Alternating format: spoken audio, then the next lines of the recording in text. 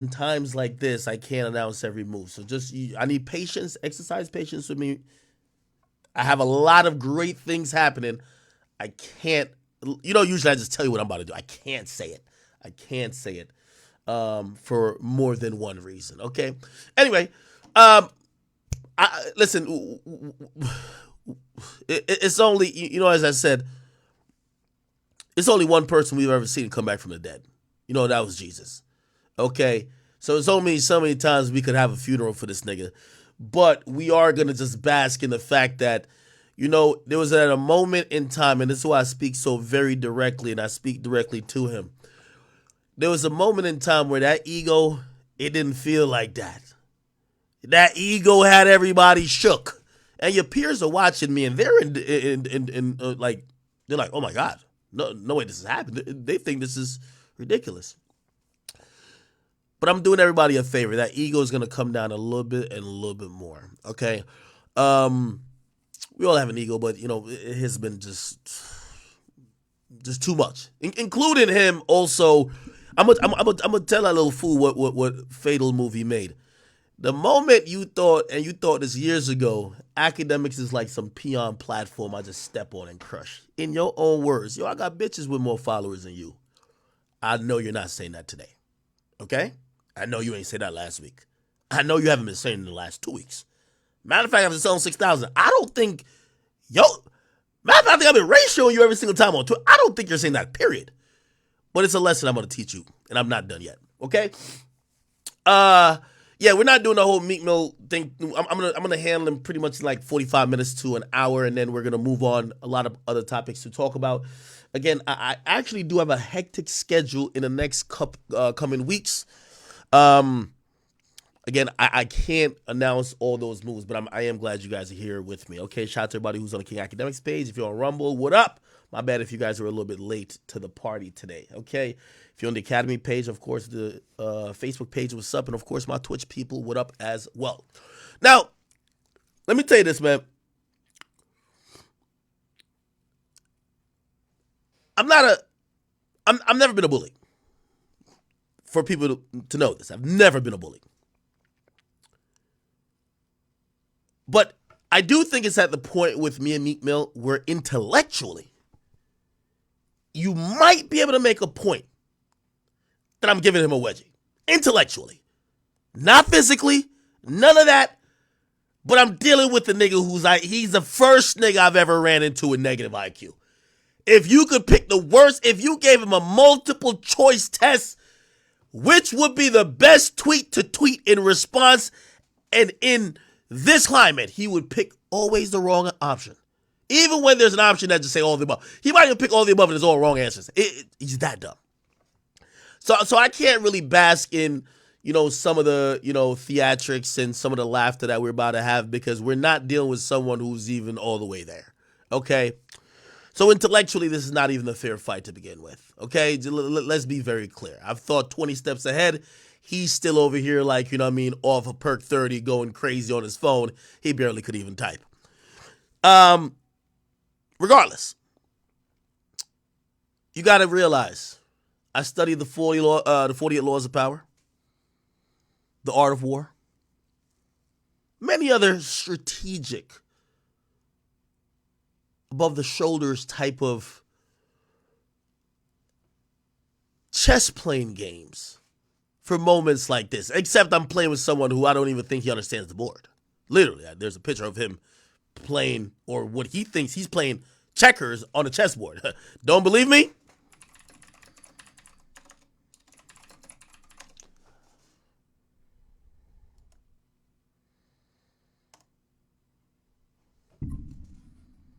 Don't believe me? Play the game like a king. Can't make this dumbass shit up, people. Can't make it up, okay? Can't make this shit up, okay? Wow. Wow. Anyway, I told you last time, we had I have a qualifying offer in my email for a deal potentially worth $2 million for either of us. It was $1 million guarantee if we showed up and boxed.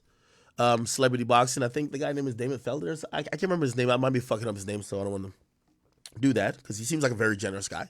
But he offered me $1 million. He offered Meek $1 million, and the winner would get an additional $1 million. So that's $3 million up for the competitors, right? I thought that was rather fair, and even, hey, listen, apparently we had some issues, so okay, we can just get some money. If he's everything he's said to be, he could get $2 million by beating my ass. He has, from what I heard, politely declined that, right?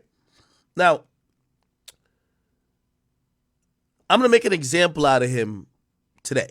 And I'm probably going to show him why he should have took the boxing match, because what he tries to do is this pseudo tough guy. I'm cosplaying as a gangster and killer.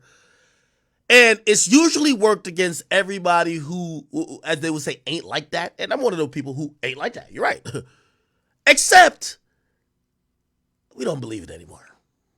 Even I don't even believe it.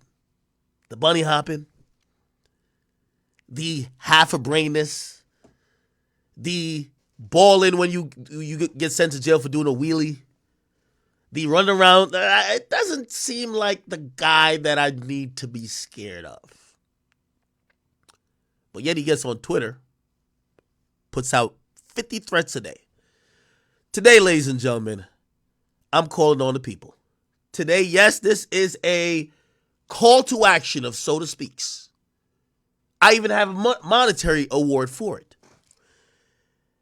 I might have to get off Twitch for a portion of this, but today we are going to show what being a pseudo tough guy and cosplaying as a gangster when the real money you're getting these days is from all of these funding for reform that you're getting a check for. You can't hold a picket sign over a dead body saying stop the violence and shoot up the block at night. We can't allow that to happen. So, Meek Mill, we want to teach you a lesson. I'm going to have a call to action today.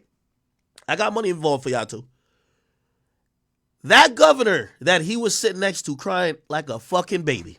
Meek Mill crying. Let's see if we can find that video. This governor here.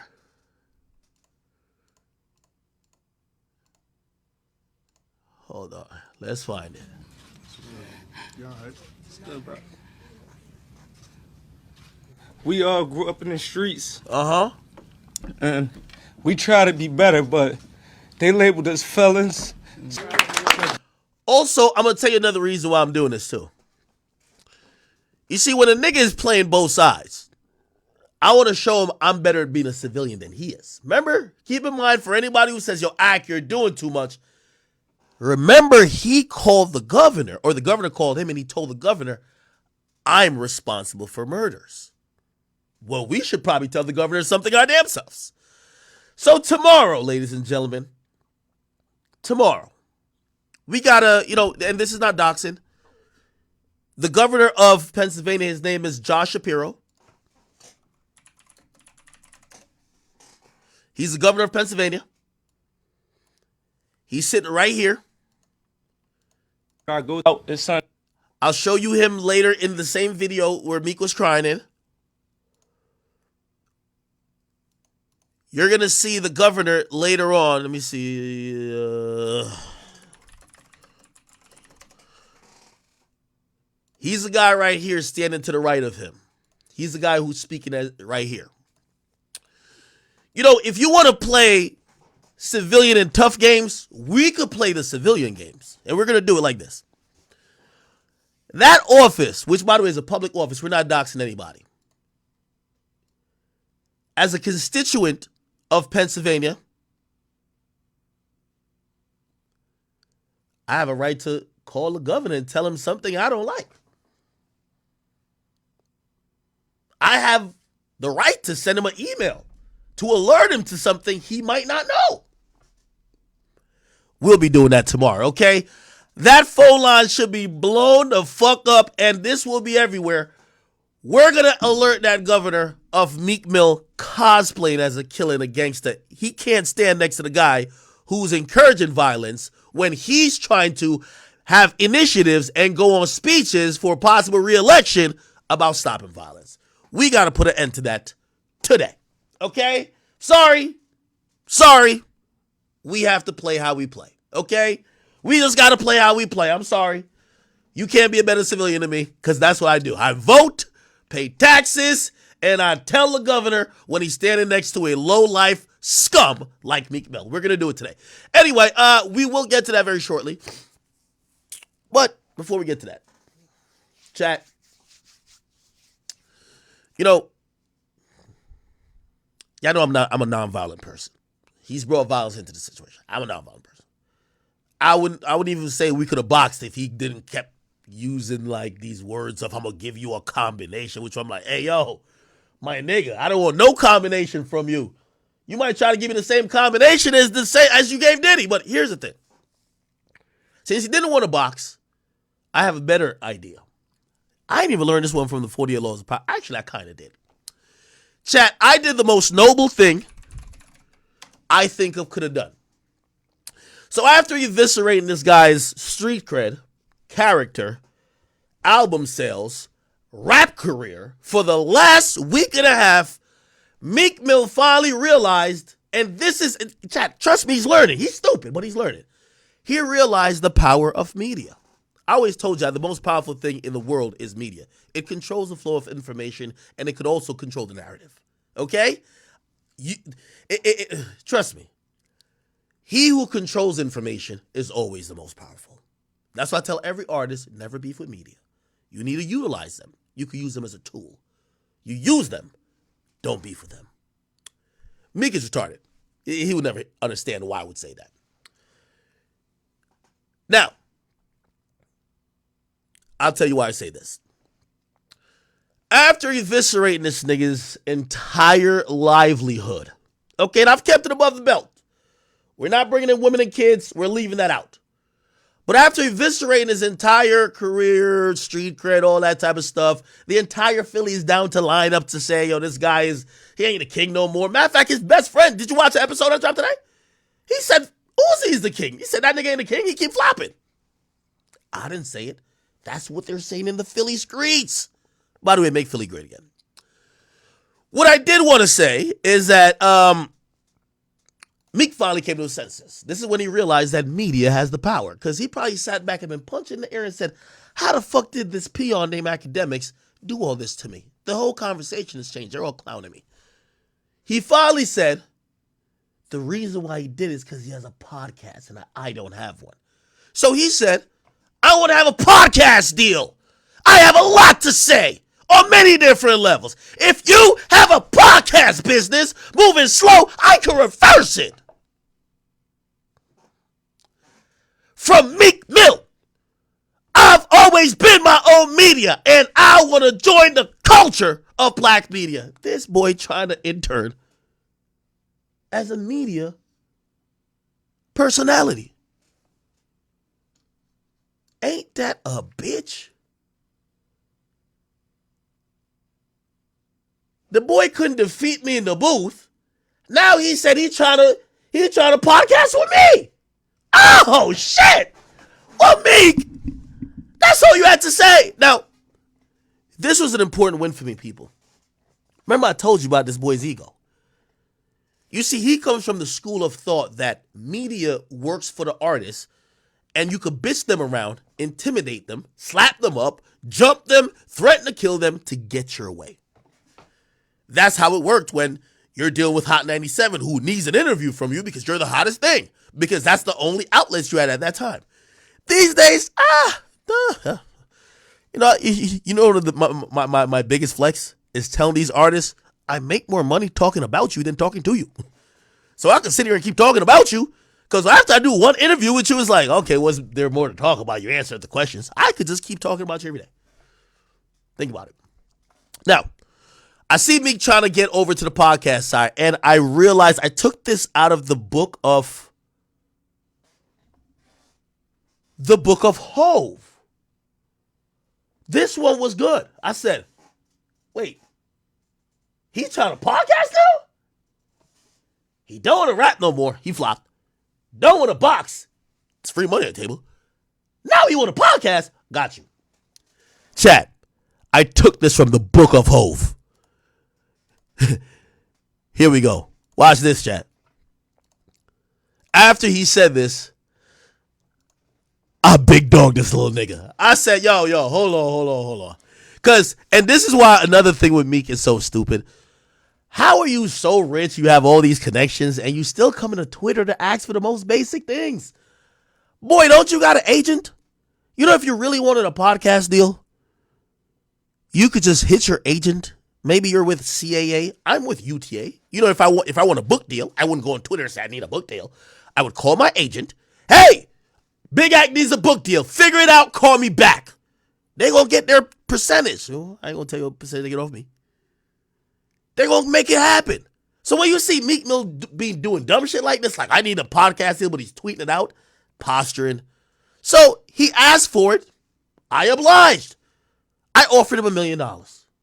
The best way to solve a beef with an op is to hire him. Meek, I'm trying to get you under the fold, okay? You could work for the Academy too. You feel what I'm saying? Punch a time card, get up in the building, and start podcasting, my nigga. The only thing is we're going to have to fix the mics because you be shouting a lot. And we just got to make sure the way you be screaming in the raps, when you screaming in our fucking studios, we make sure it's soundproof and that we record you right. So I offered him a deal. Here's the deal I gave him. People, this is great. I said, Meek, I'll offer you $1 million up front. 52 episodes. One a week. You know that nigga's stupid. I was going to say 52 episodes for a year, but I know he wasn't going to get that meant one a week, so I just had to put it out. Just write it out simply. One a week. I said, we own the audio and video with an option to renew for the second year. Now, some people might not know podcast or like, whatever, because some people thought that meant I own the thing. No. This is more of a distribution deal still, honestly.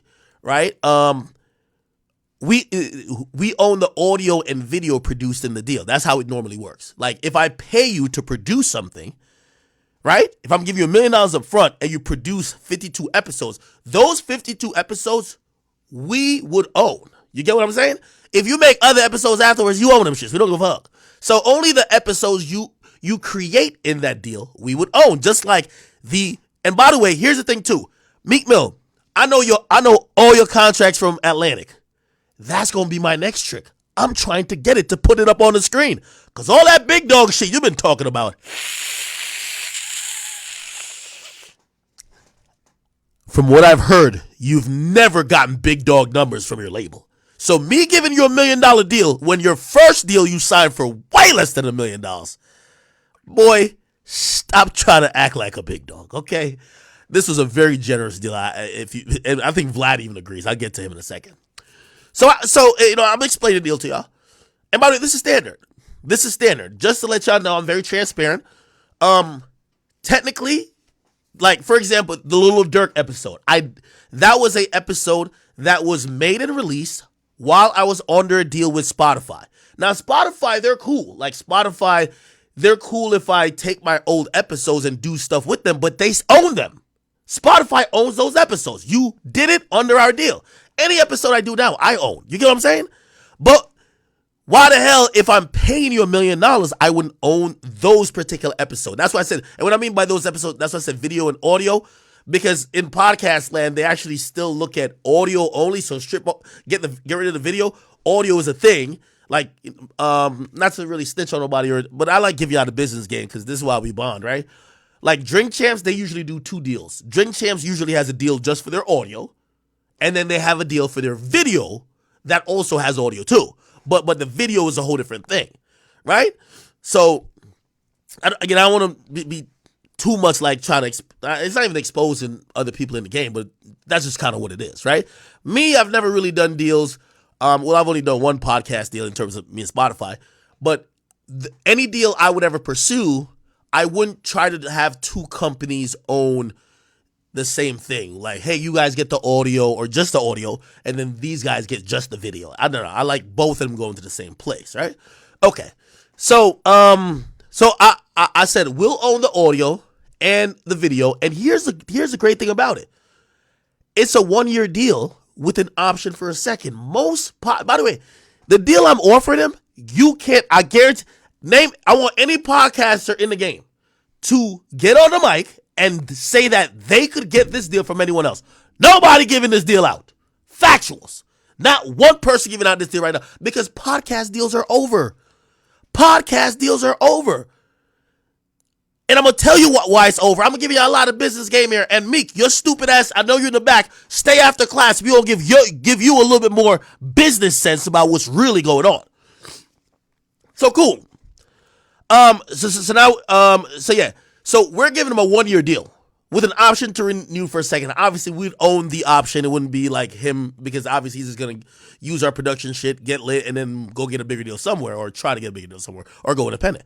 So we would have the deal to renew for a second. But usually most podcast deals, they want to go 3 to 4. Or they'll be like, yeah, we're signing you for 1 year because they don't want to have to stuck being paying you. They give you 1 year, but they want at least 3 options, which means if you're successful, they keep you in the deal for multiple years. We're just saying we need 1 option. Cool, right? By the way, let me relate it to music. Meek Mill, I know about your contract with Atlantic Records. You had they signed you for 2 albums with like 4, okay? With like 4 options. I'm giving you the best option possible. 1, you give us 1, and you got 1 option. You signed to Atlantic for 2 and 4. This is why they had to drop you. You didn't leave. They dropped you, okay? Because they had the option to pick up your deal while you wanted to negotiate. They told you your last album sales were inflated. They spent a lot of marketing dollars. Basically was saying you're not worth your weight in gold. They also looked and weighed their, what they could get back on a return if they picked up your next option, and they declined, and that's why you're a free agent. Nobody was hating on you. Nobody wasn't having a conspiracy theory. I'm giving you X's and O's, dollars and cents.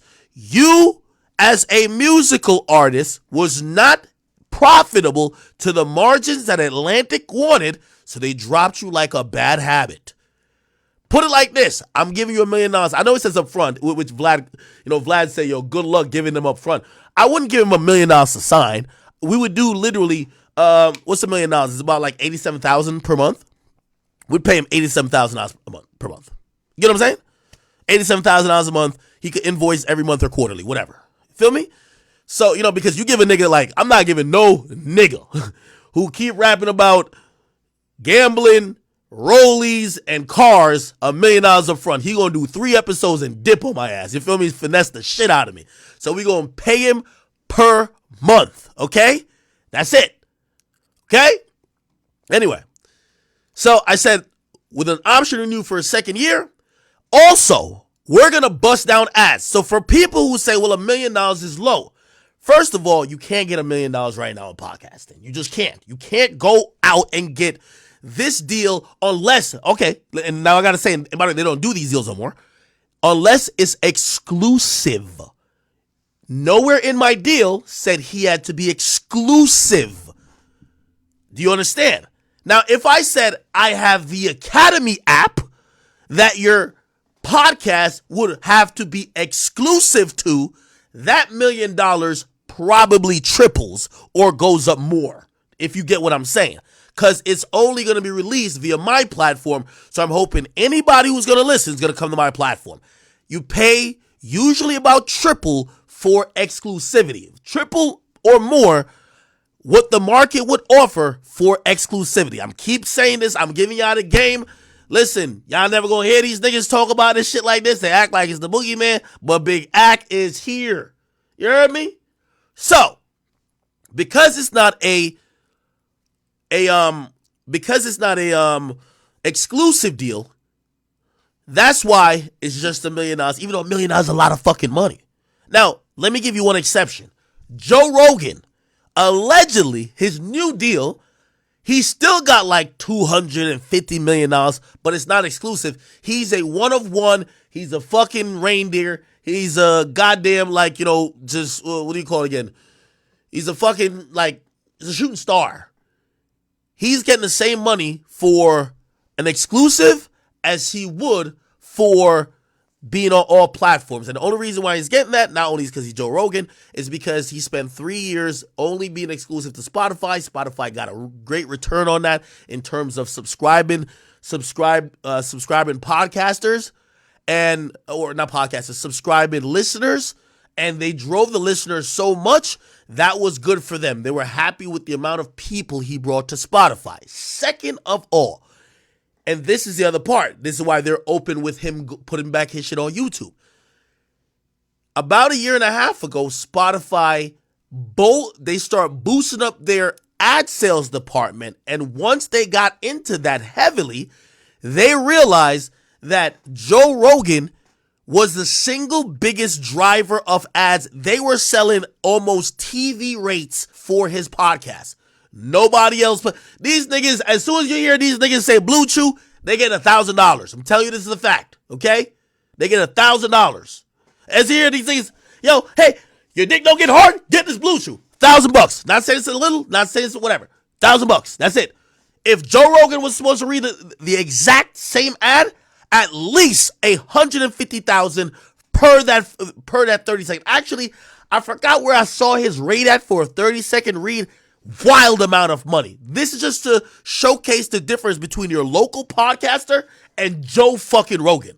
Just to let y'all know, I'm giving y'all the game, people. Meek, you better not fall asleep in class, Meek. Your stupid ass better stay up. I'm giving you game.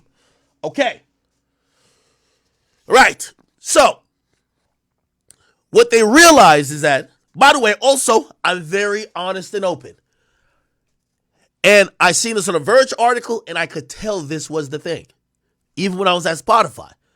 They would leverage Joe Rogan to help other shows that they had. That was cross-collateralized. So maybe they have a sponsor who just wants Joe Rogan. You know what they would say to that person? Hey, you got to buy ads on Joe Rogan's show, Akademiks show. It's not like they really want me. They want Rogan. But Rogan is so coveted and had so much pull in terms of ads that they'll be like, hey, if you want Rogan, you got to buy ads on these 15 other shows. That's just what it is. You know what they're going to say? All right, fuck it. Here, take that little 5K or whatever it is. I don't know, 5, 10K. I don't know, whatever. I don't know what they were charging for. I didn't know that information. That the Spotify's not going to tell you. But yeah, they were down for that. So this is why Joe Rogan is the only show that is not exclusive anymore, but he's still getting the same amount of money because ad-wise, they're leveraging how coveted he is.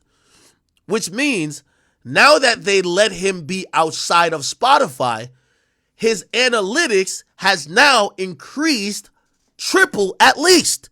So now, what if they used to charge, I don't know, I'm making these numbers up, say $150,000 for like a 30-second ad read or a personal endorsement, now they're going to have to pay at least $300K, and Spotify could make it make sense with them paying Joe Rogan that. Do you guys get it? I think you guys are smart. You guys get it. Bet. By the way, I'm not cooking Meek right now. People say, yo, chill out like with the Meek cooking. Like, we're not cooking. I'm giving you some game on just podcast deals, right? So yeah. So I said also, we're going to bust down 50% of ads that we bring in. Okay? Now, usually in an exclusive, like, for example, like, I'm pretty sure with the Rogan thing, they're not busting out ads with them. They just gave him that big lump sum. Hey, you get 250 mil. It's our jobs to go get that 250 mil. But when you have usually a regular podcast deal, you want to, unless you're trying to finesse these niggas, right? You know what I mean? There's mad companies that try to finesse, right? They be like, hey, I know you want the million, so take the million. You don't get none of the ads. Basically, we were down to do 50%, right? Which, by the way, very generous too. Very generous. You know what I mean? Sometimes people will do more on the, we're 50-50, which means the Prize Picks comes in. I don't know. Prize Picks, they pay a lot of money. They might come in like, hey, we got 50,000, we got 100,000, we got 150,000, whatever. And half of that would go to Meek, right? So in addition to the $1 million, he would be getting half of that as well, right? Fashion Nova, I don't know, Pretty Little Things, all these other things, or whatever, right? Now, for people who are like, misinterpreting this and be like, yo, why would he sell his podcast? I keep telling y'all about owning video and audio is only what was produced. He would still own the podcast. So he would own the IP of the podcast, just like how I own the IP of Off the Record, right? I own it, right? And I said, but we share the IP as long as we're in the deal. It's the same thing that me and Spotify had. While we were in the deal, off the record was co-owned by me and them. Really just that they could make decisions and that they could flex whatever in terms of how the podcast was going to be on their network. But after the deal is over, they're like, you own this shit, right? It is what it is. Okay. So anyway, that was the deal. Now, I know it's a little boring to y'all, but I love explain business type shit. That kind of makes me feel good. But I will say this was a very generous podcast deal.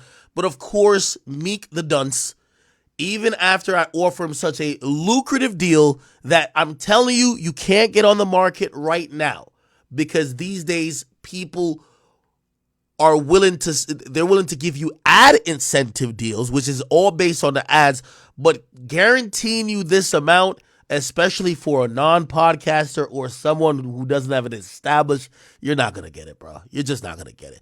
And you heard Vlad said, and by the way, I did say, we're going to handle the production, so we're paying for production costs, we'll record, edit, and obviously promo as part of the deal. Okay. Which, by the way, I think is an amazing deal.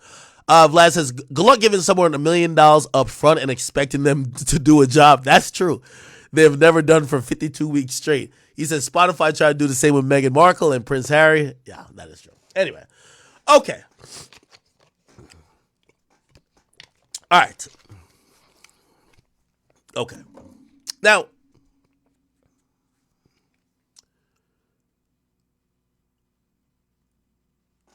let's saute this nigga just real quick. Now, Meek after well, actually, let me go to my. Let's go listen to Meek's best friend. There's some very interesting parts in this. I gotta get timestamps. When you hear that? It was 50,000 for somebody. Yeah, that was for my bell. Thank you. Something. That was before I went to jail. That was a part of me getting away from there. You know what I'm saying? Not being heard. Excuse me. My voice too quiet over there. I'm not being heard. I'm not being respected. Let me get away from there and do my own thing. I got away from there and started doing my own thing. Unfortunately, when I was doing my own thing, I had some legal business going on. I was finna go to jail. I went to jail. I did some time. Now I'm back home. I'm back to doing what I was doing. You know, I got away from there to create my own thing. Yo, hold on. I gotta show you. The part about Drake is hilarious. Hold on. I knew that. Don't involve everybody. Don't. I'm right here at Delilah's. Or I'm right here at Sin You said he City. went from north to Yo, south. I'm right here. Taking a picture and posting the next day. That's like the same. Down south, I go home, right? He gonna wake up. He gonna be with his moment. We just got finished riding a bike all day. Really? Here we go. No way, you're lying. So he's telling the story of how the beef started with the beef started with Drake. We left the store. They was arguing outside. They was inside. They got their feelings. Everything was cool. They get to arguing like normal stuff. We was on pedal bikes. We was riding pedal bikes. What? Yeah, in Miami. Oh, this is Miami. Yeah, we was in Miami. Me, and Cool, riding pedal bikes. We on our way back Like to our city bikes hotel. type shit? Pedal bikes, like regular bikes. I can't even imagine niggas riding pedal bikes. That's not Yeah, crazy. we used to come through the streets like that. Miami Beach? Yeah, just us three. Oh, shit. Meek at the top of his career, no security, riding through that pedal bike. People could touch that ball. That's why he was so strong like that. Nothing happened. All his jury. When you moving with him at that time, if y'all got no security, you like, man, something happened. Because He is on security, though. Like, he ain't no chump. He is on security. You know what I'm saying? Yeah, I'm in super security. He is on, though. so they saw. By the way, this is one of the takeaways from this interview. You know, Meek is gonna call this a hate ass interview, but I'm gonna be honest with you. I think the dude was. I walked away from this saying, man, I could tell he feels hurt, bro. Like he ain't come here to bash Meek. He ain't come here really on some. Like he obviously said things that probably was not congruent with like Meek Mill's image or whatever the case is, and maybe that's what we're gonna say. He exposed them or whatever, but he ain't. I could tell like, bro, he felt hurt. Like, yo, you let me down. Like, I put everything on the line for you. I took a lot of risk for you. I went to jail behind certain shit, and you ended up blaming me for your house getting robbed, and you ended up talking about me in a way that is just not how you would talk about somebody who put their life on the line. And he's hurt. I'm gonna be honest with you, and you could tell by the look in his face. Are arguing. When they argue, what are you doing? Are you just like, yo, man, here they go again? Yeah, type shit? yeah, exactly. You blowing mine. I'm trying to. Shit happening again. People now is leading outside the store shut down though. While they in there, so ain't nobody else in there. They shut down. You always had a good relationship with Drake, though, I would think. Yeah, we did. We had a good relationship with Drake. We see Drake mess with Drake in his squad. Chubbs, Rocks, they was the guys. We mess with them guys. You know what I'm saying? We mess with Drake. Everybody had their own relationships with different people in Drake crew. You know what I'm saying? So the argument starts. How did the fuck you get to the tweet? It did. They argued, whatever they was doing. She got when they stood outside the store and argued. Keep it 100. She definitely said, "That's why I let Drake fuck, man." Say it again. She probably said, "That's why I let Drake fuck." Shit, I would have been crazy like that too. No, that's what I'm saying. They're like, what the? Yo, there gotta be something that led to the twins. I ain't gonna lie, I'm funny. I don't give a fuck what y'all say. I'm funny as hell. Oh, Drake being involved in the arguments. It was never about Drake. Far as I know. That's why I was lost like everybody else was lost. Like, yo, I ain't know that no tweet was being going on. It was an Instagram. It wasn't a tweet. But while we riding back from the store, when we going back to the hotel. When you in the car. Listen, when we going back to the hotel, we not in the car. We on a pedal bike. Oh, shit. We on pedal bikes. He wrote that tweet on the pedal bike? Yeah. Oh, that's amazing. Like this, leaning on the handlebars. Yo, no. Drake, you a bitch. I can't imagine that. No way, you're lying. Look at this. Look at the pose, bro. He had on a blue Belargo shirt. Shout out to Belargo. Shout out to Tough Belargo and stuff like that. I was getting paid to work with them. That's a different story. No. I heard that, so I want to get into that too. But we was riding our pedal bikes back. We was staying at the one hotel.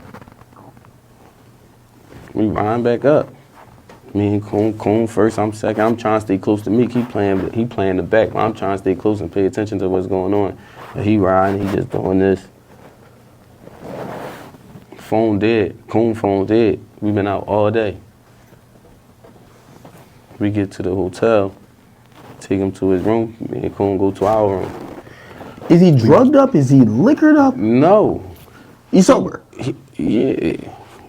Probably drank some lean the night before and shit like that. Probably, you know. Because I always blame it on the perks of that Probably, time. Must be like was on 30. Yeah, he had his shots. Everybody got their shots. Get a little liquor. No? Yeah, he do his thing. Get a little liquor in it, He do his thing, you know. Yeah. But you know, he wasn't. At that moment, we just got finished riding a bike all day. Really, we was on our exercise. We was working out for real. You know what I'm saying?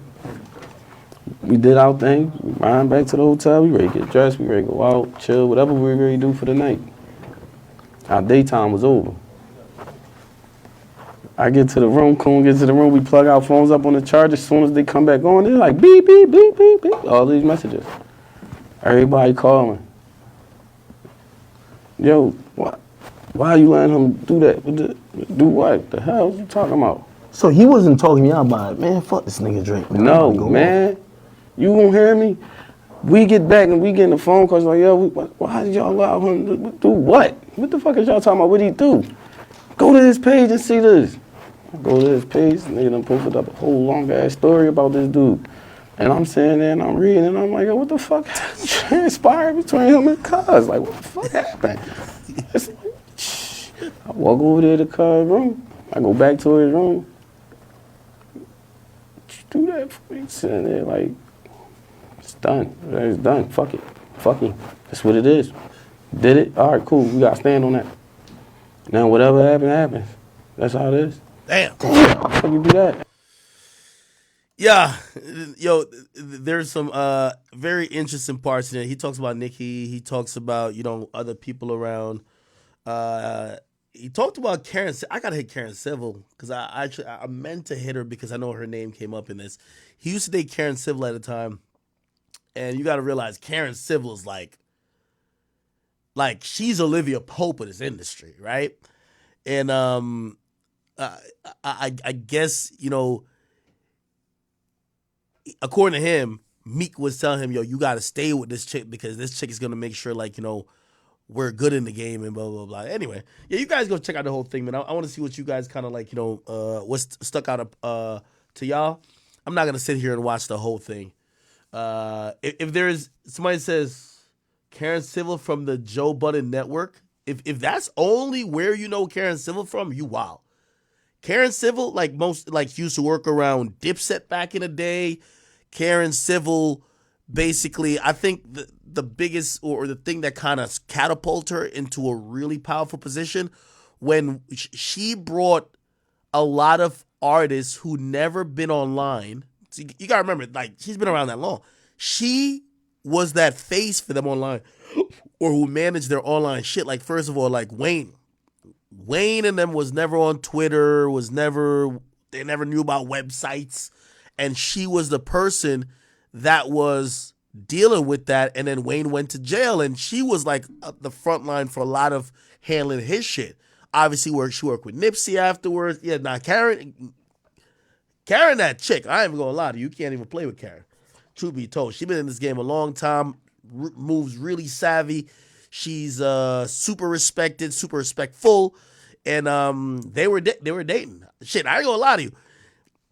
Karen Civil was one of those first people that made me realize, bro, you could live a better life than these rappers if you just work behind the scenes. I remember seeing her with like a Rolls Royce, and I was like, how the fuck did she get that? Do you get what I'm saying? And then you get to realize that, man, the money in music and rap just wasn't for the entertainer. Like, managers, like, if anybody's seen Scooter Braun, that nigga is getting to it. Anybody seen Steven Victor, that nigga is getting to it. Dre London, that nigga is getting to it. A lot of these managers actually, they be looking very well off more than even, like, shit. I don't know if P really shows it, but shit. I see my man P at Super Bowl, and I said, damn, man, I could just, I look at him, I said, man, that $300 million just dripping off you. Pause. He just sold QC to Scooter Braun's company, but he's still the CEO of QC. So, you know what I mean? So he's up at least $300 million just off the sale, and he was already probably making, who knows, 40 to 50 million every year off QC. So shit, he up a ridiculous amount, right? But yeah.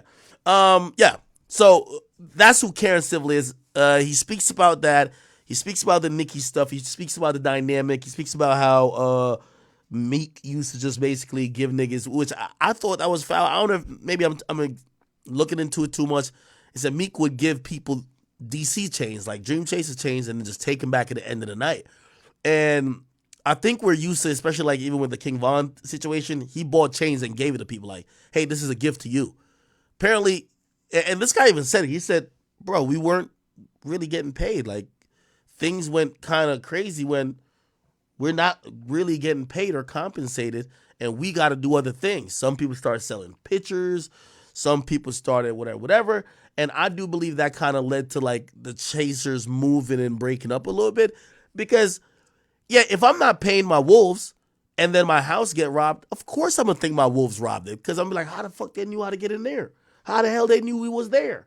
Yeah, you're going to think it's your own team. And it's going to be fueled by the fact that you never paid them. You never were compensating them. So, it is what it is. It's a pretty good story. You guys can go check it out. Yeah. Okay. Anyway, before we get off the Meat Mill train, man, we got to do this one thing, people.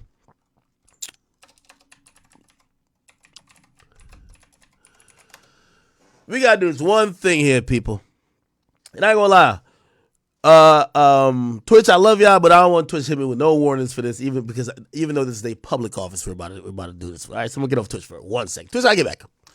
Okay. Anyway, people, this is a call to action, man. We're gonna stop the fake bunny hop thugging from Meek Mill. I'm sick and tired of it. Okay. Now, I'm gonna, you know what? I'm gonna do this two ways. First and foremost, we're going to write a letter to our Governor Shapiro, okay? And I encourage everybody to go to, right, governor.pa.gov. You can do it with me. Do it at home. You can even do it while you're watching this on YouTube. We all got to do this because it's the only way to handle a fake thug like him, okay? First and foremost, you're going to go here, and then we're going to hit contact and request, okay? And wait, hold on. How do we write the fucking letter? They have like a whole little thing here where we can write a letter. Here we go. No, not contact the press. How do we write to the nigga? News. No, wait. Contact the governor's office. Perfect. So go here, contact the governor's office, and we got a form to fill out. Chat, I ain't gonna lie to you, man. The hater in me is strong tonight because I'm filling this shit out. I ain't even gonna lie to you. Word. Livingston Allen, nigga. I'll put my government on this bitch. Okay? I gotta put my address. I'll use my Pennsylvania address. Oh, okay. I can't tell you where that is. Okay. Anyway, this is the message. Let's just get to the message real quick, man. Dear Mr. Governor, I am a concerned citizen residing in the state of Pennsylvania. The hater in me is strong tonight. Pennsylvania.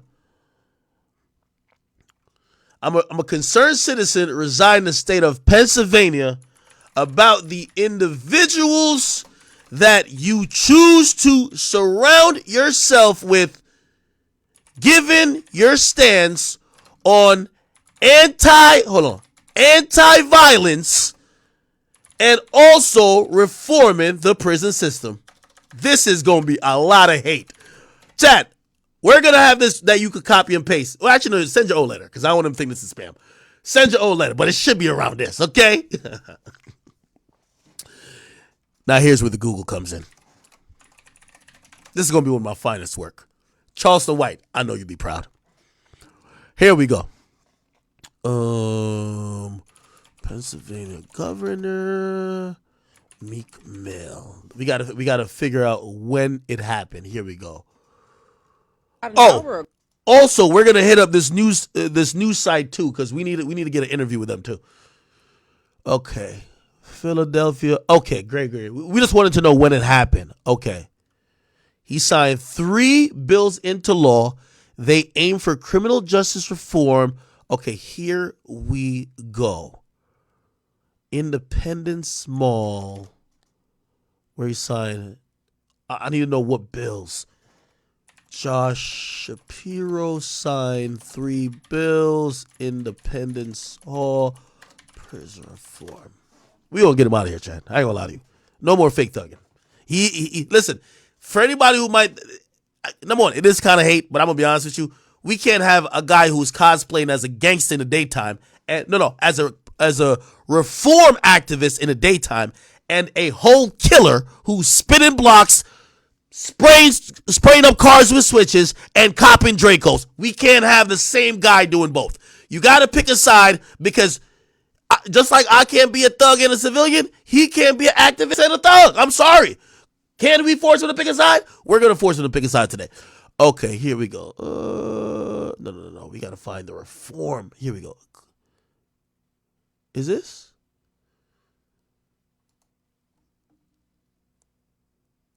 Oh, perfect. There we go. There we go. Here we go. Perfect. I'm gonna make some shit up. I ain't gonna cap with you. As someone who has, okay, all right. Choose to surround yourself, given your stance on anti-violence and also reforming the reforming. I don't even know how to say it. Hold on, we got this though. Reforming the the Pennsylvania probation system. The individual you stood next to and used as the example of such needed change and reform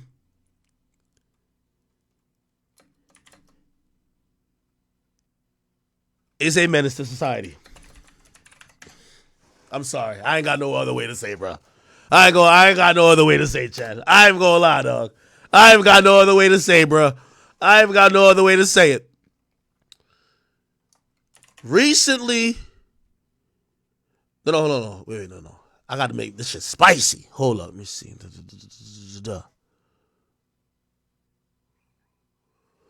Recently,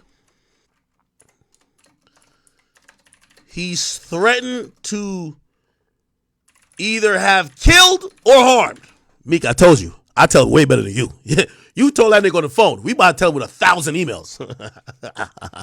Recently, he's threatened to have killed or harm at least half of dozen other black men, including another rapper named Poundside Pop. And a civilian member, watch this, esteemed member of the press, DJ Akademiks. I've never been more proud of myself. Okay. I have followed up with your office multiple times. We're just going to cap it up. To see if this behavior is representative of someone who should be the face of reform in our beloved state.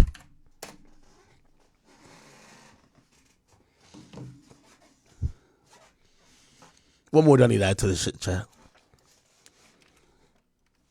One more I need to add to this bitch.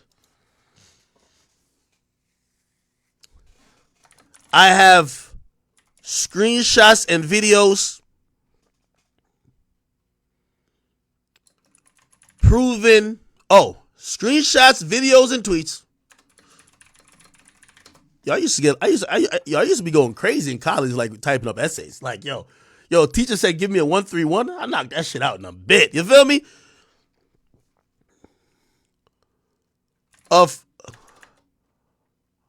With proof of these things. And okay. As someone, I'm just making some lines now. As someone who has had my 3 uncles incarcerated for over 20 years and then put on probation for over 10 years. Change behavior should be rewarded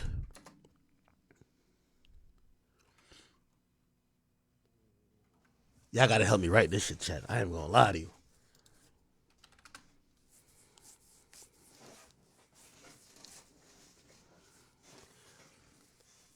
Hold on. Let me go in the chat real quick. Y'all gotta help me write this. Change behavior should be rewarded. However, if a individual showcases time and time again on public platforms, what the fuck? Wait, no, hell no. Damn, we only have 1,000 characters? Bro, I can't even tell in this amount. All right, fuck all that. No. Okay. All right, we got to keep it short then. Okay. We got to take out this last line. Fuck. I thought it said like 10,000 shit. Oh, we ain't even mentioned Meek's name. If we gonna tell, we gotta. What's his real name? I gotta put his government too. Meek Mill. What's his name? His name is Robert Rameek Williams. Say less. Meek, this is how you really tell. Okay. The individual you stood next to. Robert. No, hold on. Let me delete this last one right here. Robert Rameek Williams, a.k.a. Freak. No. I can't put Freak Mills. Nah. Meek Mills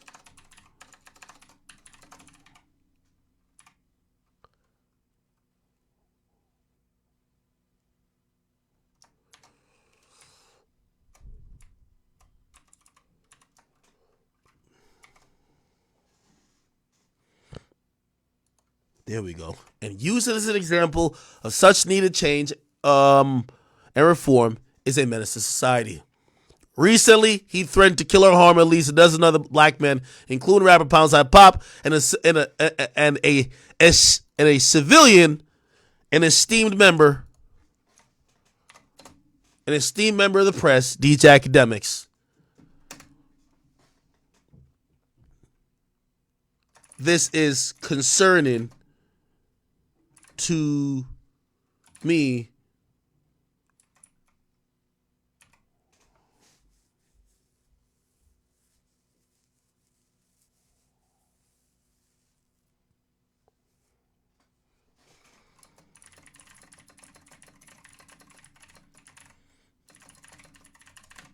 Perfect.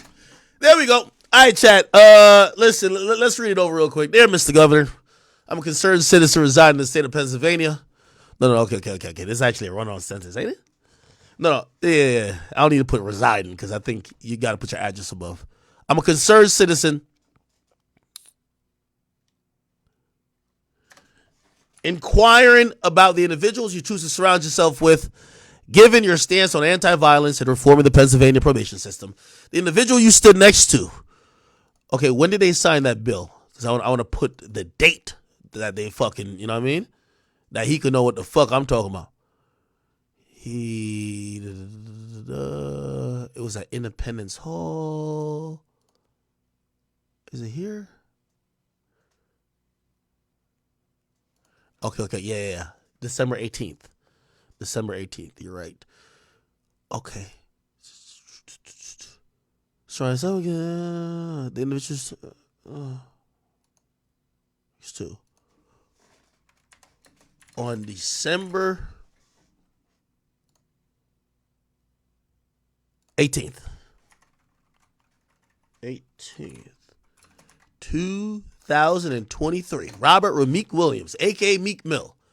And use him as the example of such needed change and reform is a complete menace to society. Recently, he threatened to have killed or harm at least a dozen other black men, including another rapper named Poundside Pop and a civilian and esteemed member of the press, DJ Akademiks. This is concerning to me. Why is this person who you choose to align with for this effort? Damn. Hate never looked so good. Holy shit. What should be the message topic?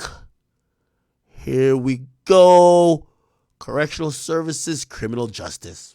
Ain't nothing better. There we go. Here we fucking go. By the way, tomorrow, chat, this is where I got some bread for y'all. I'm going to send it to y'all on Cash App. You see this number right here? All of y'all niggas call that shit. I promise y'all. Y'all got to get the phone recording if you want me to pay you, though. And if they send you the voicemail, I'm not paying you. But I know the first couple ones they going to answer. I need you on the phone with them. Real talk. You on the phone with them saying basically this, saying, hey, listen, I'm just a concerned citizen.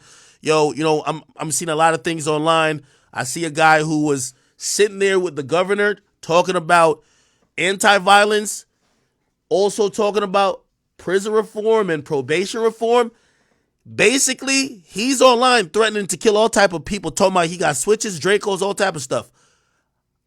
That imagery is concerned, and just capture what the fuck they say, okay? Tape that motherfucker, okay? So this is, they probably open at 8 o'clock, nigga. I'm even calling tomorrow. I ain't even gonna lie to y'all, all right? Nah, this is complete hate. I ain't even gonna lie to you. This is beautiful.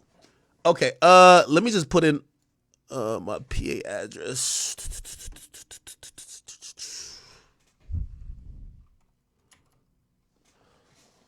I don't want that shit to get leaked.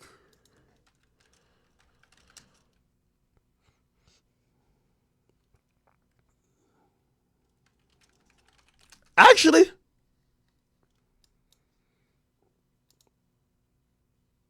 nah, I got a better one.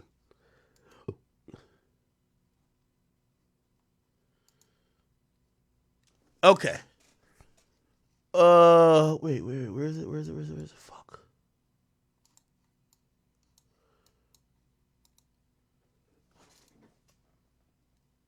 Give me 1 second, sir. Gotta make sure this shit is right. You feel me?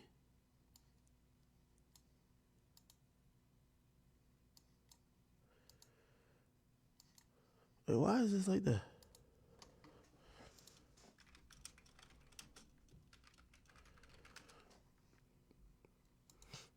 Perfect. I got it, chat. All right, y'all know my address? Look how devious. I'll dox myself just for the effort. Fuck it, man. 1528. Y'all can see it? East Burke Street.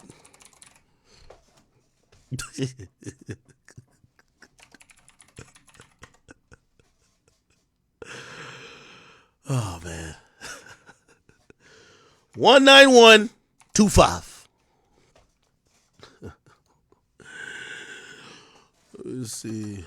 19125. Perfect. What county? What county? It's Philadelphia County, right? Yeah.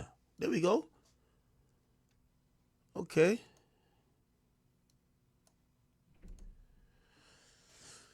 Oh, let me put my email in. My bad, chat. We just want a legit response. I ain't even capping with you. I'm putting a real email in this bitch. Okay. All right. Perfect. They said they want me to put my number in there.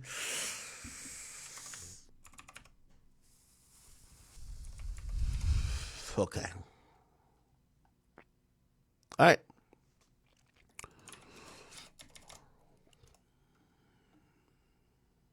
Process it.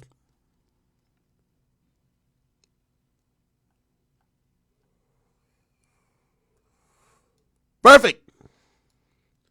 Your form has been submitted successfully.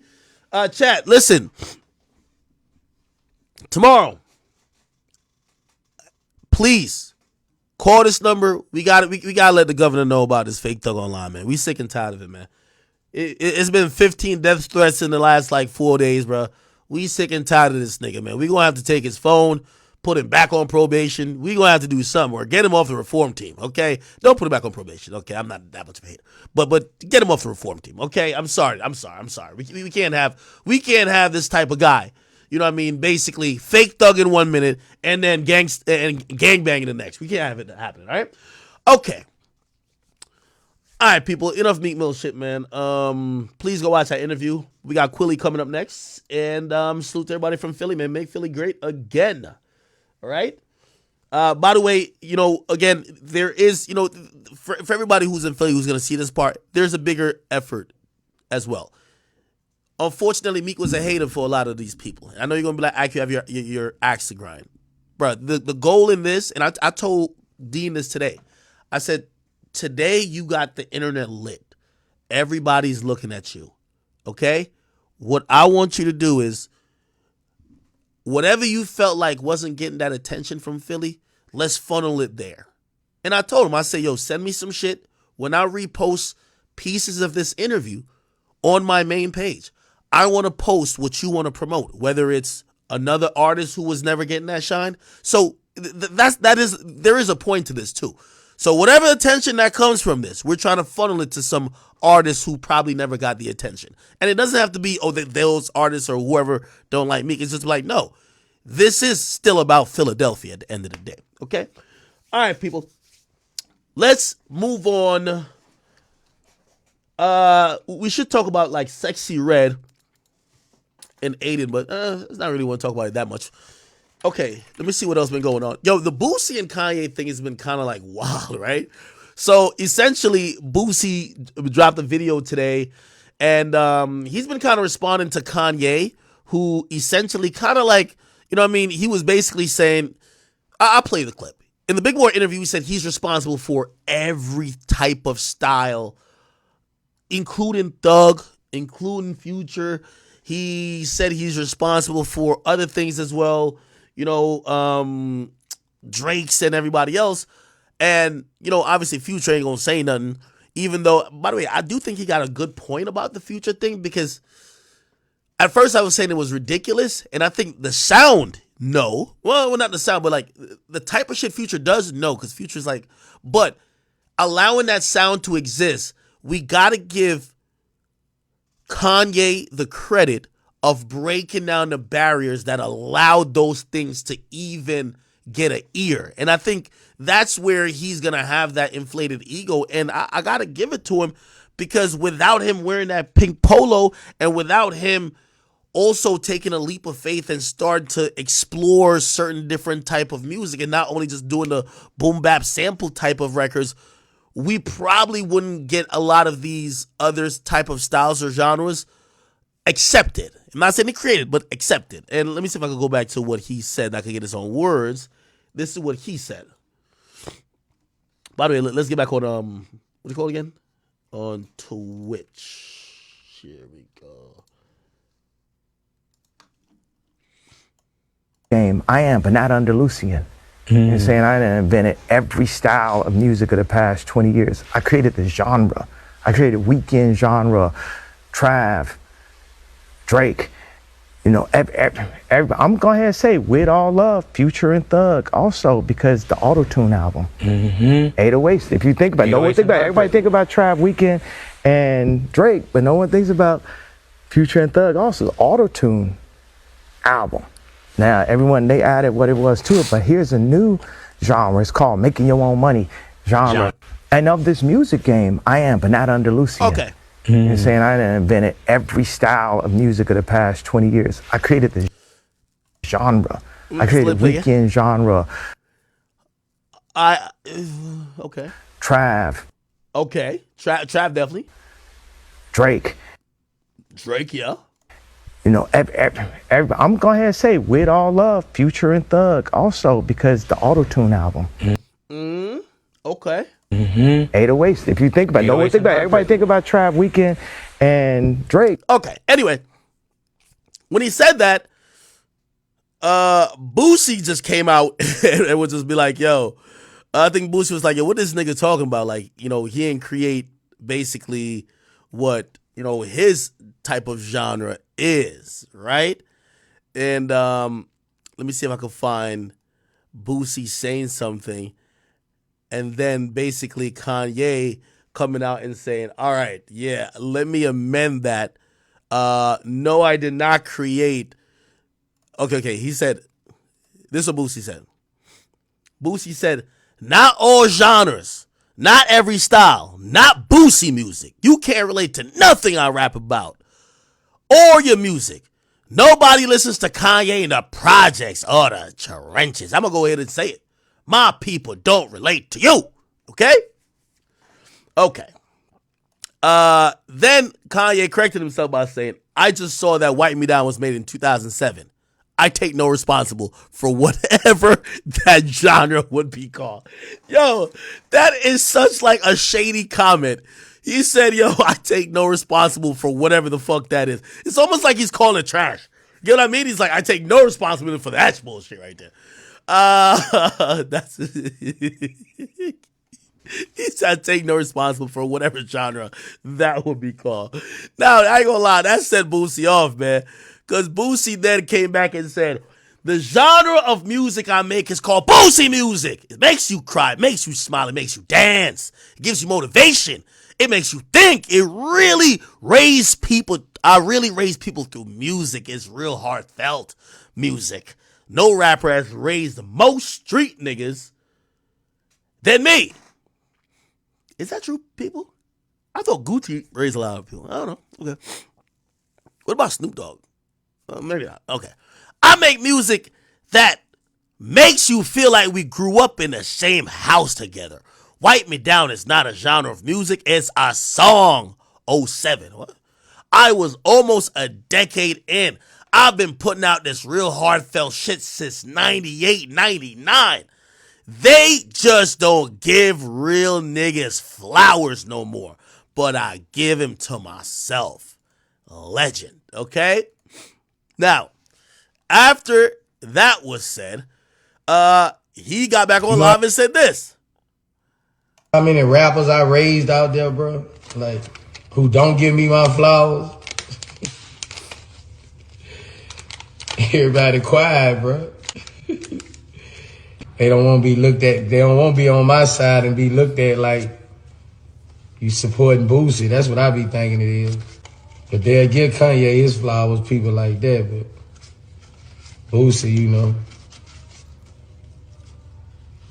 just he talking about black people.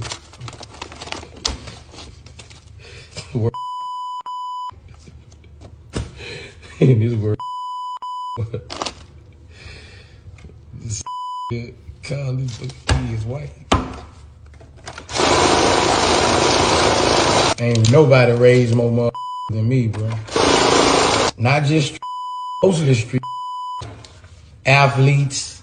Oh, kind of, bro. Like a lot of just don't vouch for me because they don't want to look like they on my side. You know, that's a side that a lot of motherfuckers don't want to look like they own. They don't want to feel like they got the same judgments as me, you know. But can't no fuck with me making real music. Like, that's a different. When you raise somebody, that's different. It ain't talking about, oh, I like a couple of your songs. It's different. Where rappers can say, who got fans come up to them and say, you raised me.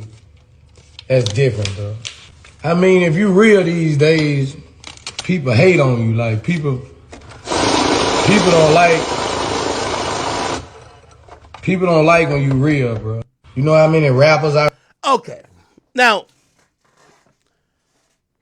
I think Boosie is trying to get in the conversation. I mean, I don't think, again, I think the type of music that Boosie makes, because it's not mainstream, and I think what Kanye was trying to aim to, like, we got to use a little bit of discernment, right? Kanye was talking about mainstream music, bro. Like, he ain't talking about every fucking type of music ever. He's not talking about shit that was before him. Respectfully, Boosie's been doing music before Kanye. That is a fact, right? So, again, I think Boosie wants to be a part of the conversation, but I don't think necessarily Kanye was talking about music that predated him, nor was he talking about every type of music that isn't mainstream. The artists he mentioned, from Drake to Travis to Weeknd to Future and Thug, mainstream artists that most of their music has mainstream appeal. Boosie, while Boosie has a cult following, Boosie does make hood street music, which is very unique to him. And yes, it's almost like a genre called Boosie music. It's not necessarily mainstream as the other artists. Now, granted, some people might be like, well, the nigga said every musical style. We got to use some type of brain power to be like, bruh, it's no way he could think he created some shit that started before he started making music. So I don't think Boosie should have felt offended. Now, a person that did respond was Kid Cudi. Did y'all see what Kid Cudi said? I thought Kid Cudi was, yo, what's up with these pictures Kid Cudi be having, bro? Yo, bruv.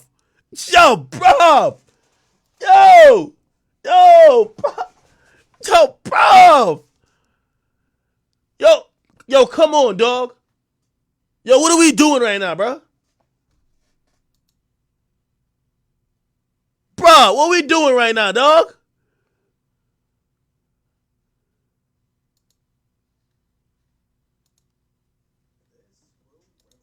Anyway, fuck. Man, I ain't gonna lie, man. I used to rock with Kid Cudi music so heavy. Anyway, he had tweeted something out, or hopefully he didn't delete it, but it was basically kind of like, a little bit shady. Not necessarily, I hate using the word shady, but he was kind of subliminally responded, if you ask me, right? Okay, here we go.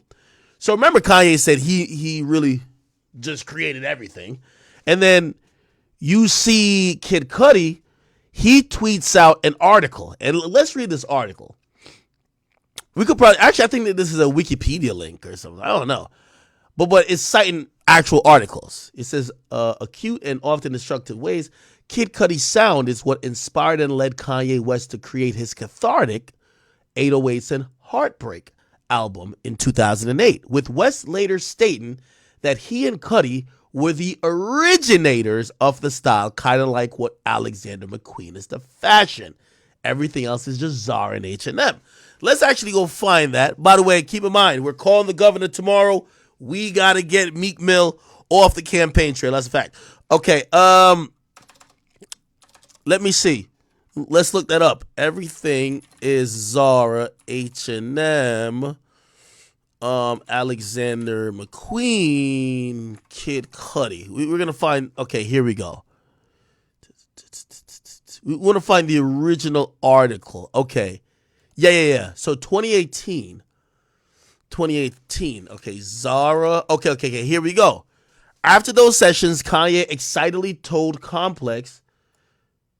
Oh, never mind. So this is even from an older article. This is from the Kids See Ghosts that happened a few years ago. But apparently, the comment about origination came from 10 years before that when they recorded 808 and Heartbreaks, or at least what Kanye did, right? It says, after those sessions, Kanye excitedly told Complex. Do we have a link on that? We don't have a link on it. Me and Cudi are the originated styles, just like how Alexander McQueen is the fashion and everything else is just Zara and H&M. Okay, since then they've collaborated on a bunch of projects and whatever the case is. Okay. Kid Cudi threw a monkey wrench into my thought process with Kanye. He did. And this is where, without saying any, names, this is where I wish I had, I used to have, some Kanye defenders to go to war with over topics like this, but maybe I could just do it with you guys in the chat. After I kind of went back and I did a lot of research,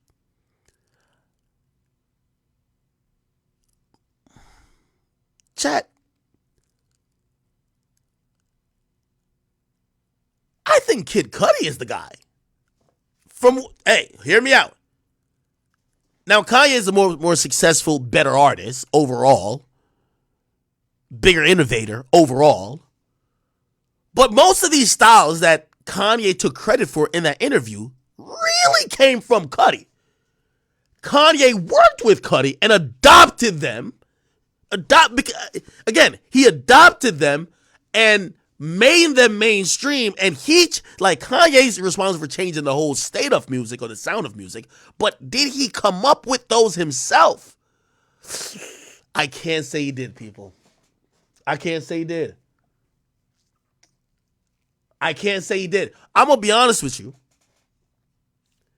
If I am to be honest,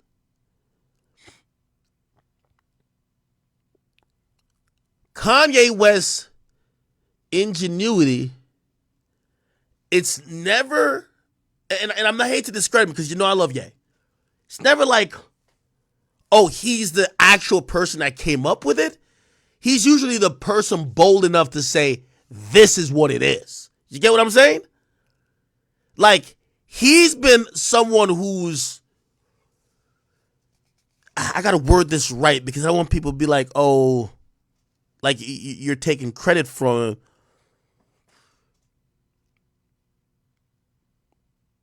I'm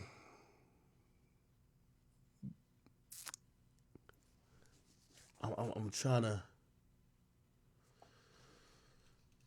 Yo, y'all are trolling. Okay, y'all are trolling on the Academy page. Let me go to the other page. Okay, y'all are trolling the chat over there. God damn it. Okay, I'm on the King Academics live page now. I got to work off of y'all. Somebody said, what? T-Pain? T-Pain inspired 808s on Heartbreaks? Hell no. Hell no. Bro, this is Cudi, bro.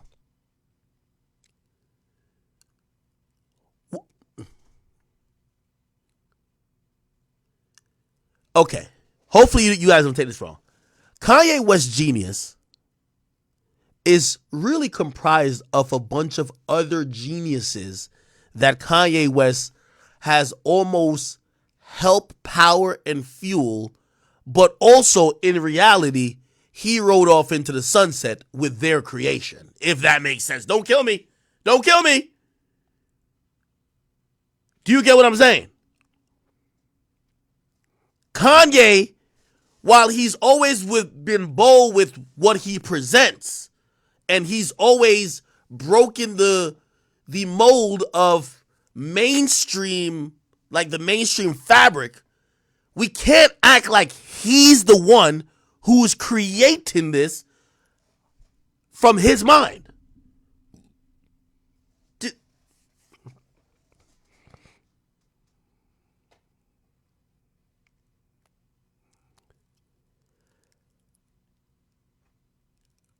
No. Somebody said it was Cudi and T-Pain working on 808s on Heartbreaks. I mean, for some of the auto-tune stuff, like, of course, I'm going to give, like, you know, Payne some credit. But I'm going to be honest with you, 808s and Heartbreak, and I'm giving it more than just the sound, but even, you know, even some of the approach to the content. And okay, this is why it's hard to say this too, because I think that Kanye first inspired, without a Kanye, you don't get a Cudi. This is why, like, again, I know I'm arguing and I'm making a point, but I'm kind of going back on the point too. So I'm kind of feel like I'm running nowhere. So I'm running in place. I think Kid Cudi inspired a lot of the newer sounds and newer iterations of music, but without a Kanye, you don't even get a Cudi. So without Kanye, you don't get a Cudi. So if Cudi then inspires Kanye later on, and then Kanye takes that and runs to the world with it, did Cudi inspire all this, or did Kanye? It's like chicken before the egg. Did that make sense? Like, because it's very easy to, like, when I'm thinking about that sound, at least when it changed, I'm telling you, it's a reason why people used to look at Cudi, and I mean, I still think they do to a certain extent, that he was like this master at that particular like sound and like pocket. And we were waiting for like even more music, and that's why people were pushing Man on the Moon and all that type of stuff. And from right there, I think that did help inspire Ye. And of course they work together, so there is collaboration there. But I can't say that we get a Kid Cudi if we don't have Kanye in the first place. Am I tripping? Matter of fact, you know, let me get on Discord. Let me try to talk to some of y'all about this. If anybody is on Discord that want to chat about this, I'll be in my room. I don't know if I'm tripping. If anybody has a decent opinion, you guys could move in and let me know. Somebody said the Cudi hate is weird. Yeah, I in hindsight, and this is why they said, you know, to the victor goes the spoils. Because when the tale is all said and done, the person who's most successful writes the narrative, right? It's easy to write Cudi out of the narrative when he's not the biggest artist in the fucking world anymore. Of course. Or, I mean, he never really was the biggest artist in the world, but he's not at the highlight, or he's not at the peak and the apex of his career. How To Man says, you tripping, Kanye takes from everyone, but creates something great with it. Like the difference between Cobra and a Mustang. Okay, How To Man, good point. But that's what I'm trying to say, though. I agree with your point. Thank you for the 20, by the way. I agree with your point. But it's like, imagine if, like,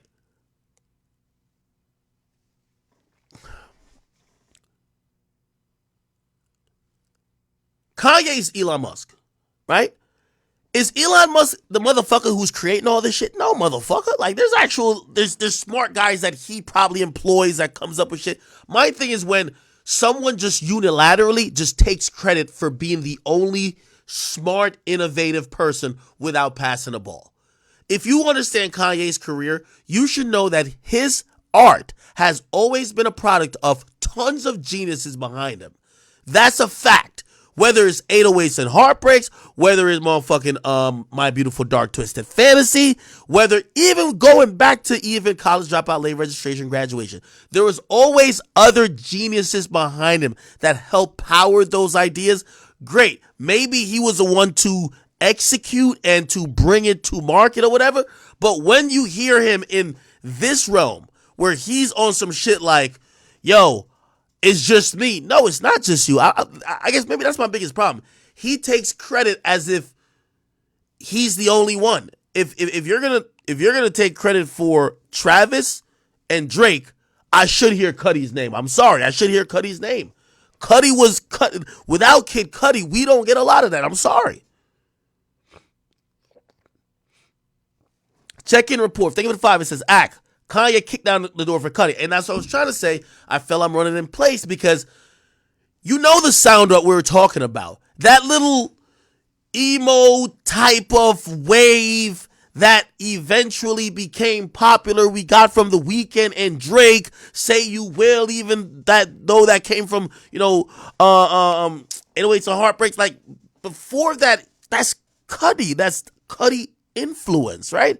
By the way, Wale Internet, I do see you in here, so you can talk when you want. That's Cudi influence. And I want to give Cudi some credit for being influential in those sounds that followed. Here's the thing, because you're also right, check-in report, because without Kanye, we don't ever get a Cudi, right? Like Kanye has the luxury of, knowing that without him, all these rappers that are emo probably would have got chased out the game. They would have all gotten chased out the game because people weren't respecting people coming in and with some soft shit. But by that definition, I guess Kanye could say, well, without me, you don't get a Juice WRLD, which technically would be true because he ushered in emo rap, right? Like Kanye literally ushered in emo rap, right? But did he Kanye just spoke the truth, and y'all want to be like he didn't. Okay. Kid Cudi a bomb. His era was over. The last time he sold good records was with Kanye. Only reason we fuck with the album because of Kanye. Let me ask you a question then. So your favorite artist, Wale, he created Wale's lane as well too. You're right. It wouldn't be a Wale without Kanye, and I wanted people to say that. A lot of people was like, when Wale came out, he had a lot of rapping wise and ability to make music was similar to Kanye. People were surprised when he signed to MMG. They would say he should have went to Good Music. Okay. We wouldn't have Wale without Kanye West. I agree with that. Kanye is the GOAT. Okay. All right. And I guess in trying to put down this thought or deliver this thought to y'all listening is like, I'm not saying Kanye ain't the GOAT. Y'all do know I always say he is. I just talk about, I think Kanye also gets this interview was so arrogant. You know what I mean? And sometimes that arrogance forgets the other people that have made his genius shine, right? Like those great people who have penned some of those verses, who has created some of these songs, who literally brought to you everything. Because again, when we thinking about musicians, of all the great and genius shit we saying about Kanye might have not wrote a lyric in the last 5 years, period. Kanye has Vori writing for him. Kanye got Consequence writing for him. Kanye got everybody writing for him. You get what I'm saying? But who do we give the credit when we get a great album, which I do think Vultures 1 is dope. Who do we give the credit to? We don't be like, oh, these are great writers who have great ideas. No, we just say Kanye's great, right? And to be honest, Ty Dolla $ign carried Vultures. No, but he did we too. give Kanye the credit of being the genius because he's allowed to put everything together, even down to production and engineering. Carrie says, yo, Ak, I know you ain't calling nobody arrogant. You think I'm arrogant?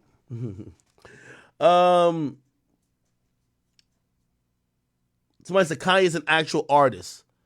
And I guess also the reason I'm a little shocked that he, I feel like he almost doesn't want to share credit because I've always looked at Kanye as the opposite of what so many other artists do. Kanye's never cared that you knew that he had writers because for him, it was always the overall product, right? Kanye was the guy who I think what made him last, I don't want to name no particular producers, but think about a lot of producers that was running the sample era. They used to loop samples. There's mad of those guys, right? Kanye was one of the people who were like, hey, this art could be better if instead of trying to loop this fucking sped up piano sample or whatever, how about I bring in a trained pianist, or I don't even know how to say the word, but I'll have that person do a interpolation, right? And they're gonna play that fucking thing. I'm gonna bring in an orchestra, right? This is why My Beautiful Dark Twisted Fantasy, if you ask me, was so great because it felt grand. And Kanye West he's one of the people who was not shy to say, hey, listen, Shout out to this choir. They helped make this album. Shout out to these people. Like, just hearing him in this interview. And by the way, there's other parts of this interview too. I felt like he was just going crazy. Like, not going crazy, but it's just like I'm gonna lie to you. Did y'all see this? Kanye was telling us why he tied at Jesus. I couldn't believe it. Did you see that part? You ain't see that part, right? The nigga say he had beef Nah. with Jesus, bro.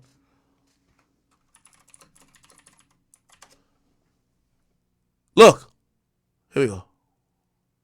Times you just want to say, man, not fuck it, but you just want to say, man, this is what I'm feeling right now. Are you in that space where you're comfortable enough to say, this is where I am right now? I'm still a man of God. Jesus still is king, but this is vultures right now. This is where I am.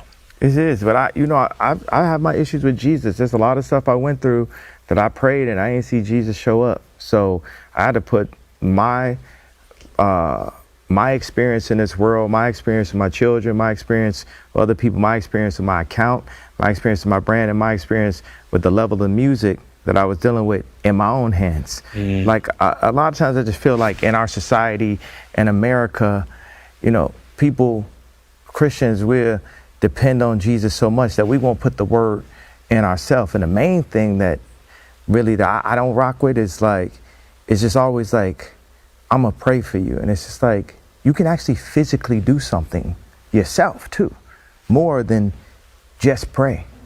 And we're so in this mentality that's all that needs to happen, but we ain't praying our way out of prison. We ain't praying our way out of the abortion clinics.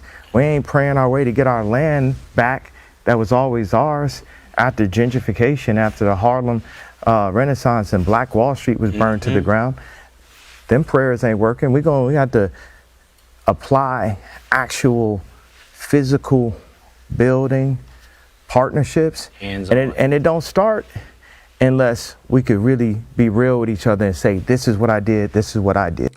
Man, this was crazy. Then there's sometimes Hey, you he just want to was say, low man, key spitting though. fuck it, but you just want to say, man, this is what I'm feeling right now. Are you in that space where you're comfortable enough Hold on, to let me say, just play this this is part back in. where I am right now?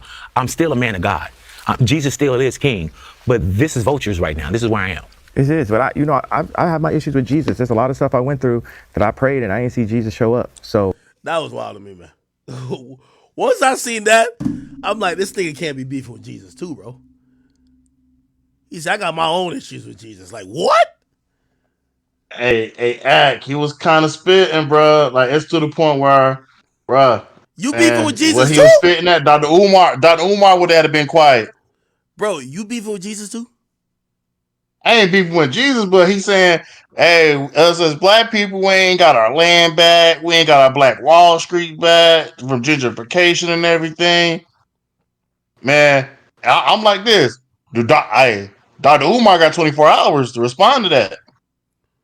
Man, he don't gotta respond to that at all, man. Man, Look, Dr. Umar still ain't built the school yet. hey, We've been waiting on that. I think if you're heavy into the faith, man, I think if you're heavy into the faith, you just gotta realize, yo, Kanye's wilding, bro. Kanye, I think Kanye is one of those people you should already knew he was flying close to the sun once he started, and I'm always weary of any artist once they start using their moniker and start having like a pseudonym that's very close with God. Like I still don't like Hove. You get what I mean? Like Hove is almost like it's a shortening for Hova, which is a shortening for Jehovah, which Jehovah is like literally God. You get what I'm saying? So it's like, you know what I mean? Obviously he's looking at like the God MC, but like Kanye West, once he went from Yeezy to Yeezus, I do think Kanye was thinking, I'm the closest thing to him, man.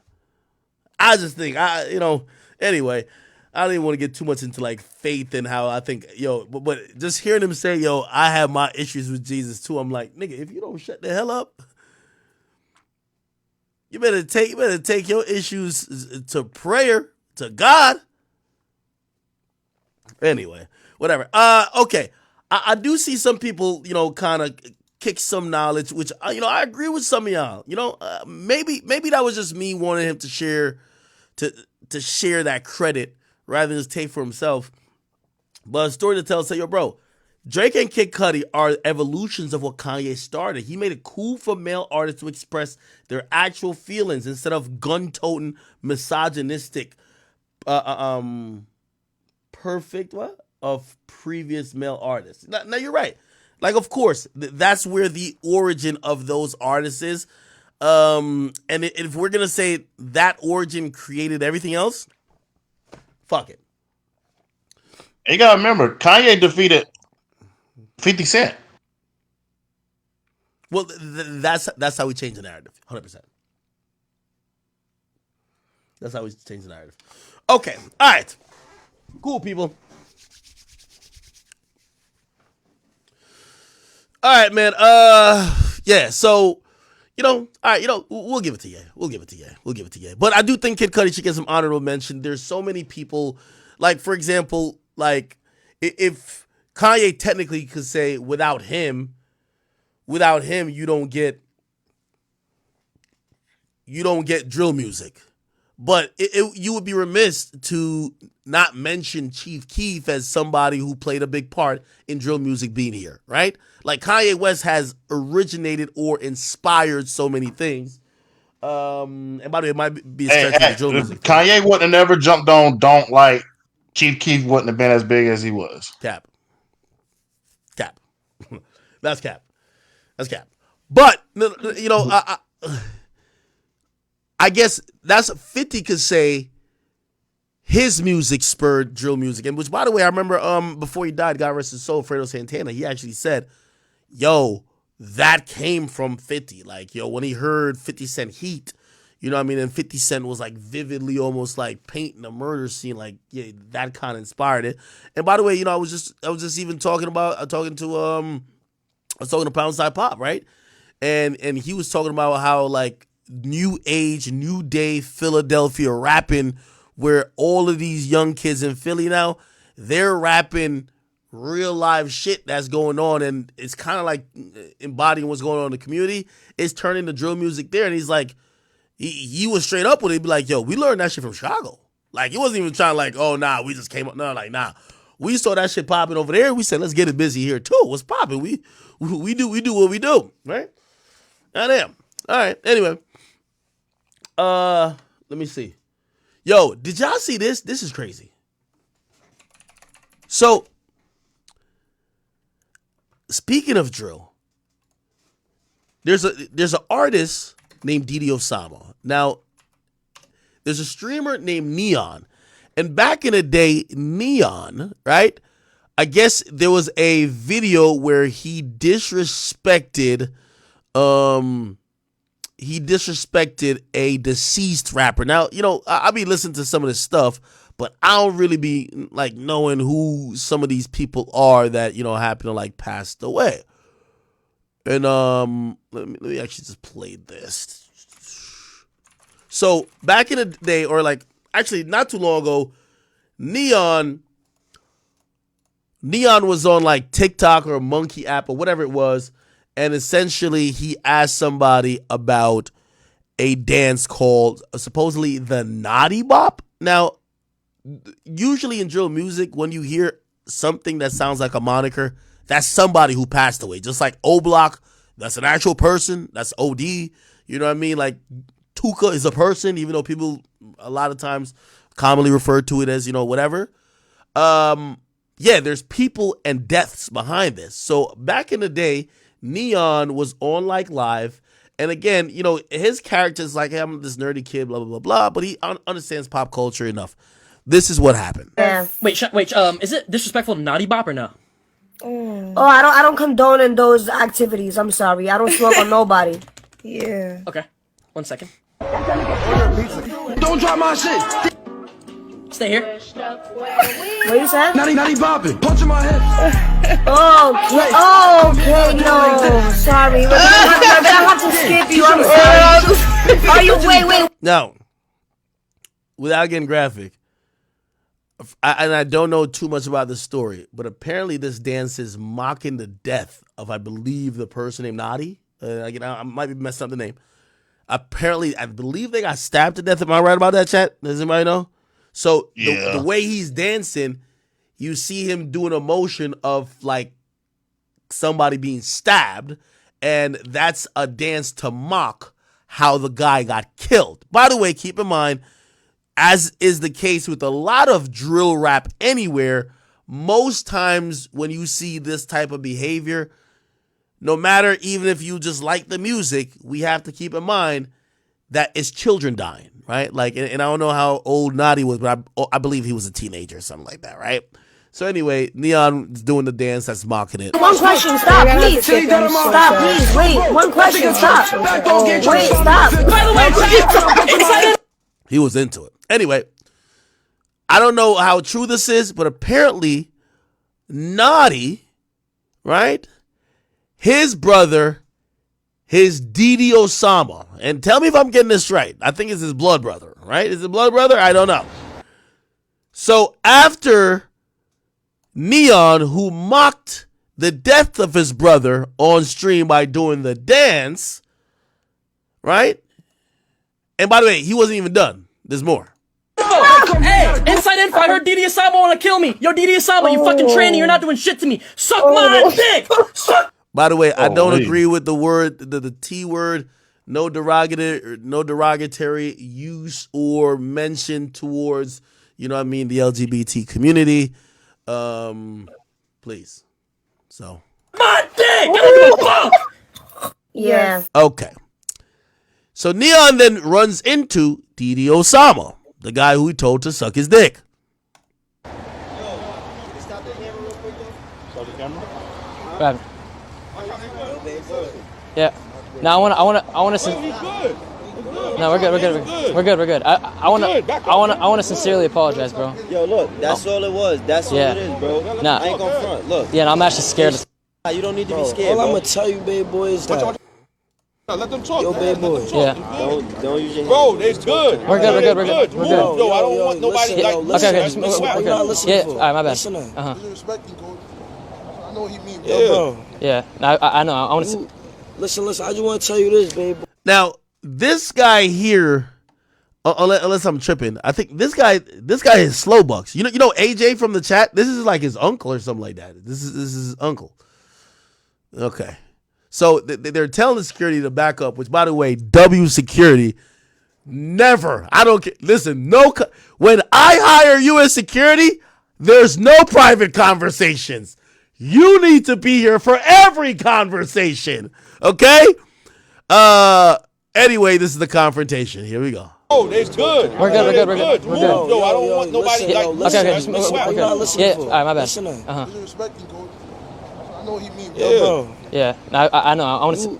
Listen. I just want to tell you this, baby boy.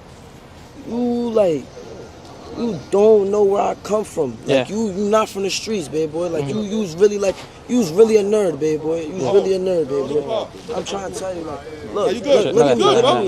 I'm not looking at me. Sorry, my bad. I'm not trying to say nothing about you, but like, you not from the streets, baby boy. Y'all go to the side right here, y'all. So like, y'all go right here. Y'all go to the side. So like, come in. My bad. Yo, baby boy. Yeah. I'm trying to tell you, why you not listening? Sorry, my bad. I'm just nervous, bro. I'm sorry. Yo, Leon, tell him to go in the car, bro. We're good. Tell him to go in the car. Tell him good, bro. We good. I'm not gonna touch him. We good, bro. I'm not gonna touch him. You in there? What I'm a game? Yo, by the way, Neon, never let your security go in the car. What? No. Security can't secure you from the car? Game touching this. I'm not gonna gain nothing. He's not doing it. Gain nothing. Yo, Leon, tell him listen, go ahead. He good. Listen, yo, woo. My bad. Listen. Okay.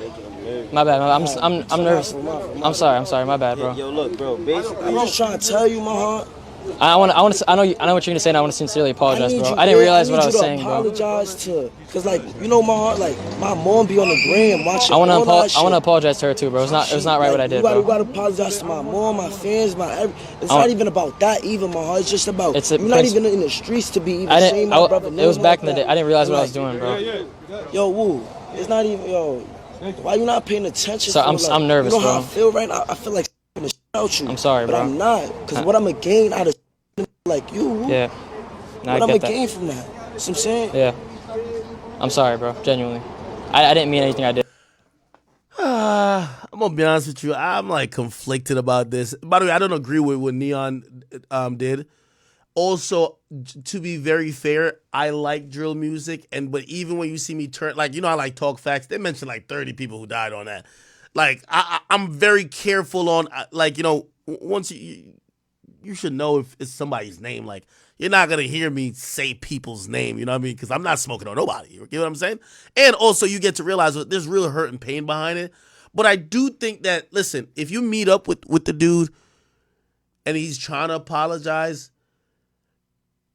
you don't have to get that moment on camera where you're trying to punk him. You get what I'm saying? It's like, yo, like, you don't even have to tell him, like, yo, I want to slap you right now. Like, well, if that's but you got to understand, like, a lot of people don't like Neon, and Neon kind of had to act like this right now because of, like, he pretty much got banned off with Kick. Yeah, but then just got back. Hold on, I'm taking it off of Neon. Though. I'm taking it off of Neon because this dude. I guess he's a Bronx drill rapper, right? Yeah. Yo, the dude is coming to you to apologize. You get what I mean? You know you're not gonna slap him. Like, everything else is verbal posturing to make you look like that guy. Like, yo, I'm really like that. Like, I will really do something to you. No, you literally just told the security, I'm not going to do nothing to him, right? Like, so again, most of this is you know, I look at it, I'm like, if the energy was, I want to slap you, yeah, I wouldn't have met up. You get what I'm saying? And I'm not saying he should have just been nice to him. I just look at, like, you could tell that this kid just wants no problems. Bro, I promise I'll never do any of that stuff again, bro. I'm sorry to your mom, your family, and everything, bro. And I didn't mean to disrespect you in any way, bro. I'm just trying to tell you. Now, I will say that, even though I just said what I just said, from what I've seen about Neon is a stuck in character streamer. I don't know him off stream. I don't know him personally, but I do believe he's playing an act. And the act is nerdy guy willing to do certain shit for viral views. I've heard he's faked his death before. I've heard he's done extreme things for people to look. So even though, you know, here I'm like, I hope this is not a character, right? Because if this is a character, maybe this is just all, okay, yo, it's like a funny Marco situation. Yo, you could press me, I'm going to act scared, and we get views. But I'm hoping he's being sincere. Because I do think this guy's being sincere. Because if someone was joking about your deceased friend, you probably are upset. You get what I'm saying? You sorry. You sorry to... You gotta say sorry to my fans. You gotta say sorry to my mom. You gotta say sorry to my sister, my brothers, my family. I'm sorry. Like, you know, like, my mom really be on the gram and really be, you know, she rather be seeing shit. Woo, you know that? Nah, yeah. I'm sorry, bro. I want to apologize to everyone, bro. I didn't mean what I did, and it takes a man. Cause back then I would even like try to troll and like not even take it serious. But like, actually, bro, I'm genuinely sorry, bro. I'm trying to be a better person, bro. I'm just trying to tell you, bro. I'm trying. See, this is where it gets a little awkward. Where I feel like Didi Osama wants more. He wants the dude to back talk him. Like, he wants a little bit more than an apology. You get what I'm saying? He wants a little bit more. I'll be a better person too, bro. That's why I ain't come here without you for real and violate. Hey, is Didi Osama like a menace, like, in the drill scene? I know a lot of people consider him one of that, but I know he built with Kyle Ritchie, and Kyle Richie got those Freak Millie allegations going on right now, so Kyle Rich been quiet. Oh, he looked like K Flock a little bit. Maybe he chasing niggas down too. Hey, Chad, is he like K Flock energy? Cause I ain't gonna lie to you. If given what we know about K Flock, if K Flock was like that with you in front of you saying that, nigga, I would have been like, nigga, I came here with a script to apologize. Like, nigga, I would have been scrolling like this. I'm sorry to this. I'm sorry to that. I'm sorry to this. I'm sorry to that. Like, K Flock looked like K Flock looked like he would have gave you a Legos. Bruh, Didi Osama is pretty much like the East Coast version of Brick Baby. Really? Oh, he like that then.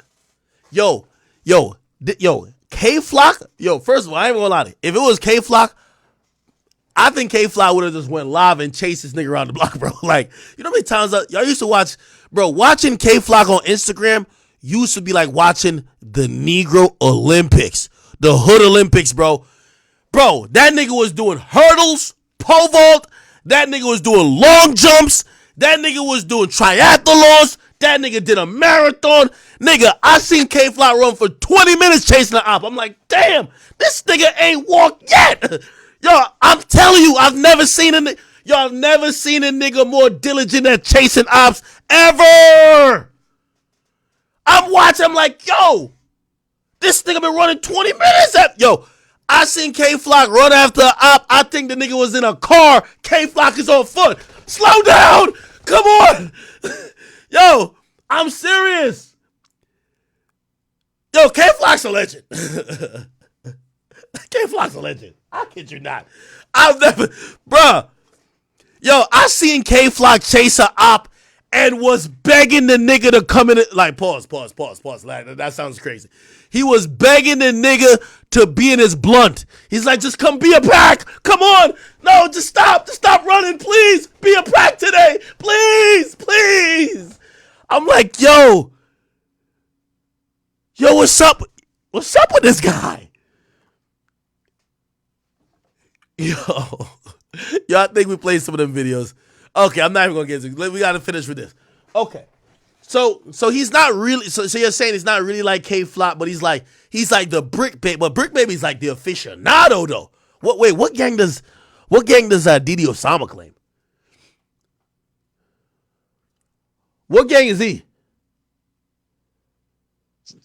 Oh no, I know Fats be talking to them dudes. Oh, he's a OY? OY, okay. Wait, K Flock was an OY, right? Nigga, I don't know, bro. Anyway, let's keep hearing this press. I'm trying to tell you, you not from the streets, so like. I shouldn't even try to involve myself in stuff like that. It's my don't fault. ever in your life do some shit like that, because you don't know what comes behind that. Yeah. You don't know what comes behind that, so I'm saying. Yeah. You don't, baby boy. Like, I don't, yeah. I I'm don't. really trying to tell you, bro. I ain't gonna lie, Neon did wild out with that dance. That dance look crazy. Yeah. Niggas like niggas really wanted you dead for that. Yeah. Oh shit! Damn. Yo, it gotta be a crazy feeling if you're looking at a nigga who basically, if this wasn't a stream and there wasn't other people on his side who set this up and security on his side, yo, he would have killed him. Damn. What would have did different if you was in that situation? If I was who? Neon. If I was Neon, if I'm Neon, this is what I wanted. Because to me, Neon's playing a character. And the character is nerd kid gets confronted by super gangster, and it's supposed to, as long as he doesn't hit you, like you don't want him to hit you, but it's supposed to look like you were about to die, right? You know what I mean? Like that's gonna make the views go up. Like if the dude was like, man, you a goofy, man. Like, man, I know you don't mean that shit. Just dapped him up and be like, bro, just say sorry to my peoples. Like that wouldn't work. There got to be an element of fear. So if I'm Neon, this is the best result, to be honest, right? Just going viral and keep one of my saying, oh, Didi Osama, I don't care. No, it wasn't right, what I'm bro. saying? Yeah. Like, I'm sorry, You bro. know what I'm saying? Nah, yeah. I think. I mean, I don't know if you want to be cool, bro, but I'm genuinely. Yeah. I'm just trying to tell you, Woo. Wait, he call him Woo? Involve yourself in street politics if you. Why he call him Woo? Don't do that, bro. Yo, that's my favorite new that's my favorite new New York slang. My heart.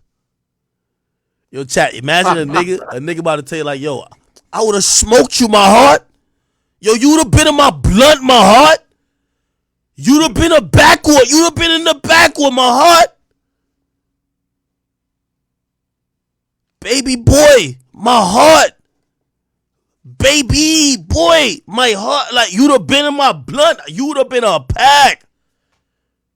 New York got the best slang of all time. Demigod Pena says, he's not Brick Baby of New York City. Laughing my ass off. Didi Osama, one of the softest drill rappers to come out of New York. His brother is D-Dot. Is more of a crash out. Wale is a dick eater. Bruh, Brick Baby soft. Nah, Brick What Baby you ain't mean? soft. Nah, Brick Baby about to shoot up the No Jumper office. Come Friday, nigga. I ain't gonna lie to you, nigga. I'm about to send a drone over there to watch. Man, yo, Flacco don't even believe that. No. Brick Baby manhood been taken in that building. He got to slap somebody or Fade got to get caught. I don't know what's going to happen.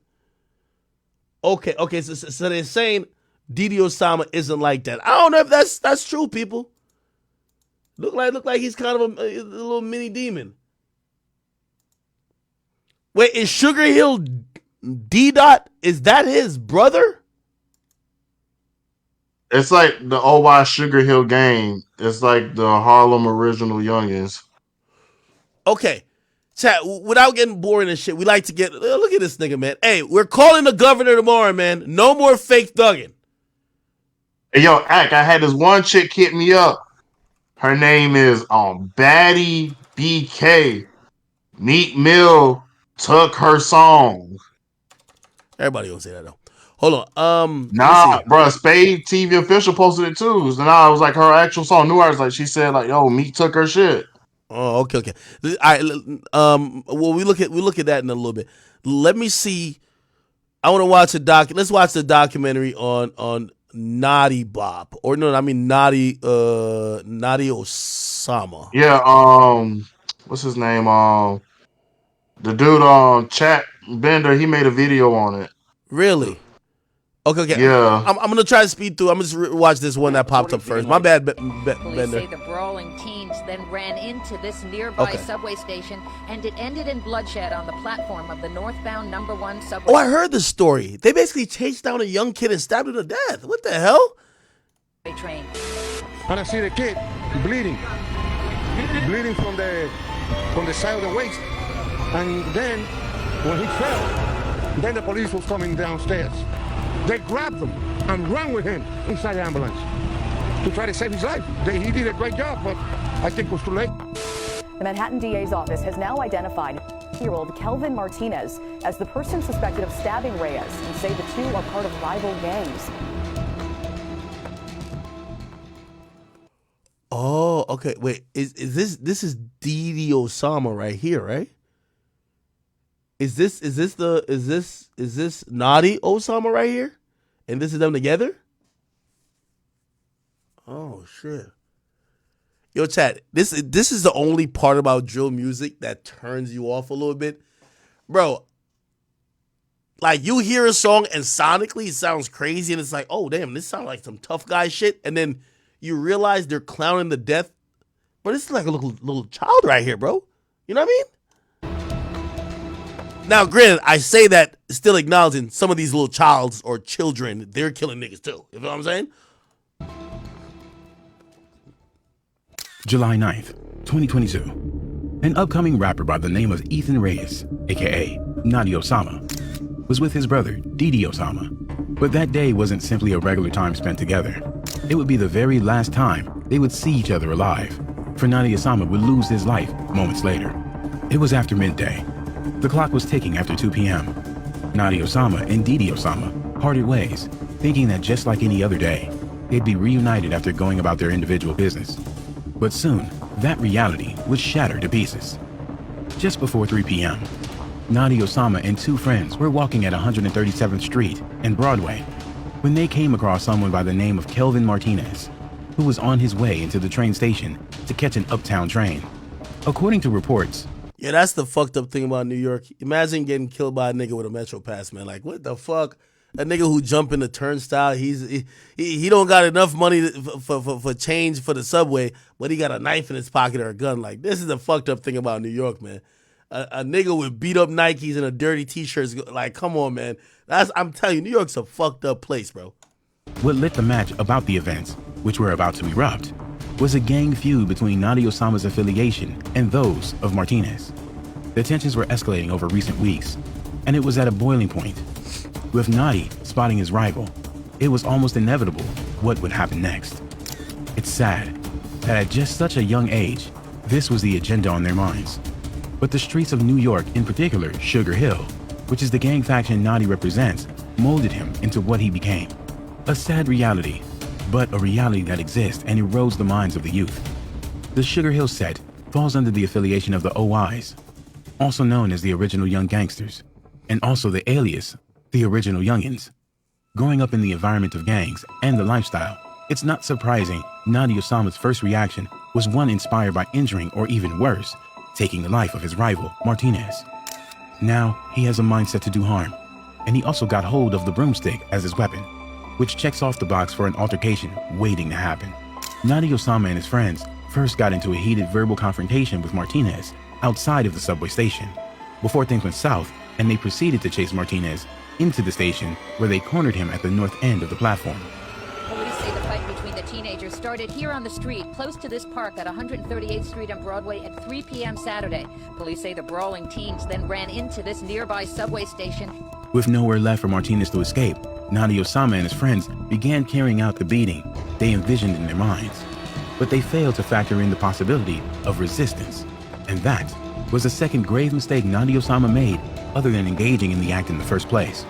Martinez was armed, and he drew his knife in retaliation to the beating he was receiving, a natural reaction in a fight or flight moment. He would swing at Reyes, aka Nadia Osama, puncturing him in the abdomen. It was then one of Nadia Osama's friends is reported to have swung a sharp object at Martinez, which gave Reyes, aka Nadia Osama, the time he needed to push Martinez onto the train tracks, causing him to fall on his back. Martinez, seeing the distance from the fall as a way to get out of the situation, climbed up and fled the station, leaving a bloody Nadia Osama staggering down the platform before collapsing on the staircase. Police officers would receive a call about the stabbing just after 3 p.m., prompting a swift response to the subway station to find a wounded Nadia Osama on a northbound 1 train platform. He would be rushed to the Mount Sinai Morningside Hospital, where he, unfortunately, succumbed to his injuries. Police say they got the call just after 3 o'clock, and when they got here, they discovered the 14-year-old How many times was he stabbed? Was he stabbed once? boy stabbed in the abdomen on the northbound 1 train platform. They say he was rushed to Mount Sinai St. Luke's, but unfortunately it was too late. The stab wound did fatal damage upon piercing into his abdomen, puncturing his liver, dooming the young teenager to a life cut short due to the gang pitting the young against each other. The police presence was immense, given the location of the hit and the busy surroundings. Not to mention it was basically broad daylight. The crime scene was cornered off, but that didn't stop concerned citizens from swarming to the location of the altercation. A press conference was held by law enforcement in quick succession to inform the public of their findings, to try and erase the fear of the suspect being on the loose. NYPD Transit Chief Jason Wilcox would state that they have surveillance footage that shows the incident clearly, and the suspect description is known and being searched for. MTA camera footage from that station provided clear images of individuals who were present at the time of the incident. Officers immediately began their search for the suspect, and one officer noticed something that fitted the description of Martinez on West 173rd Street and Broadway.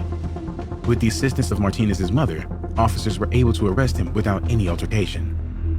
It was there they were better able to examine Martinez, but they found he had suffered injuries to his back and 2 puncture wounds to his left hip. He was treated at the hospital and also interviewed by NYPD detectives and DA investigators. That individual was stopped and taken into custody. At the time, he was What happened to the guy who killed him then? bleeding from his back and abdomen and brought to an area hospital to be treated for wounds to his left hip area. 2 weapons, A knife and a broomstick wielded in the altercation was found by law enforcement and seized as evidence for the case. Martinez was charged for the hit and criminal possession of a weapon.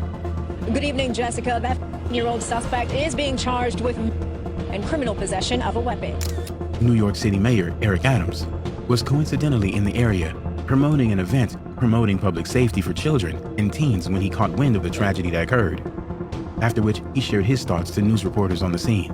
New York City Mayor Eric Adams was briefed on the crime while incidentally attending an event promoting public safety for children and teens. And so being here today and hearing about the stabbing really highlights why we need the lights on in schools like this so our children can have a safe space. He would then take to Twitter to try highlighting the situation plaguing the streets of New York, along with his meeting with the community to aid in finding a solution to the bloodshed. Didi Osama, Nadi Osama's brother, would be devastated by his brother's passing and couldn't help but place the blame on himself for not being there to change the outcome. Go to the block. It's Coney saying, yo, Nadi got stabbed. Block. I said, what? Like, I was just with him. Yeah. Like, that's why I said, like, real shit. Still thinking, like, what if I stayed? Like, if I just stayed with him no time, he'll really be here today, no cap. They were finally gaining traction in the music industry, making a name for themselves and the next rappers up from the Bronx. The fame was right there, but the money and all that came with it meant nothing now that his brother was gone. I'm supposed to be able to grow. Even at his young age. Do it like this. Don't drop my shit. Not even bopping. Punching my hips. Like, come here, gotta do it like this. From the Holy shit. Okay, all right. Anyway, I guess now we know who Nadi is. Hey, I'm trying to figure out what they did with the broomstick. I guess he was using the broomstick to try to like hit people, like to keep the guys away from him, and somebody got close to him and stabbed him. Right? I don't know, bro. No, you're right. Like, for real. I'm done doing it too, bro. You, like, yo, I'm just trying to tell you, Will. I told you what I told you then. You mention my brother one more time. I won't. Yeah, my word. On my life, I'll never do it, bro. I'm not even Bro, really, the main thing was just because this little bro, like, you feel me? Like, I told him, like, that's my dad, little brother, my heart. Like, I got my son in the back of my chain, my heart. Nah, You understand that? I shouldn't have played about that. Like, you understand that, my heart? Yeah. Yeah, I can tell he tight, and he should be. I understand that. I don't think you understand that. No, bro. I get it, bro. I get it. You don't get it because you wouldn't never did in the beginning. I didn't realize back then, bro. Because I didn't realize You what I was did doing, because bro. like it was my brother that died. You say he died and it was a dance made of his death. So like you obviously knew what the naughty mop was, folks. You obviously knew what was that. So like you still did it. Disrespecting Whoop. I'm just trying to tell you, bro. You're not a street, bro. Don't involve yourself in street politics. Stop doing that. It's gonna backfire on you. I'm trying to tell you. I appreciate you for looking out too, bro. Even after the shit I said, bro. No, just only thing, like, bro, y'all niggas is both still young, coming up. Like, he a young, you know what I'm saying? Young rapper, you young, doing what you doing. I'm going to make a point that I don't really think holds much water, but I'll make the point just to try to play devil's advocate in the situation.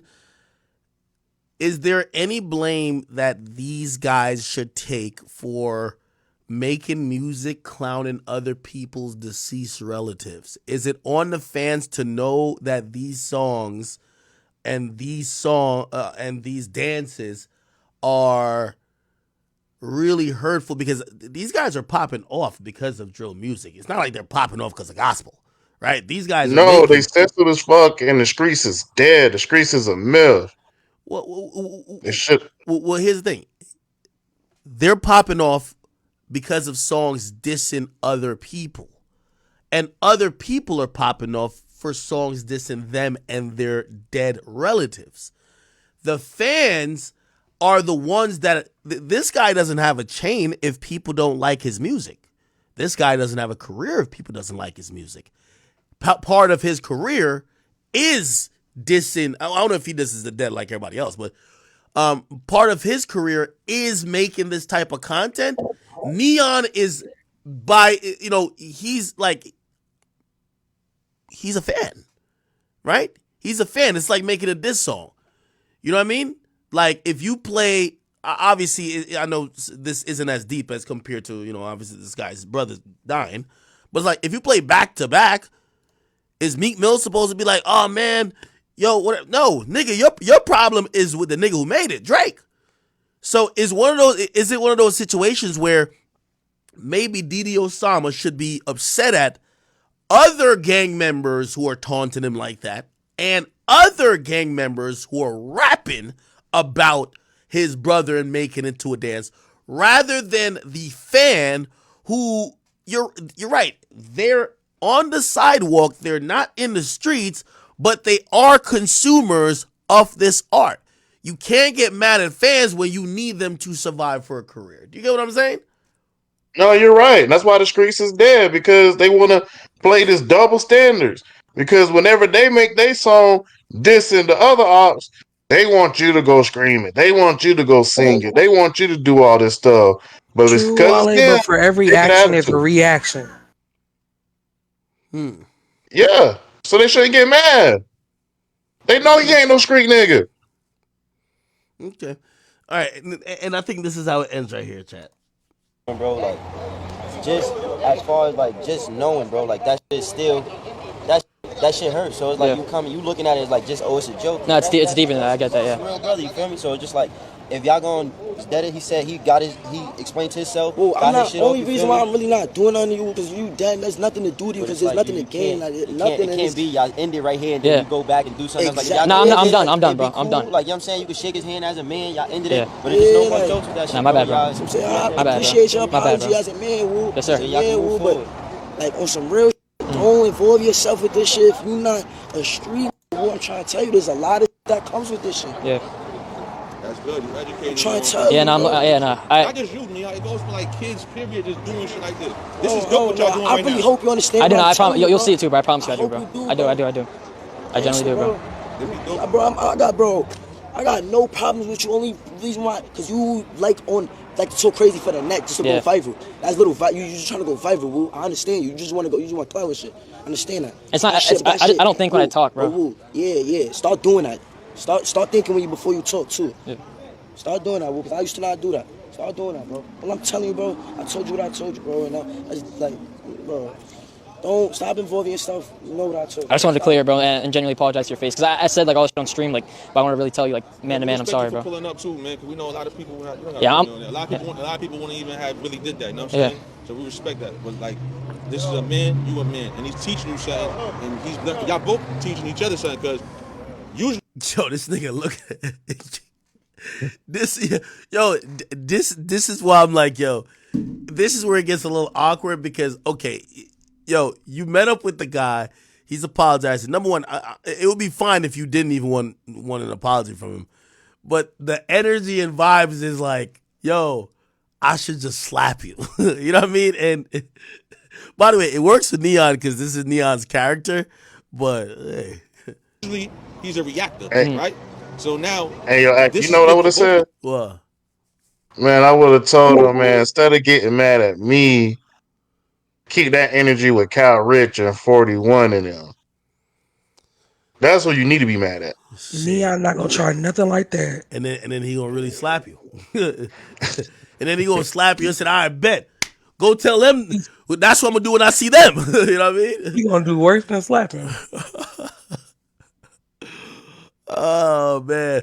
Well, where's this part where he's like, apologize to my mama? Here we go. Yeah, it's big for you. Personally, like I never seen somebody in your field pull up, and I never seen somebody in his field react like this on some biggest and like kids is watching and showing them like you can resolve stuff like men. You know what I'm saying? That's dope. Well, I'm just trying to tell you, Woo, you know the vibes, bro. Just don't mention my brother again, Woo, and like, bro, we good, bro. I got nothing to gain. I got nothing to gain from touching you. Yeah. Nothing. Didi just dropped some fire. You wanna say some shit on the? Get my man Didi shit go crazy. I'm good. They gonna see me turn up. They gonna see me turn up. Yeah. But I'm telling you, Woo, don't involve yourself in none of that street politics, bro. You're not a street nigga. I don't want to get involved in any of that shit, bro. I'm a civilian, bro. Really, I know you are. Yeah. You don't, bro. You don't, Woo. You don't, bro. Cause like, bro, I'm not. I get everything. Understand, Yeah, no, I get I it. hope Yeah. you do. No, I do. I promise, bro. I do get it. This is one of the beefs I wanted to clear, bro. For your apology, you go apologize to my mom. I apologize. You say I'm sorry, Mama Osama. I'm sorry, Mama Osama. I say I'm sorry, Didi brother. I'm sorry, Didi's brother. I say I'm sorry, Didi's sister. I'm sorry, Didi's sister. I say I'm sorry, Didi uncle. I'm sorry, Didi's uncle. I say I'm sorry, Didi's aunt. I'm sorry, Didi's aunt. The reason why this is funny, I promise you, I feel like after a while, Didi Osama was creating new relatives for this nigga to apologize. Sorry, Didi's family. I'm sorry, Didi's family. I love you, man. Love you too, brother. Okay. That's stir right there. That's stir. Yes, sir. God bless. There you go. Okay, good. Yeah, no, my bad. I'm just nervous, bro. I've never been in like situations like this. I've never like, I ain't gonna bro. lie, I want you to take a picture of all of like the young, cause they pull up. I don't know. You mind taking a picture of everybody? Of course, no, of course. Demographic. I come from a certain place. Like, Okay, all right, good vibes though. At least overall, I think it worked for Neon. Neon's persona that could happen. You get what I'm saying? Okay. All right. Holy shit. Ooh. Let me see. Oh. So Sexy Red recently spoke, and I guess like, you know, whether you didn't know it or not, you could tell. And this I was saying how smart Sexy Red is. Like, bro, she played along to a internet rumor or the internet saying, "Oh, you fucked Aiden," right? And she tried to flip it. She was like, "Well, yeah, I fucked him, but that nigga paid." And you know, I think she was a good sport about it, because she could have just instantly got mad, like, why niggas lying on their dick? And I think that would have, you know, in the world of streamers, a streamer would be like, bro, I was just joking, I was trolling, like, you're in your feelings, right? So I think she handled it really well, but I think it got to the point where now she did want to clarify, I did not have sex with this guy. And she did an interview with Bootleg Kev at Rolling Loud, and this is what she said. I gotta ask you, you and Aiden Ross had an interesting exchange this week. Is this all cap? Is this a stunt? It was, I don't know why he played like that, but he felt the need to want to come on the internet and play with me, but I'm just like, let me play along with him. Let me just. So he's full of shit, is essentially. He's full of shit. Okay. I thought that was smart, though. Really smart. Fair enough. I gotta ask you, you and Aiden Ross had an interesting. Okay. Then Aiden Ross actually did respond to that, which, you know, salute to all my guys who run, you know, my streamer page. Where did he respond? He responded right here. Aiden Ross had an interesting exchange this week. Is this all cap? Dude, yes, it's cap, bro. She better say it's cap too, because I think her and I were just playing along. Chat, it got really weird because they were trying to say that she agreed to prostitution. It was not no fucking. I ain't gonna lie, things blood abortion. Me and Red have never had sex. Is this a stunt? It was, I don't know why he played like that, but he felt the need to want to come on the internet and play with me, but I'm just like, let me play along with him. Let me just. So he's full of shit, is essentially. Full of shit. Yes. Okay, fair enough. Yeah, chat. Like, see, like, I don't want like her saying like she doesn't do a problem. Shit's cap. Aiden Ross. Hey, that's another reason I think Sexy Red. I don't care how she looks. She does look very flamboyant. She looked like someone you wouldn't think to be that savvy with certain things, and she's a new artist. And when I mean savvy, like, you know, savvy with how people go viral or how people might say certain shit, but it's not exactly what happened. And it showed me that she's really, like, this is one of the reasons she has succeeded, because whether it's people saying that Drake got her pregnant and Drake's her baby daddy, whether it's her laughing at, did you see this video of her performing at Rolling Loud, and, you know, people kind of laughing at her like, yo, damn, that's how she sounds. She could have, like, really been in her feelings. You know what she does? Bro, she'll just kind of embrace it. This was the video that went viral.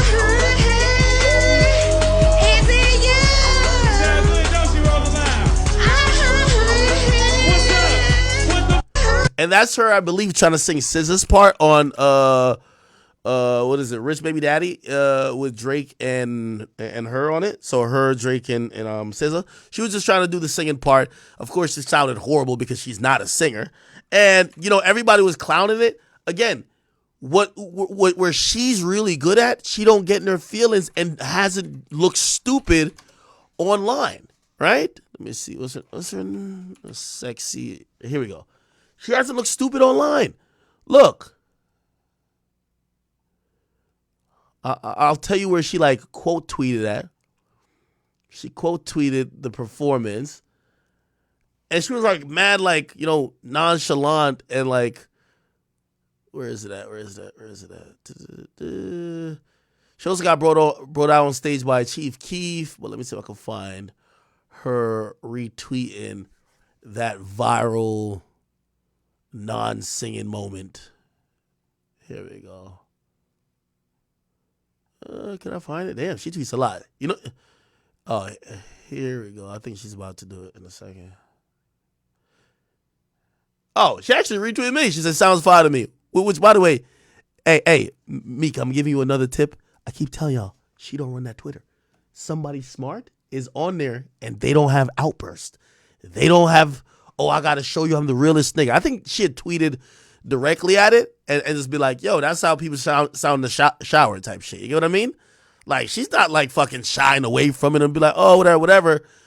Like, bro, she kind of like owns all of this shit. And I think people kind of fuck with her even more because they're like, oh, she's just being herself.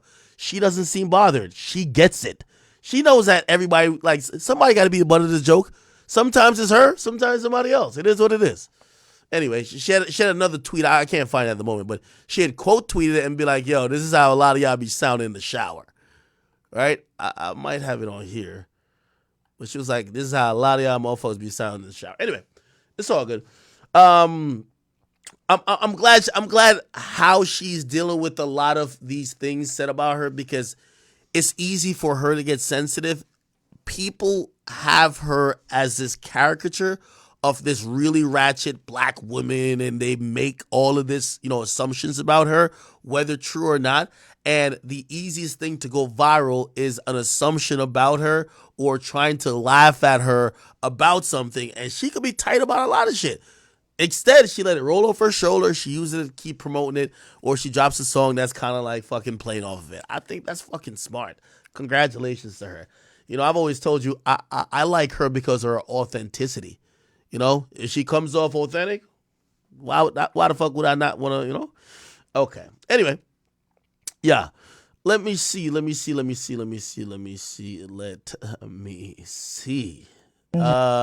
Did y'all hear Amber Rose saying that she deserved $20 million for helping Kanye West with My Beautiful Dark Twisted Fantasy? Hear this. Okay, so anyway, so you didn't get any credit or no points on the Nicki Monster thing. I don't think so. Could have got something. You should have got something. I should have got $20 million for My Beautiful Dark Twisted Fantasy, but I didn't get nothing. I should have got money for the wax figure that didn't get nothing. I didn't get any money from anything. Like I should have, I should have been compensated in some way for using my likeness in so many songs and the wax figure. I had a guy come up to me like, I was one of the people that created the wax figure of you. And I'm like, no one hit me up and said, is this okay? Can we pay you to use your likeness? Nothing. Like that, that is pretty up. And yet you still give grace though. I give grace for my mental health, not for them. Okay, so anyway, so you didn't get any credit or no points on the Nicki Monster thing. I don't think so. Could have got something. You should have got something. I should have got $20 million for My Beautiful Dark Twisted Fantasy, but I didn't get nothing. I should have got money for the wax figure that didn't get nothing. I didn't get any money from anything. Okay. Respectfully to Amber Rose, you should have got nothing. I think what Kanye West did by you dating him and him showing you off, and yes, he did use you as a muse of inspiration to create one of the greatest albums of all time. But such is life and the experiences of life that art derives from, right? Art is a reflection of said things, which is whether he went through a positive or a negative experience with you, or whether he went through a breakup with Kim to create the life of Pablo, or whether he or went through little difficult moments. I think him and Kim was doing good at the life of Pablo. I think it was afterwards, or even Donda. Yeah, you know what I mean? You're not, oh shit, I think you getting a career. That's what was good about it. He was not shy about showing the person off that was inspiring his mindset, his mood, making him, a better person at that time, or making him happy. You got a whole career out of it. What more do you need? You got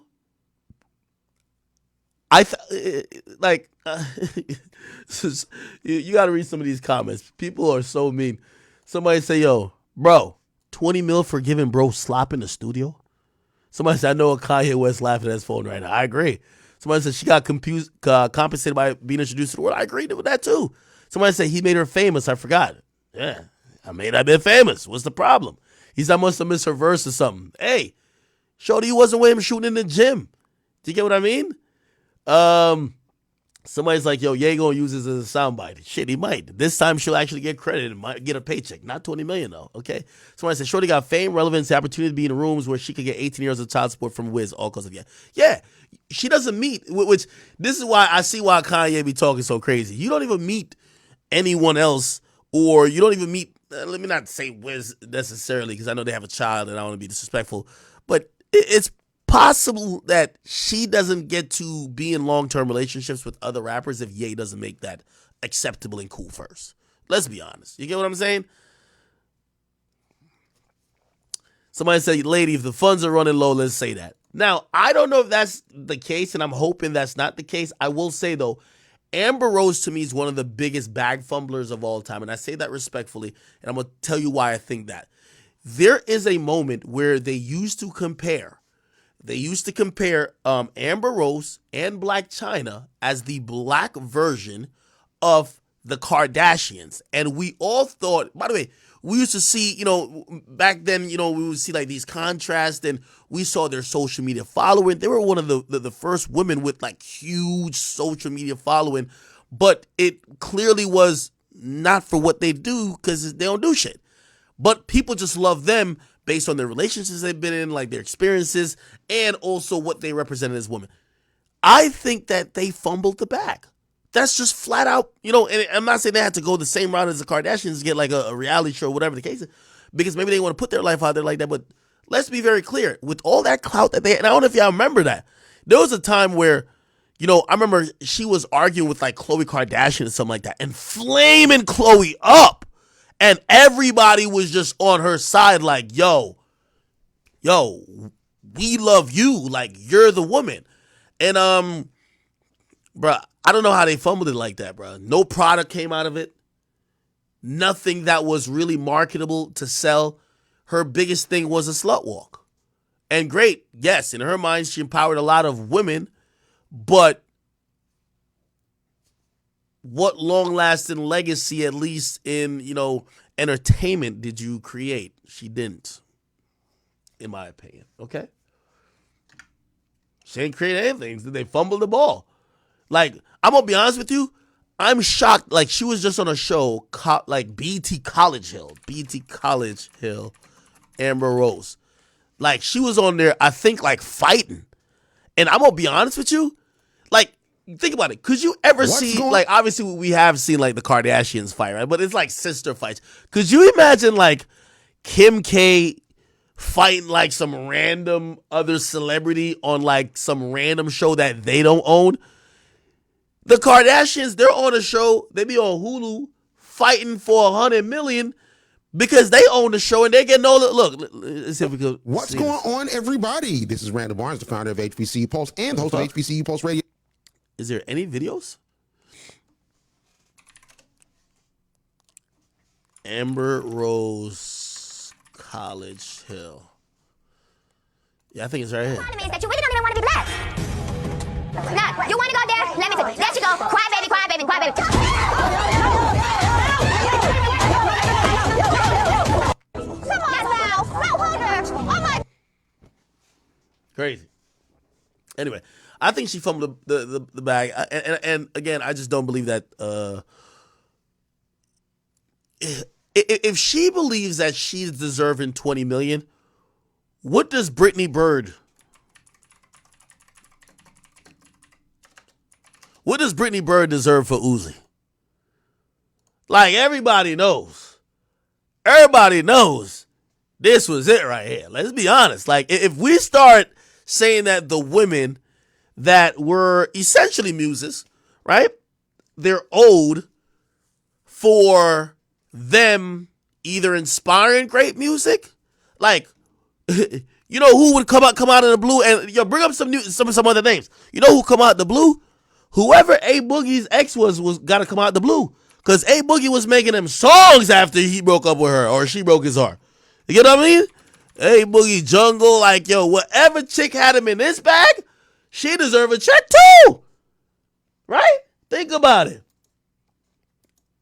If we just giving out a check on, oh yeah, I inspired some shit, man, there's a couple chicks out here that is deserving of some shit.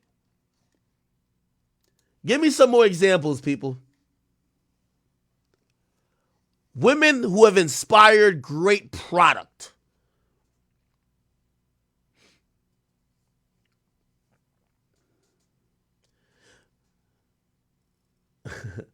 Somebody said, "Act Angelica want to check for what? What she inspire?" Somebody said, "Ali Lottie and Juice." Bro, I ain't gonna lie. Ali Lottie going out so sad, bro. She going out so sad, bro. Oh no.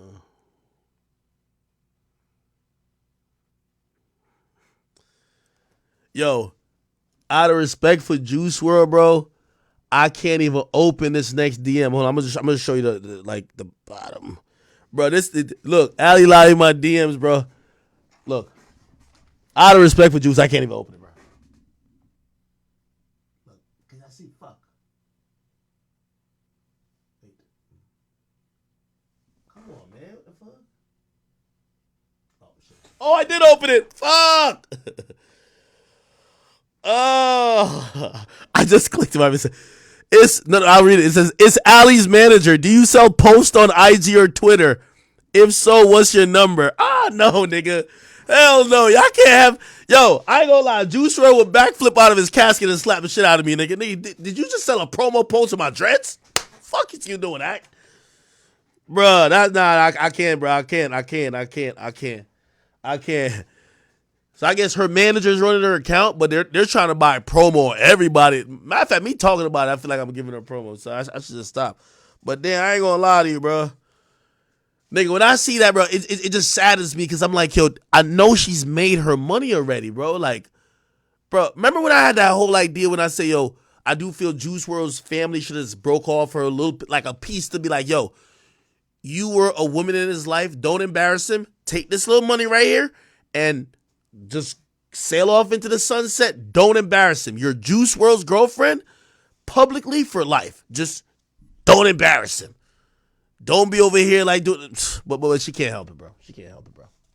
She can't help it.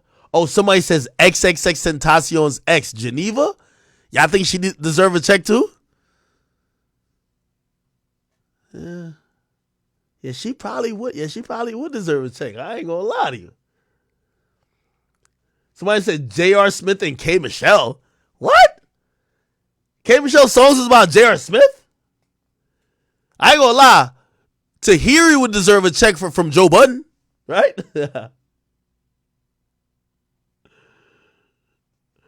Who was Marvin's Room about? That wasn't about no goddamn Rihanna. Oh, yeah. Thug and Jerica Carly? Yeah, Jerica Carly definitely deserve a check, man. If we giving out checks on muses. Trippie Redd and Coi Leray. No, nigga, you mean Alex, right? But didn't Trippie just get back with Alex, though?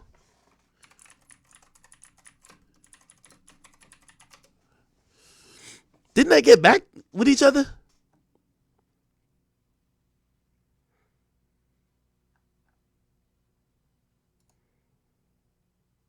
Let's try to find it. What account is this? Alex.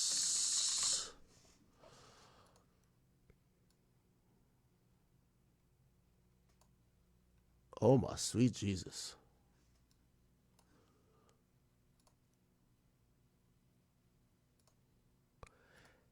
Is that Trippie? No, ain't Trippie.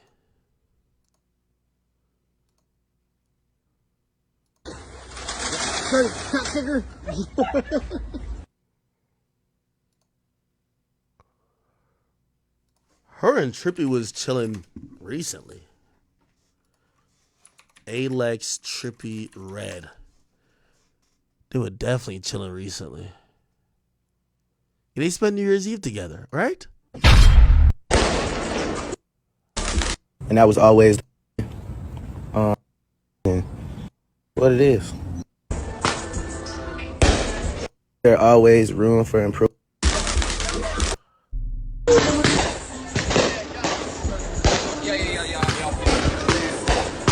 Yeah. Even though I still can't forgive her for Alex 6ix9ine. This was wild. This was wild right here. This was wild right here. Nah, this was wild. Nah, this was wild right here. Alright, look, ready? You sing this. Maybe I ain't doing my life, No way she was singing a song with his biggest op talking about please don't go switching sides. Oh my God. What the fuck?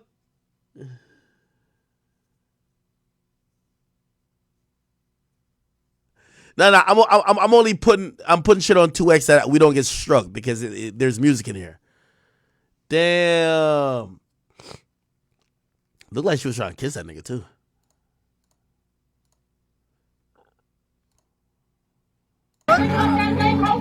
I still see the shadows in my hands. The love that I gave you.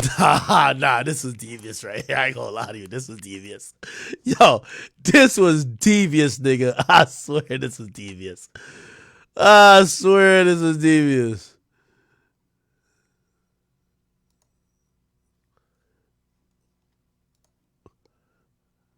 There you go.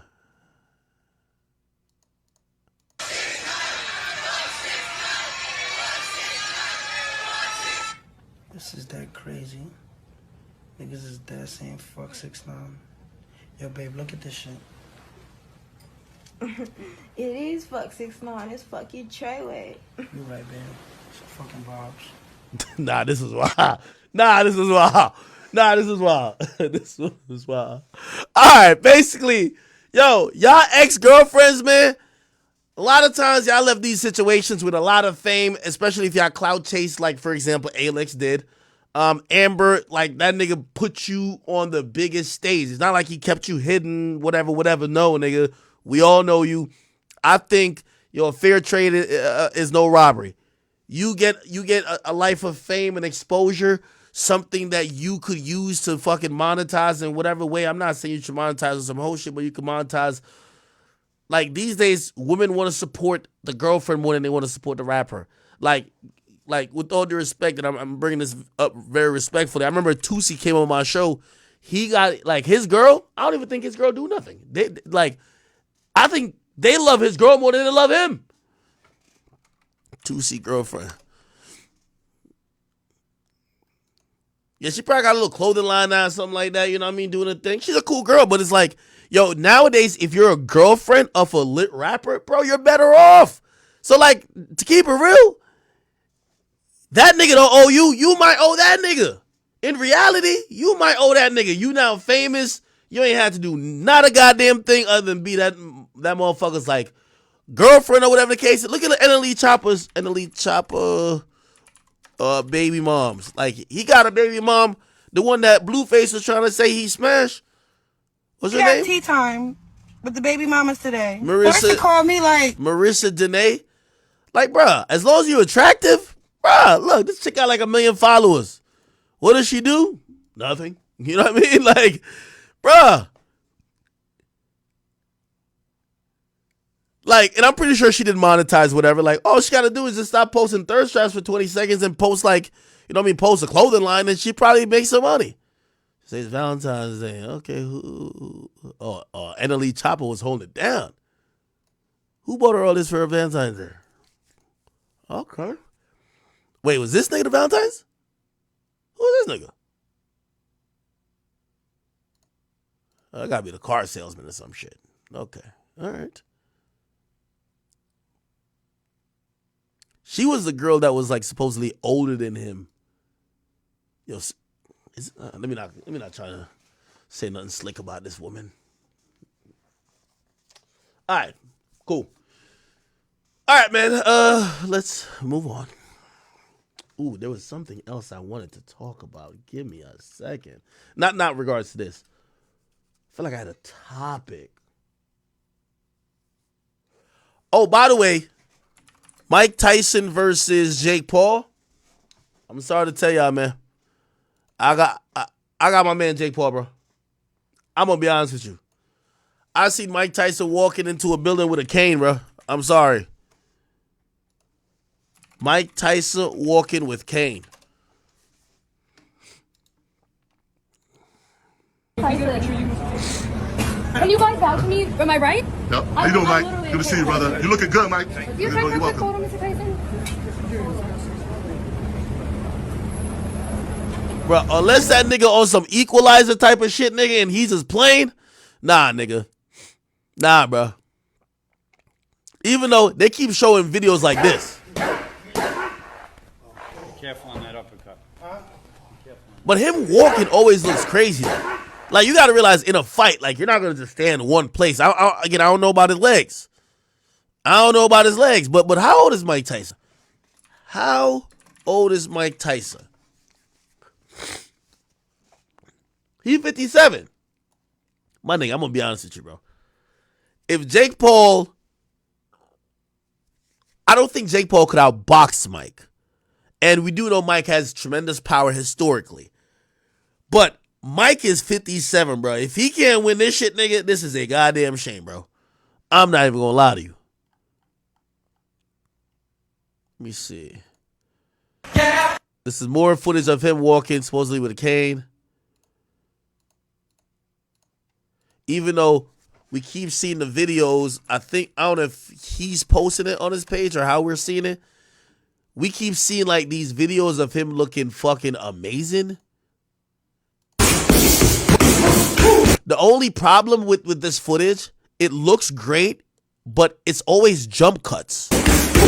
They're all jump cuts. It shows combination and jump cuts. Day 4, it was okay, but you don't know what you got in store, baby. Day 2, we're getting ready for you. They're all jump cuts. 1, 2, 3, 4. Yeah, I don't know, bro. I know y'all gonna say I'm tripping.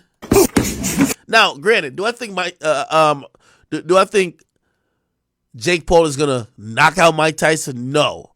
But I think if it goes the distance, and I don't think he can outbox him. Sorry, I don't think he could outbox him, but I do think he should have more stamina, and I do think just off the factor of I'm thinking that Tyson has limited mobility. I'm thinking that Jake Paul should be more in shape. I think Jake Paul should win, right? And again, nothing has to do with boxing or a knockout. I heard that Tyson's getting paid in like decent six figures. This might be at least like a $20 million fight for him, right? You know what they said about the Francis Ngannou versus Anthony Joshua fight? They said that, I forgot how much the money was, but they were saying like one got paid like $40 million and the other got paid like 20 or whatever the case is, but it was more predicated on the fact that that shit happened in Saudi Arabia and basically them little oil tycoon niggas they just throw money at anything. I feel like they literally just want to watch backyard brawling, but they just like doing it big, so they don't give a fuck about money. But I'm gonna be honest with you. This fight is sold off Tyson's reputation. By the way, this is going to be at the AT&T Stadium in Arlington, Texas. Let's look up the capacity. AT&T Stadium.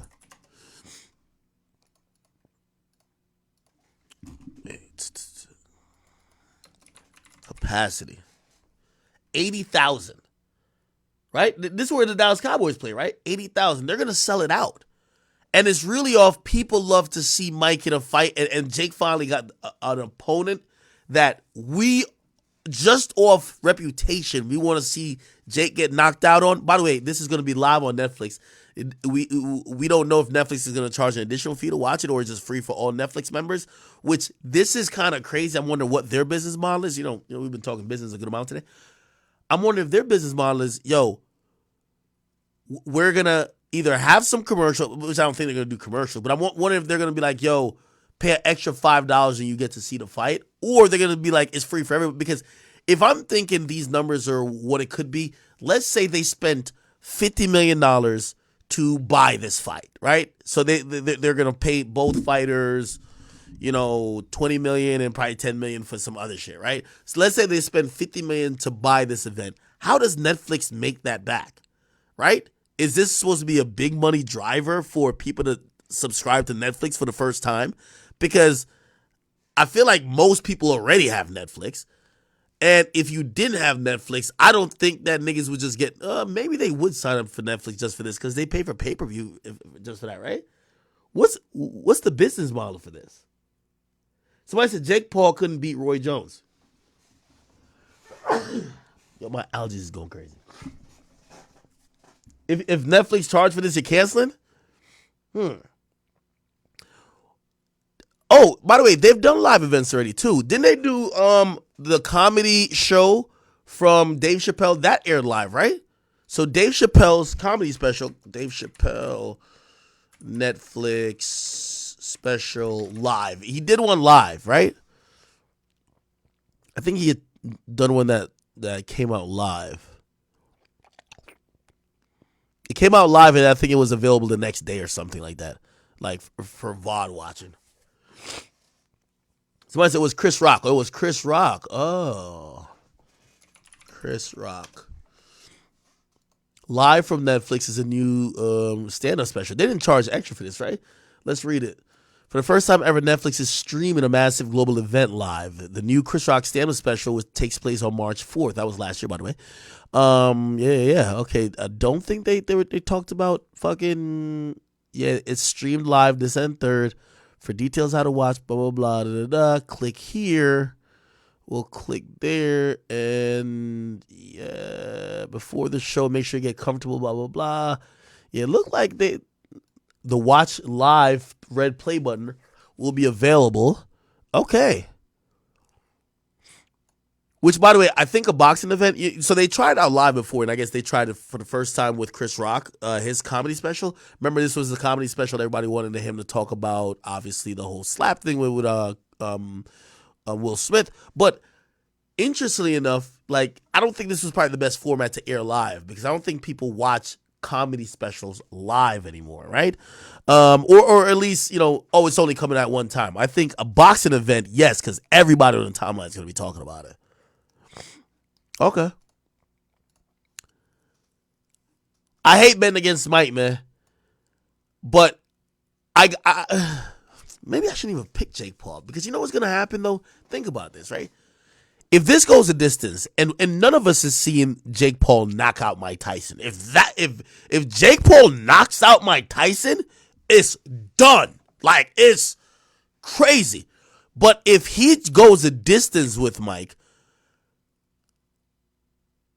just off of future fight revenue or potential fights in the future potential fights, don't they kind of be, and that's how, by the way, I've changed the way I looked at boxing now. I only look at boxing in dollars and cents. You know what I mean? Boxing is so much different from the UFC. Boxing only is a viable, profitable sports when there's an event you want to watch, while the UFC will put any card on the screen, and because they control the fighters so much, you see fights when you want to, but you're always engaged in the overall product of the UFC, while boxing is who's fighting.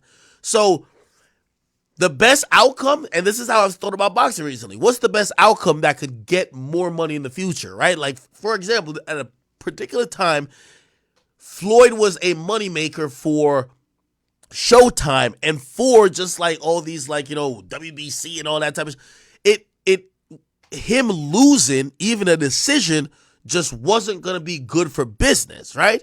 You're selling more tickets when he's undefeated, when he's the guy you want to hate. In this situation, and I'm not saying that's why Floyd won. I do think Floyd won his fights, but I do think that, when it gets close and it gets to a decision, referees are probably incentivized to keep the money train going. And I think the money train in this particular situation is Jake losing on a decision, but people could say, damn, yo, he really gave Tyson a run for his money. You get what I mean? What does that do? Tyson can go fight again, because we're always gonna watch Tyson as long as he doesn't get. If he gets knocked out, he's done. We're gonna say, bro, please don't get back in the ring again. You're losing to Jake Paul, right? We're gonna beg him not to get back in the ring. If it's a down to the wire decision, like how it was, it went to a decision with Roy Jones, right? Yeah, cool. He could do it again. Also, we're not going to look at Jake Paul no type of way. We're going to be like, yo, bro, you boxed one of the greatest boxers of all time. He's a seasoned heavyweight. He's a seasoned vet. And even though he's older, we still look at you as the by far underdog. You get what I mean? So he's good even with the loss. Him getting knocked out, I think that would be very embarrassing. I'm not gonna lie, it would be very embarrassing. But I think it's an embarrassment you could get over. It's Mike Tyson knocking you out, right? It's Mike Tyson, right? Somebody said Jake versus Floyd. Do we need that? Truthfully, and this is gonna make it seem like either I'm on Jake Paul's dick or I'm like really. And y'all know I do love Floyd. I love me some Money Mayweather. Pause. I think Jake too big for him. Pause. Oh my God, that sound gay. Pause. You know what I mean? Yeah, I think Jake can't go down to the weight to fight Floyd, and Floyd can't go up to the weight to fight Jake. So what weight would they fight at? You know what I mean?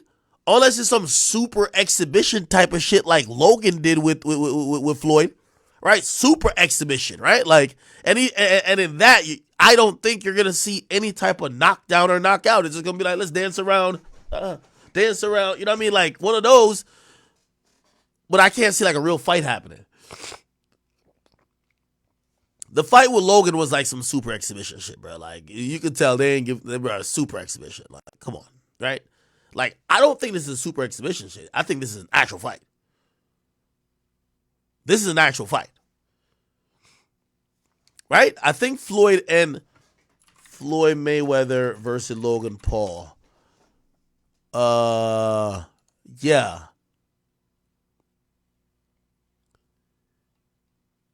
Yeah, I don't even think, did they even announce a winner? I think there was no winner. There's no winner. There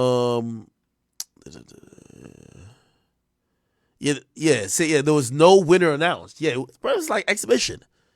Yeah, it was an exhibition boxing match.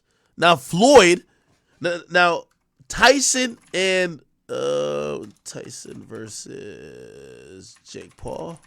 I don't know if that's gonna come up. Yeah, this is going to be a boxing match, which I think is gonna count towards Jake's record, right? Yeah, there's gonna be a winner. There is gonna be a winner announced. I don't know if it's gonna be counting towards Mike's professional record, but there is gonna be a winner announced, which is very different than the fight we saw before. And that's what I'm trying to say. I think Floyd is down to do exhibition matches versus anybody because he could toy around for the most part, and none of these guys have the boxing ability to really hang with him, right? Even though Jake might have some power, I still think he sneaks out of there and he still could hold, he's going to do his thing. Exhibition-wise, he's just going to beat him off punches. Good. A real fight, I think it's a little bit different if, you require... Well, they wouldn't be able to fight because of weight classes. Come on. Okay.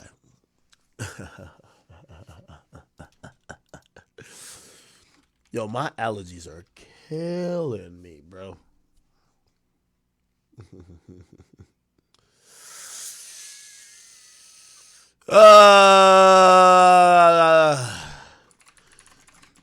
Look at the backpedaling reform boy yet again. He know that we finna call the governor tomorrow, and look what he says. It's entertainment.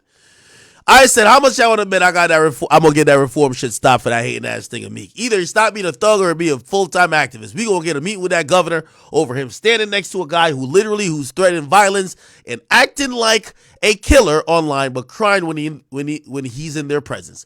We can play that game too. You know what he tweeted me and said? That's why I'm actually talking reckless to you. It's Twitter entertainment. We know what you're trying to do, and the internet got your head screwed up badly. These guys are actually saying what they jealous of with me. This guy wants me dead or in jail. Philly, done with you. Shaking my head.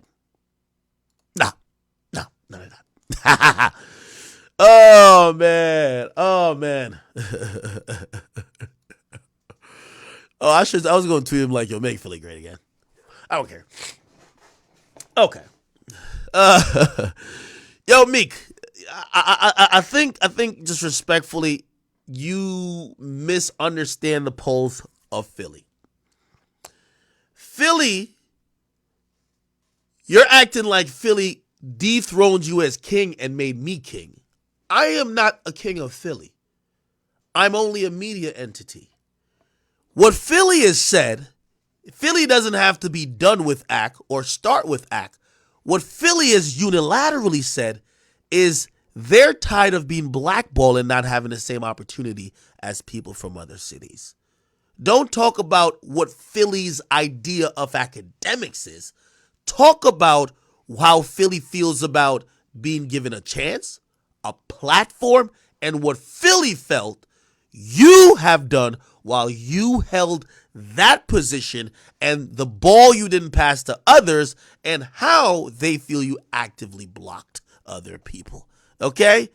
I understand that you're over here now trying to play victim, saying that this guy wants me dead or in jail, but you tweeted out your damn self, sir, you're willing to die. But I guess what you're trying to say now is all satire. That's not going to stop us from calling the governor. We're going to call him tomorrow, okay? We're going to have a hotline going on. I'm going to put it on my story, make sure everybody call that motherfucker, okay? We're going to call your governor because him standing next to a low-life level scum like you, while you tweet out one side of your mouth about how you will spin blocks, got switches, got Dracos, will kill niggas, pull up to niggas' house, piss on their steps, you got $1 million to wipe people's families off the map. You cannot be in the same breath, then looking the other way in the other side of your mouth, saying how much the prison system is unfair because a nigga who does A deserves to be in jail. But you ain't the guy who do A. You just keep saying it. So you know what we're going to do? Just like how you told the governor that I'm responsible for murders, we're going to give you the choice. You either stop doing that. We're going to make sure you stop. Like, it's over for that. Okay? Stop tweeting like a killer. Or you could tweet like a killer and say it's jokes, but you're not going to be sitting next to the fucking governor. You're going to pick one. Then we're giving you an ultimatum.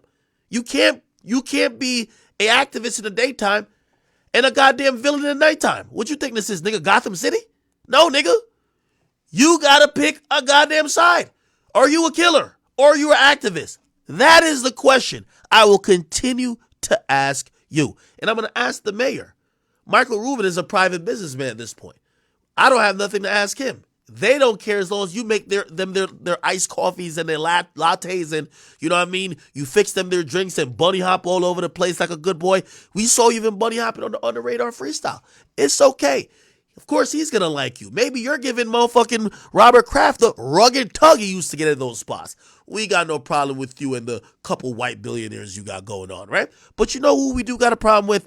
Anytime you stand next to an elected official, law enforcement, or anybody else, and you try to act like you're the epitome of what injustice on a prison reform level looks like. You went to jail for popping a wheelie, boy. Stop it, okay? You're acting like you didn't have Rock Nation show up to court every single time. You damn near had the FBI investigate your goddamn judge because you were crying saying it was unfair. You had every opportunity to prevent your situations, had the best lawyers in the whole world. You had Jay-Z, Desiree Perez was at every hearing. You're not the person who's the normal person in Philadelphia, who's a normal person in Pennsylvania, who doesn't have enough money. You talking about all that shit you're doing. You're not the same person. You're not the example. You can't be the poster boy, especially especially when you keep tweeting how you're down to kill people. Those tweets, that's what incites violence. When you say you're going to come to somebody's block and wipe their family off the map, you think that nigga ain't going to pick up a gun? You think Akademiks interview will make him pick up a gun? You think when you're threatening to get rid of his very existence, a guy with all the resources in the world, you have 20 million goddamn followers. When you say that, there's a crash out motherfucker who says $1 million, they never seen 10,000. You think that person ain't gonna say, bruh, all these niggas, they don't have 15 places like you. You live in Atlanta. You don't live in Philadelphia no more. When you drove to Philadelphia at 2 a.m., you have a condo, a high-rise condo in motherfucking Manhattan. You drove your car that you probably haven't driven it in so long because you get chauffeured around this place. It had the check engine light on. You drove to Philly. I did the fucking map quiz, nigga. That's 3 hours of driving at 2 o'clock to act like you were spinning in a place you don't live. Why? That's not inciting violence, nigga. You think you could do that and niggas there just be like, oh, no, it's just me. You didn't come to do a concert. You could have tried to, how about you give a concert to the kids? How about you do a free concert and try to give the proceeds? That's how you're supposed to show back up to your city. Not at 2 o'clock. Acting like, you know what everybody in your city said? They never seen you, nigga. You rode around in a car that nobody knows with tints. Acting like you was spinning. They ran 3 red lights, getting the fuck on out of there. Why? Because you want to cause dysfunction. You don't live in them places. You don't live on Burke Street. I don't care how much times you rap about it. You don't live there. You don't live on Catherine Block no more either. The same people you saying RIP to, everybody comes back to me with a story saying how much you could have helped them by the same attention you're giving to me. The same attention you're giving to me because you're obsessed, my nigga. I make money off of your stupid ass. You're the dumbest one. You're the biggest one. You're the biggest clown in the circus. The artists in your city wish you gave them this attention, nigga. I get it out of you like that. Pause. I'm not no Diddy shit. You sit up tweeting at me every fucking day. But I like it. Because, as I said, 30 days, 30 nights. You just thought you could bully me. Nah. They ain't that fun when a rabbit got a gun, huh? But that's your problem. Redirect your energy. Pick a side. You tweeted that a couple years ago. It's time to pick a side. It's time for you to pick a side. Activist or killer? Energy you giving here, you keep tweeting at me? Go tweet at some of the young guys coming up in your city. OT7 Kwani just performed that motherfucking Rolling Loud. Philly's looking good. There's a bunch of young niggas that's popping. You use your timeline to only talk tough. But you're not down to talk tough to the people who are actually tough with you. Quilly dropping tomorrow. Quilly talk about how he said, I can't believe that nigga said he was going to come piss on your steps. I shot a whole music video on this block. Feet up on the dash. Where was he at? Oh, but if I mention that, you're going to say I'm fueling street beef, right? You've been hating on Quilly since a long time, too. You don't like when I steer the conversation in ways you don't like. Think about your reputation in your own city when it took me 10 calendar days, nigga, to turn your whole city against you. Think about it. You took 20 years to build that reputation. 10 days, the entire city was waiting on what niggas got to say about you. What did you do? What did you do? What is your legacy?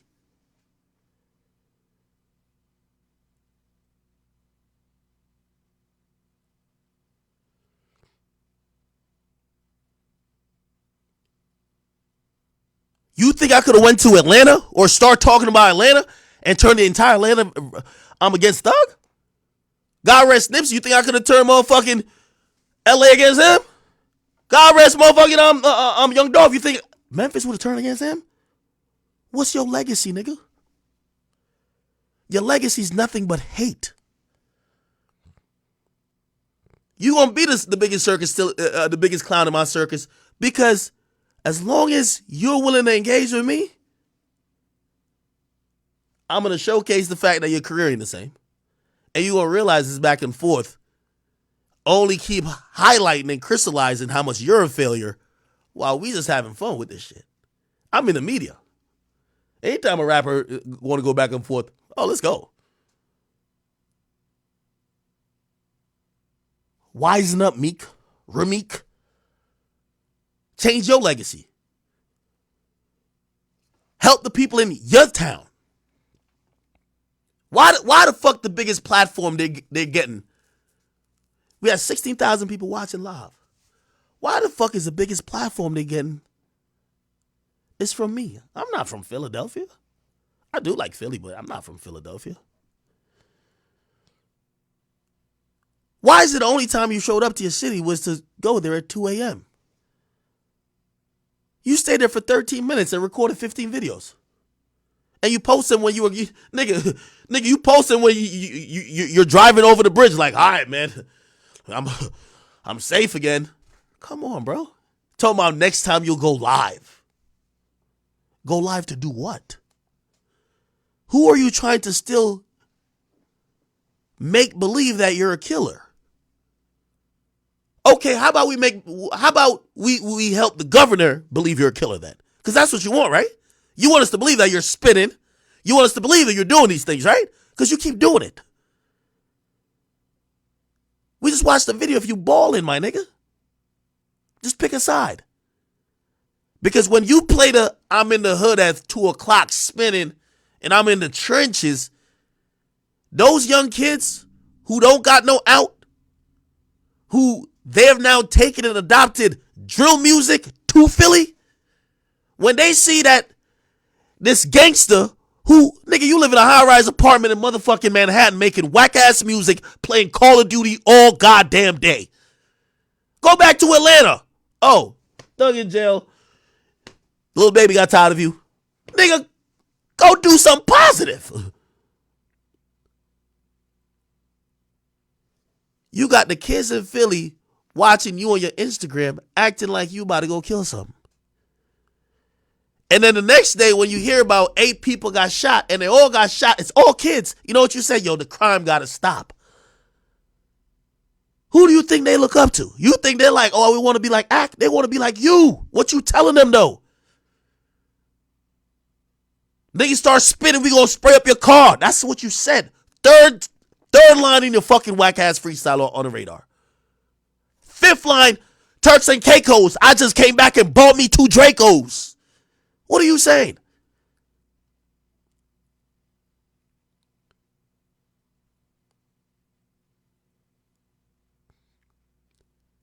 It's sad because you a grown ass man. You approaching 40, but you face a case of arrested development. You're trying to prove childish things to people who wouldn't believe it even if you showed them. Meek, let me once again remind you, maybe some people were fooled, but you could kill somebody on camera. Our perception of you has already been skewed. Why even try to prove it? You made it out. That's the difference between somebody as dumb as you and somebody like Jay-Z. Jay-Z evolved with his music. You still rapping like the nigga who didn't make it. Except it's blatantly clear that you did. Your lifestyle don't match.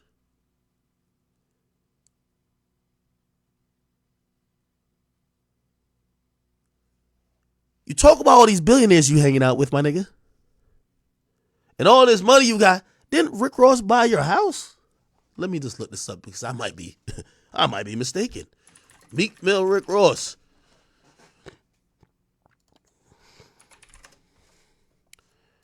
Rick Ross bought your house for $4.2 million.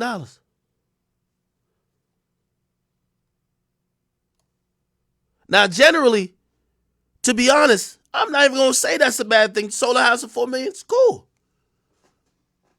But with all this money and millionaire, billionaire shit you be talking, to me, I equate it as that because Rick Ross was your boss too. To me, it's like me working for an employer and the employer giving me money that I could go buy something, then they bought it back from me.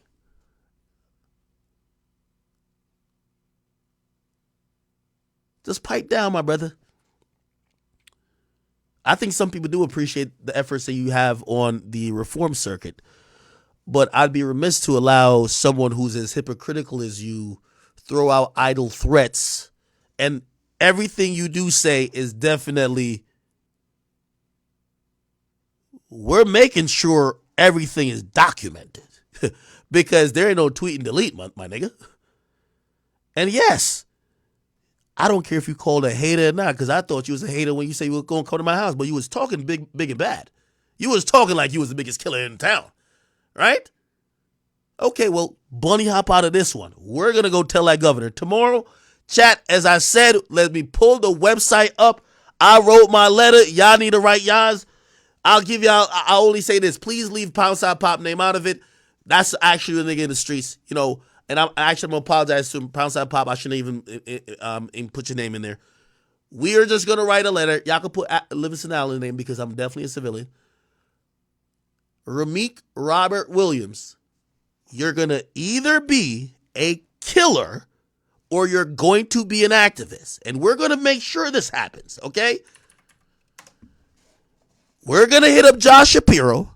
Matter of fact, in all these videos, I'm going to come up with a list of these motherfucking names that stood next to you. Because they're all elected officials and they have to answer to the people. Why are you standing next to a nigga who's over here claiming he wants violence to decrease, yet he's actually threatening to kill people? We're not going to allow that to happen. If you haven't realized, Meek, I've been whipping your ass with my platform. Remember the same platform you thought was some peon shit? I've been whipping your bitch ass with it, nigga. I've been whipping your ass with it. You can't realize? This platform is giving you the beats, huh? Yeah.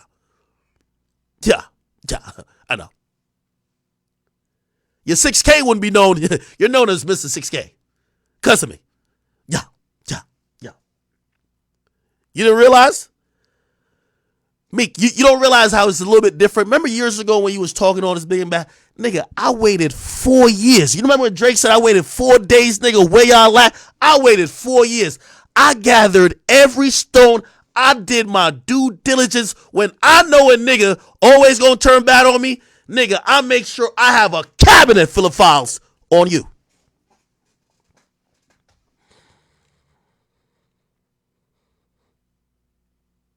I told you, I'm finna get your Atlantic contract and I'm gonna put it on the screen. All that money talk you talking, we gonna figure out where it is. I might get your taxes.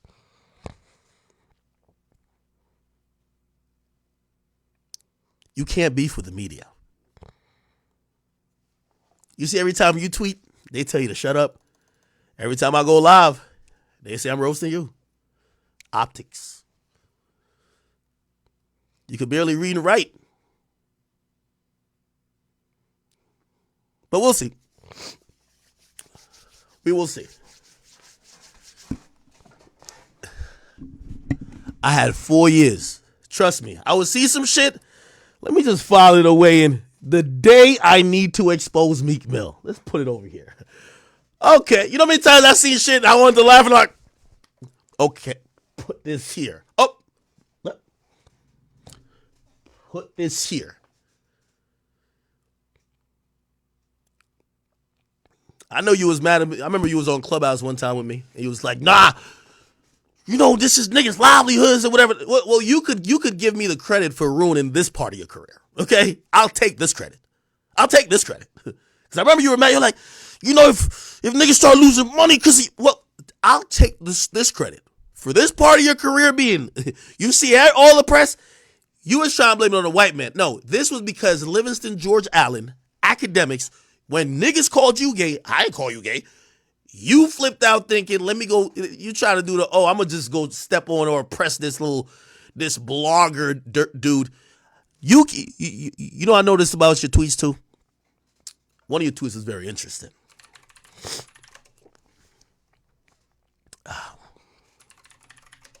One of your tweets was very, very interesting. Very, very interesting.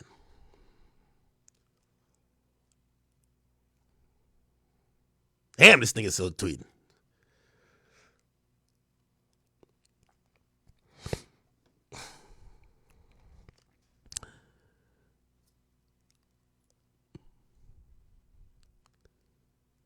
even when you was talking to the podcast thing, one thing I realized you were very smart with, everybody got money, Meek. And I think you start realizing a lot of these streamers, you could say, oh, I'm just getting drunk from the chair. You're in the booth rapping a bunch of trash, okay? Let me, actually, I won't even shit on you like that. I'm good. Anyway. I won't even. I'm glad y'all started putting respect on streamers because the streamers is getting to it too. That's all I'm gonna say. Okay. Anyway, Meek, I gave you a good lesson in some business sense earlier. This was just about, I just had to kind of fix you up on the hypocrisy sense because, again, this is going to be a concerted effort. And if we don't get a response tomorrow, we'll find the assistant or the executive assistant to that governor. We'll blow that phone up. We're going to get some type of answer. And I'm going to be honest with you. When the desired result happens, what we're going to tell you is that you did it to your fucking self. We'll put you back on them same blocks that you so desperately want to be on. You could go spinning then. Okay? Okay, Mr. Cyclone? Okay. All right.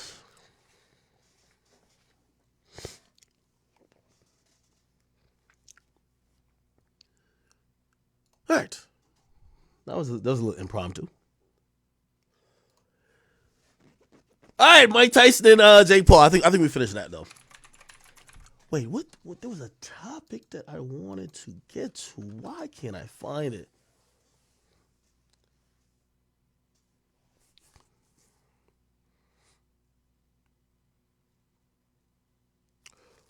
Oh.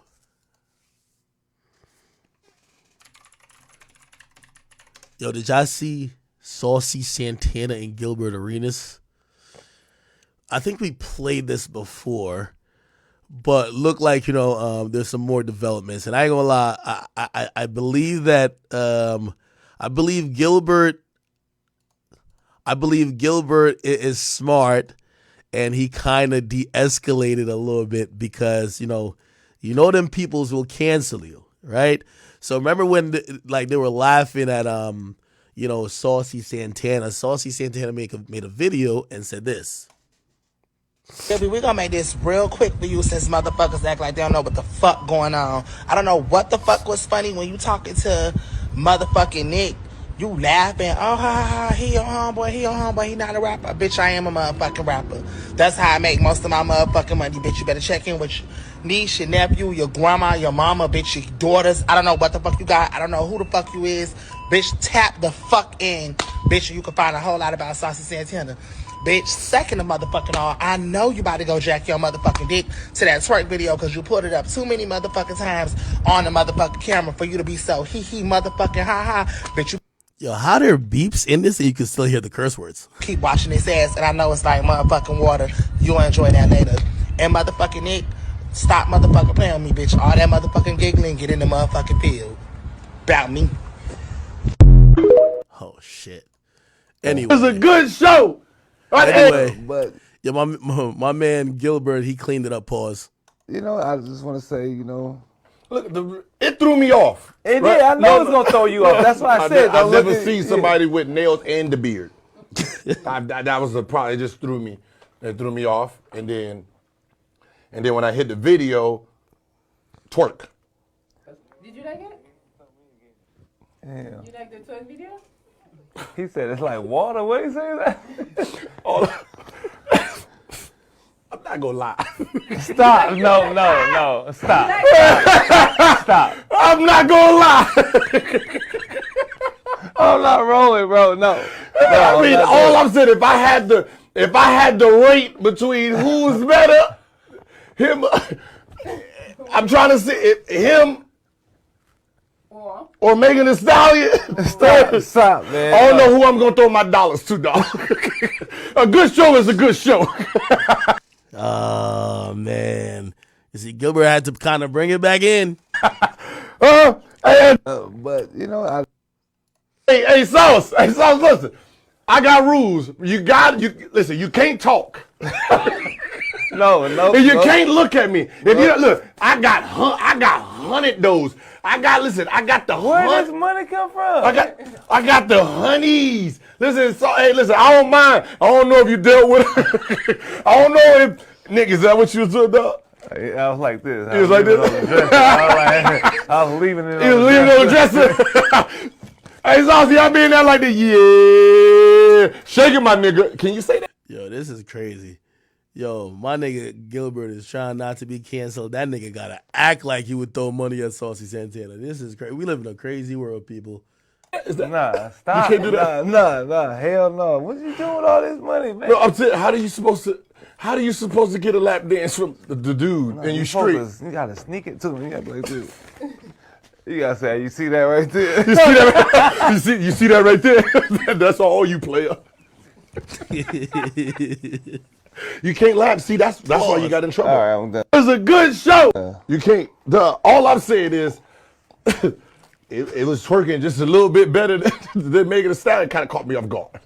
So like, wait, I had to double back to make sure it's the same person. That's it. You can't. All I'm saying is, yo, nah, this stupid motherfucker Saucy Santana is actually gonna believe that like Gilbert really want to fuck with him. Look, wait, ayo, Gil, let me holler at you. I had a crush on you since I was a kid. You my baby daddy.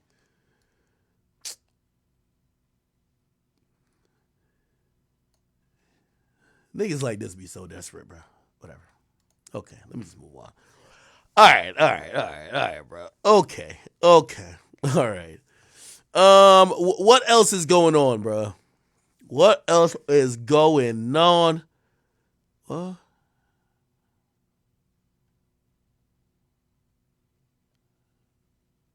What?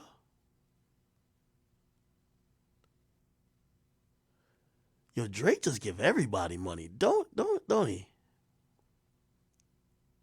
Turn me up, Booker. I need all the bad bitches to the floor. Emerald. How you feeling, child? 1, 2, 3, let's go. If I was a bad bitch, I wanna fuck me too. I wanna suck me too. I wanna suck me too. If I was a bad bitch, I wanna hump me. Yo, this is why Blueface said this is what you get when you have a vegan. Nah, hold on. Nah, that's my man. Nah, Italy, that's my man's, but this is wild. Yo, what's going on? Yo, what's going on right now? Yo, the retrograde is off. Yo, my fire! Why? Yo!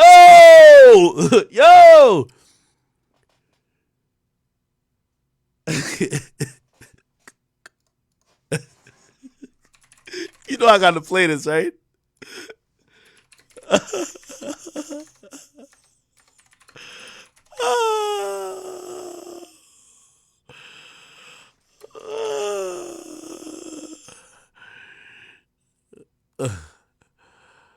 Worked up though, cuz that's my fault. You know why it's my fault? Cause this nigga's a Muslim, a vegan, and a Crip. So it's like a nigga like that. Nah, yo, Italy, I fuck with you, bro. That's funny. Me too. I wanna trap me too. No freaky that I wanna do to me. I wanna make me too. To me, I wanna say me too. To me, I wanna say me too. To me, if I was a bad bitch. Wait, these lyrics is kind of wild. If I was a bad bitch. Like, I feel like this is one of them leftover songs that Blueface wrote for, like, his girl. You know how Blueface wrote that song? Bad bitch like a Barbie, right? Blueface, bad bitch like a Barbie. What's the name of that song? This song right here.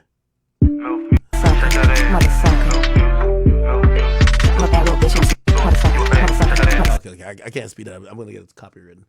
Okay.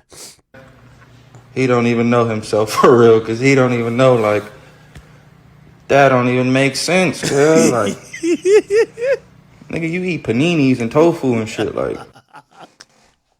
Nah, Blueface funny. Nah, Blueface is hilarious. I wanna hump me too. I wanna trap me too. No freaky that I wanna do to me. Bitch, is we fucking or what? Hey, you sucking or what? Hey, let me nut on your butt. Hey, put my face in your thighs, bitch. Sweat in my ass till I crash, bitch. Worked up though, cuz that's my fault. You know why it's my fault? Cause this nigga's a Muslim, a vegan, and a Crip. So it's like a nigga like that, he don't even know himself for real. Cause he don't even know, like, that don't even make sense, cuz. Like, nigga, you eat paninis and tofu and shit, like. Paninis and tofu.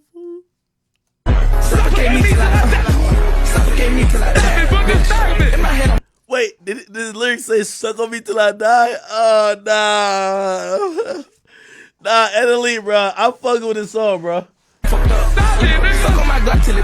Wait, did he say "suck on my Glock till it busts"? I think he's trying to ting with this. He's trying to ting. He's trying to. This is really for the ladies though. Is if the ladies gonna bite. Wasn't that how like Bust Down Tatiana? Nah, I think niggas fuck with that song too. Turn me up, Booker. I need all the bad bitches to the floor. Emerald. How you feeling, child? 1, 2, 3, let's go.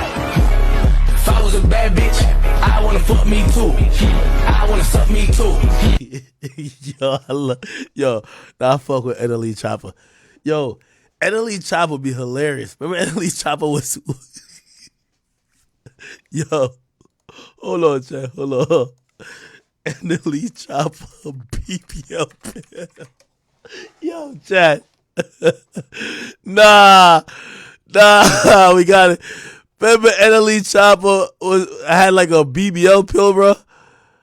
Nah, the BBL supplements. This is great. All right, it's 100.3 Phillies R&B and hip hop. Hold on Yes, here. Nicole, I got my guy just pulled up on me. Here we go. My bad. Supplements. Yeah, the BBL. It's simple. Like, it is. Here we go. Ready? Ask you about the BBL supplements. Yeah, the BBL. It's simple. Like, it is so simple. Everything is so simple. Everybody that think it's complicated, everything that's complicated is simple. Like, basically, we worship like an African body. So how do you get that? You know what I mean? You go to their culture, you see what they implement in their culture to, you know what I'm saying, to help benefit these certain parts of the body. I was just digging into that aspect of it, but I was really starting with the herbs. I didn't even do like the diet of the foods because I'm vegan, so I ain't finna encourage someone to eat something that's not vegan. But even on a vegan level, I know what to put together to make all of it come together. Like to make the waist small? It shrinks the waist, and it grows the glutes, and which is what makes the buttocks look more apparent. It just creates estrogen, and that's what promotes bigger breasts. That's what promotes bigger butt. You know what I'm saying? Nah, fuck with Italy, man. Yo, remember when Italy said he was celibate?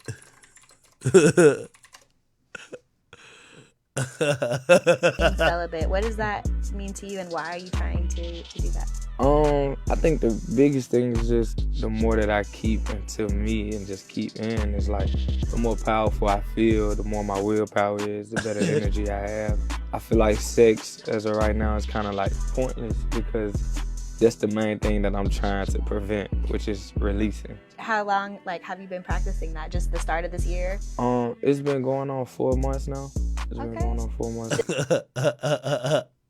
I wanna suck me too. If I was a bad bitch, I wanna hump me too. I wanna trap me too. No freaky that I wouldn't do to me.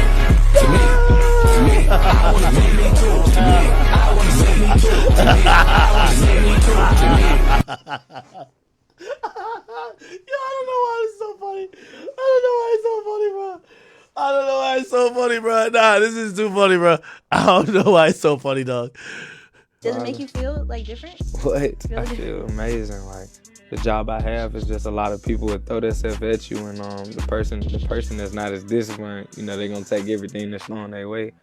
But it's kind of like now it builds a barrier rather between the love and the lust. Okay.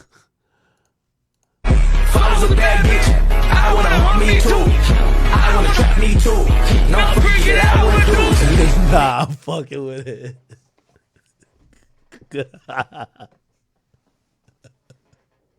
Nah, Italy is too funny, bro. Nah, Italy is too funny, bro. I ain't gonna lie to you. You know what's so crazy? This song low-key is so stupid, it might blow up. This shit might be it. This might be the song. This might go crazy. I'm not even lying to y'all. This might go crazy. I ain't even gonna lie to y'all right now. Oh man, if I was a bad bitch, I would. It's kind of catchy, right? J. Cole dropped a surprise. How you doing? Man, it's nice to meet you. Nice to meet you too. Yeah, I fuck with you great. Man, you so hard. Nah, yeah, for real. Thank you. I appreciate it. I was sitting on that for a long. Woo, that's crazy. It sounds so fresh. Like you didn't just follow the secret recipe like the perfect way. It was like, all right. That was a great second day record. Yeah, I think the one with Jid third is gonna be great. My boy, great. It's a pleasure. How you doing? Man, it's nice to meet you. Nice to meet you too. Okay. How long are these vlogs? Should I watch the vlog? Should I watch the vlog? Yo, I know he dropped some music. I might delete later too. Hold on. Should I watch it? Somebody said Cole's boring. Damn, y'all niggas is hating. Somebody said, hell nah, I don't watch this shit. All right, y'all hating. It's all good. It's all good, people. Let's see. Okay. Real quick.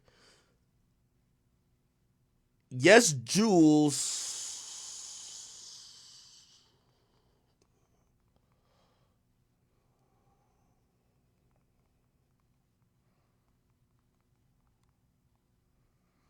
Hold on.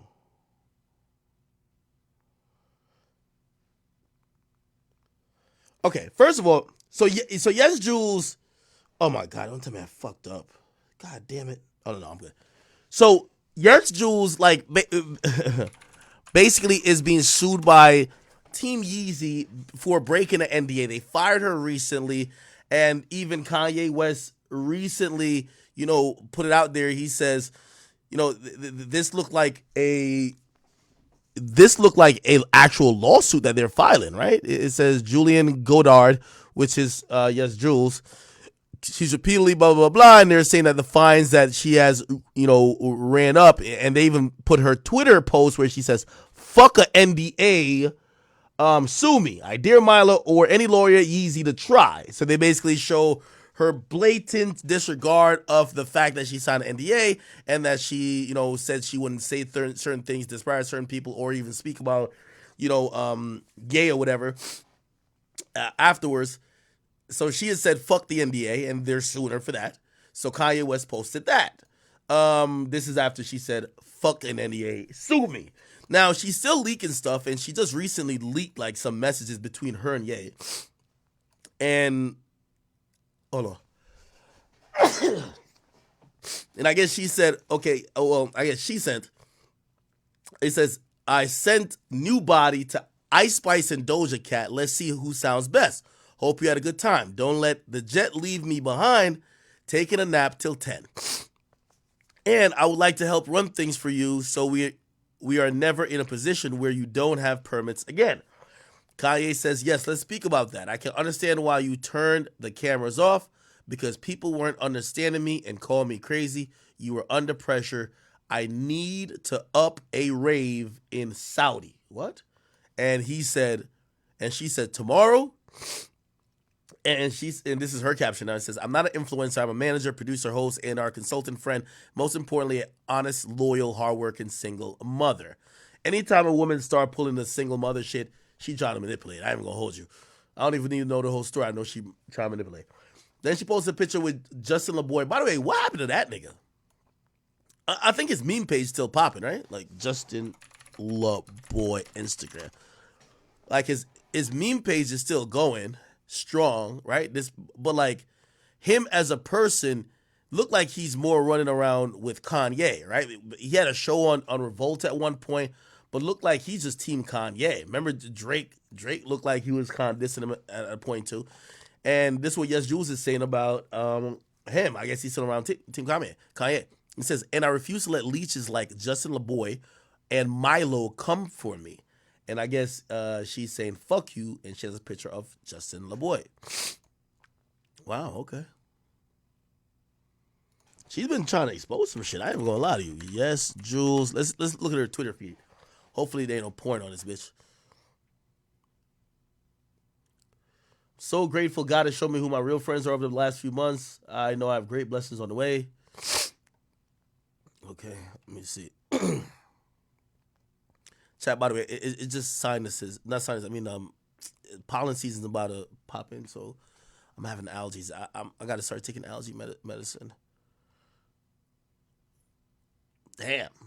So somebody says she responds to her firing by saying, fuck an NDA, I dare Milo or anybody. Assuming she doubles down and says, this is accurate, I said what I said.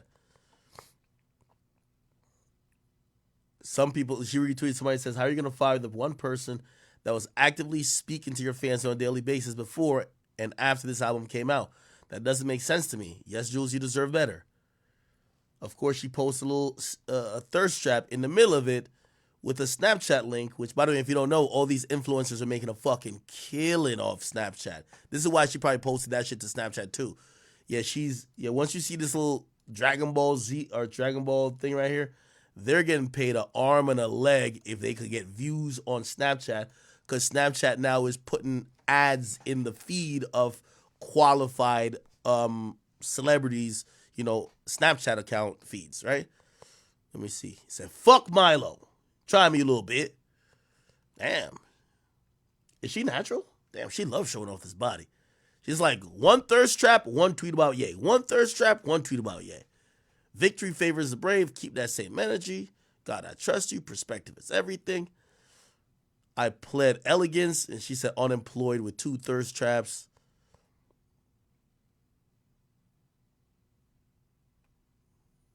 Okay. Yeah, this chick having.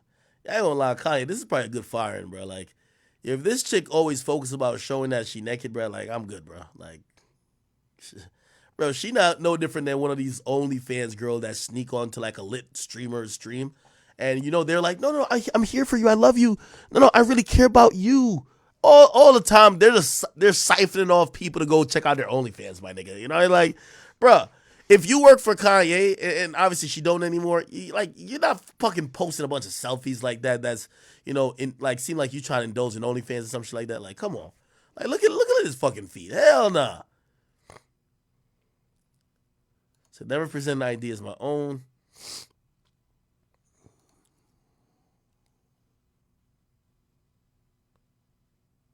Okay, this was about some vinyl shit. I know the fans were mad about her there.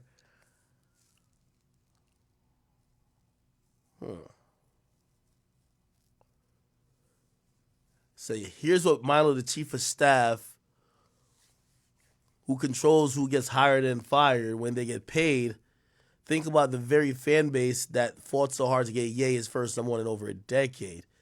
It said Ye's team not thrilled to be associated with this. I'm not sure what it's even about. Apparently there was a pretty strong negative response to some Twitter space or something. Let me know if you need anything.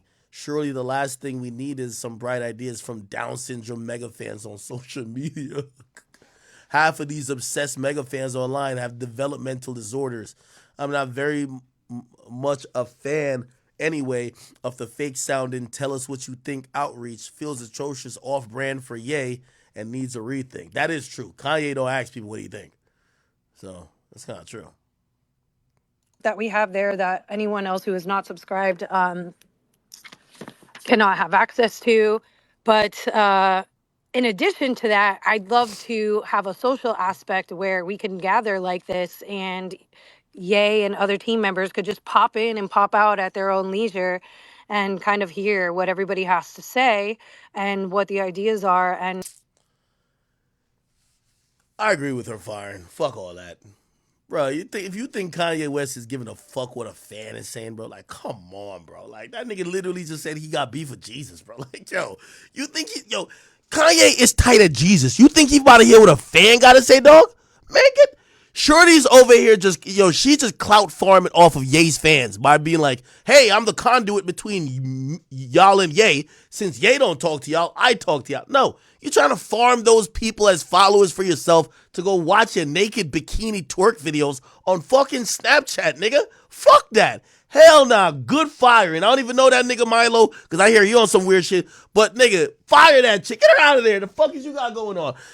If you think Kanye's into this shit, you must be out of your damn mind.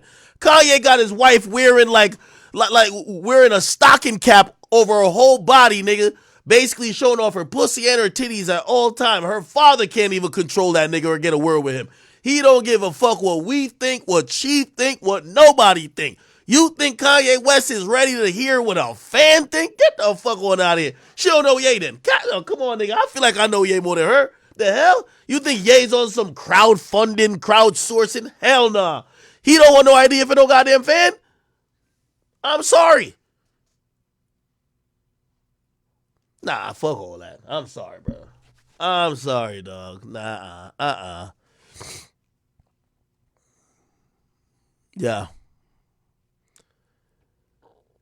Oh, yeah. She's cloud farming. Why are you always talking to fans? Bro, why are you always talking to fans? Oh, no, I got to be the person who tells them what the fans think. Kanye don't give a fuck what the fans think. He ain't never asked for what the fans think. He don't. Nigga, Kanye West done told his own fan pages to eat a dick. You think Kanye West needs their opinion? You see what happened when, listen, you see what happened when that nigga sent close to motherfucking Kai and he thought Kai was even questioning if the shit was hot? That nigga said, nigga, don't make no fucking jokes about my clothes, nigga. Look, don't make no fucking jokes about my clothes. When you ain't saying nothing about what Adidas is doing, Vultures came out, you ain't even play my verse, nigga. You control, don't even play with me, nigga. That's how Kanye giving it up. Kanye's like, I hear you, bro, but ain't no jokes. What's being said, I just opened up the package and showed love instantly. All I did was try it out. It didn't fit, no jokes made. I just immediately asked for a new pair. So you ain't do nothing wrong? So I felt this way for no fucking reason? He said, yes. He said, man, fuck you, nigga. You was told to diss my shit. You a pawn. You think this Kanye want to be in a Twitter Spaces listening to fucking fans give him critique?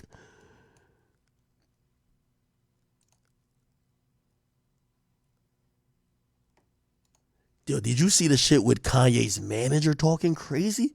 Yo, Kanye's manager got on the phone with motherfucking Kanye's manager got on the phone. Let me see if I can play. Where Kanye manager at? Kanye manager got on the phone with Kai. Listen to this shit. Peace. This is John Monopoly, Kanye's manager. How you doing? How you doing? I'm doing good. How you doing, sir? I'm good. You have a brief moment to speak? Yeah, I can speak. I can talk. Cool. So, I know that you guys were kind of bumping heads for a brief moment. And I wanted to reach out and see if there's a way that we could find a peaceful resolution and just get on the same page. Yeah, I'm basically just. Hold on, listen. I'm not finished.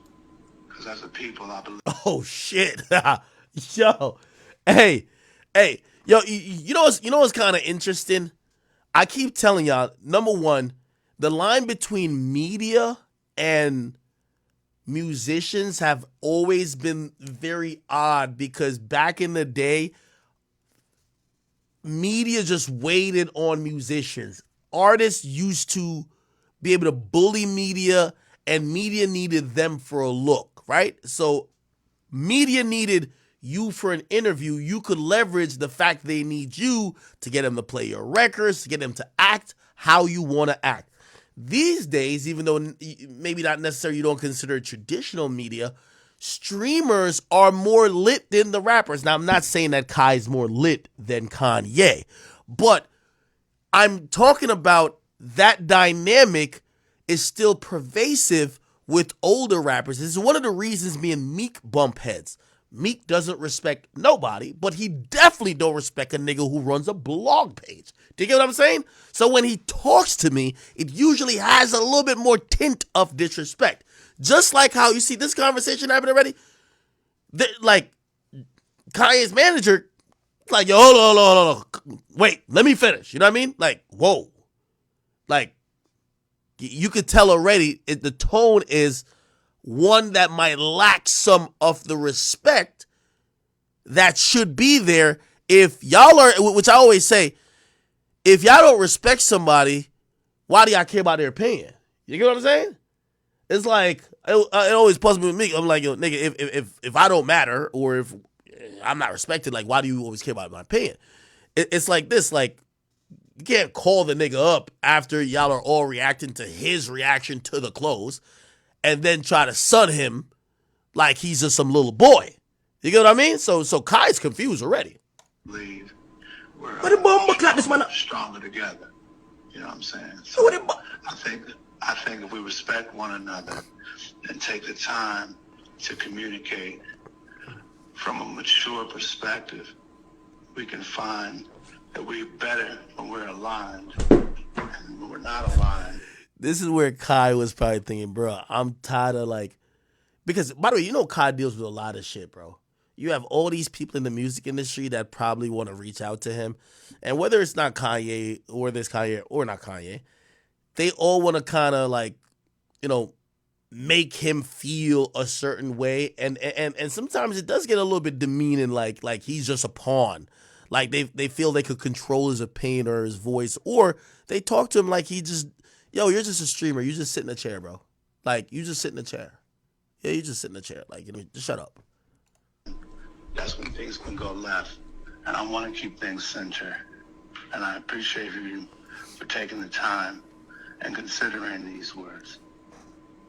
All right, I understand that, right? But You said what? I understand that. But you have to understand why the man a come so crazy to me in the first place. Me say the pants don't fit. The pants don't fit. You said what? Hold on, my fault. My pants all just came out. I'm just saying, like, my you feel me? I could whatever he want to do, we could resolve it. I don't care. Just due to the fact that like I had no disrespect. You feel me? And I just feel like what we was going back and forth on was a little crazy. Yeah. Yeah. So you gonna how can we go about moving forward with this? I think we just need to develop a relationship. You know what I'm saying? I know this is my first time meeting you. This is my first time speaking to you. What city are you from, sir? I'm from the Bronx. Oh, okay. I used to live in the Bronx on 241st and Carpenter. 241st. That's down the block from my block. Yeah. So you should know we don't go for no bullshit. You said what? So you should know that we shouldn't go for no bullshit, no disrespect. Yeah. No. I understand. Yeah. I get it. I lived in New York for 7 years. I get it. Okay, and I lived there all my life. Big homie Chris Lighty from the Bronx. Okay. I'm a violator. You're a what? I'm a violator. What that mean? Violator, Chris Lighty. You don't know who Chris Lighty is? Okay, no. This is a little bit of, you know, age gap and, you know, just so Violator was I believe like a record label, wasn't it? Chris Lighty, Violator. I think it was a record label. Yeah, Violator was a record label. And I think it was 50 at one point signed to it. I'm trying to see. He revolutionized. We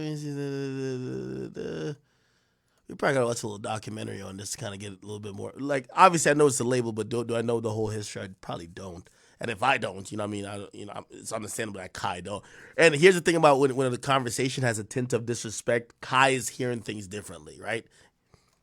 Nah, gang. You've never heard of Violator Records, Violator Management, 50 Cent? Nah, I was born in 2001. Oh wow. Yeah. Okay. Nah, but yeah, you seem very polite. I respect you first of all for even calling my phone, and reaching out. It takes a lot. You feel what I'm saying? And I'm just with whatever energy that's coming out to me. I'll happily just display it back. I just want us to be, it is better for us to be together, than apart. Yeah, yeah. Just let Ye know I said that. Yeah, just let him know what I said, and however you want to move forward, we can move forward with it. Yeah. Wait. Where he at though? We in LA, but I be in New York all the time. I could actually be in New York tomorrow if we need to link up. Oh! You trying to backdoor me? What does backdoor mean? What does that mean? Yeah, okay, Kai's hilarious. What does that mean? Like, you trying like, why you want to link up so fast? Like, I thought we just building the. I don't move slow. Okay. Yo, this conversation is so funny because this looks like some shit you would see in a movie because literally they're talking past each other. And really, now I'm thinking about it. John Monopoly did not even mean to be disrespectful, but he came across disrespectful. And Kai's listening to everything and receiving it in a different lens than John Monopoly is saying it. I ain't gonna lie. By the way, what happened to Kanye West's other manager? Like the last manager I know he had was Boo, which was Akon's brother. So Kanye manager Boo, which is Akon's brother. Yeah, in 2022 he was the manager, right? Oh, he took the executive vice president role at Columbia. Oh, okay. So he probably left Kanye. He was known for managing Ye. Okay, so he probably left Ye. Okay. Yeah. See? Executive EVP of Columbia. Okay. All right. Yo, Boo, what's good with you, brother? I miss you working with Ye, man. You the nigga used to send me the free Yeezys. I move mad slow, so we gonna have to get to know each other first. You heard? Okay, that's You heard? Yeah. All right. All jokes aside, though, appreciate you. This is my number. You can lock me in. Yes, sir. You lock me in. My first name is John. Just let last name Monopoly. Okay. Just let Ye know I feel like it was a misunderstanding, me personally. Yeah, I think so too. And we just move forward from there. Just update me, you heard? I hit you back. Thank you, sir. All right, bro. I wonder if he let him know that was on air. I don't know if John Monopoly knew that was on air. Anyway, John Monopoly then commented on something. I guess he saw that clip floating around, and I guess this is a picture. Oh my God, my allergies! God damn! This is a picture of both of them, and hold on. Fuck. He says we good. But if we ever need a link up for a face-to-face, I'll meet him in his hood on 241st and Carpenter. Just me plus one. He could bring his whole team. Just so y'all understand the type of time I'm on. May Allah bless you all. Damn, this is like a friendly threat. This is kind of cool. Like a friendly threat right here. I'll meet you in the hood. I'll come in plus one. You bring your whole team. I just want you to know what type of time I'm on, but may Allah bless you all.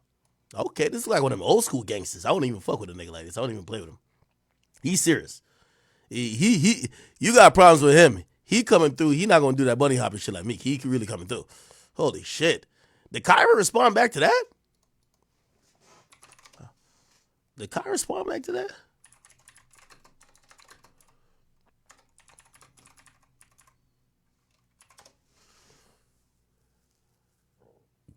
Did he? I don't know if he reacted back to that.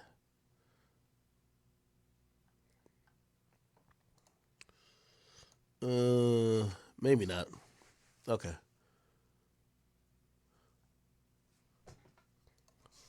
Did he? After this chat, I got one more topic, and then I do got to run. I ain't gonna lie to you. More will be revealed soon. Here we go.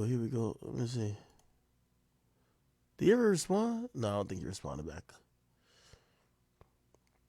Okay. All good. I see Phantom tried it on and shit like that. Yo, what type of sizes does Ye have, man? Like, I think that pants might be too big for me. Okay, anyway. Yo, last topic, truly. Have y'all seen the whole thing that they're saying about Bruno Mars, right? I ain't gonna lie to you. This kind of made me feel like, yo, you better stop gambling, nigga. MGM, they say he denies it. Oh, what? Okay, report did surface, right? That said, there was a report that said that insiders claimed that Bruno Mars was $50 million in debt to gambling at MGM, which is kind of interesting because he has a working relationship with them. He works for one of their other hotels that's under the brand of MGM, which is called the Bellagio. And apparently, let me see if I can find the original report, which, let me see. So I'm guessing they're officially debunking it. But Bruno Mars, let me see. I'm trying to find the original rumor that we could fucking at least.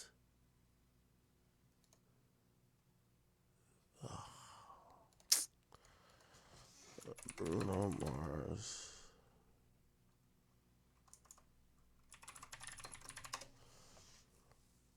Yeah. Okay. Here we go.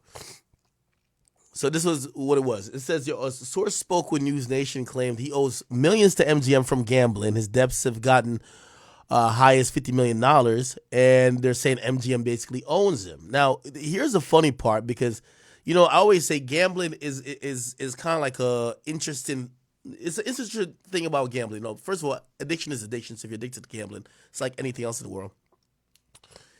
And also it's not good, but usually you can't really judge the number of how much people gamble. It's because they're going to gamble in proportion to what they have. So when you see 50 million, that sounds wild. And then you read more and it says allegedly he makes 90 million a year off of a deal he did with the casino, but then he has to pay back his debt. So, I mean, that doesn't even sound, of course, 50 million sounds crazy, but I understand why a nigga would lose 50 million if he makes 90 million from the same casino, right? He did, for example, look at people like Trainwrecks with Stake. They pretty much probably lose maybe 60% of the money that they get from Stake, right? Allegedly, they lose it back if that's real money, right? But it says he makes 90 million a year off of a deal. Now the deal is, I think he has a residency or something like that at the Bellagio. So back in 2016, the president of MGM claimed that Bruno is the most talented performers in the world, and blah blah blah blah. Then say apparently he supported himself by playing poker one time. Blah, blah, blah, blah. Okay, cool. Yeah. There was a little bit more details, but basically they were saying that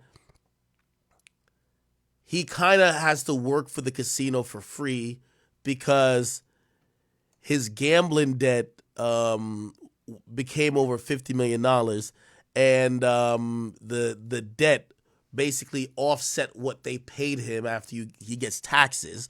So he's just basically working for free and he's gambling all his money away.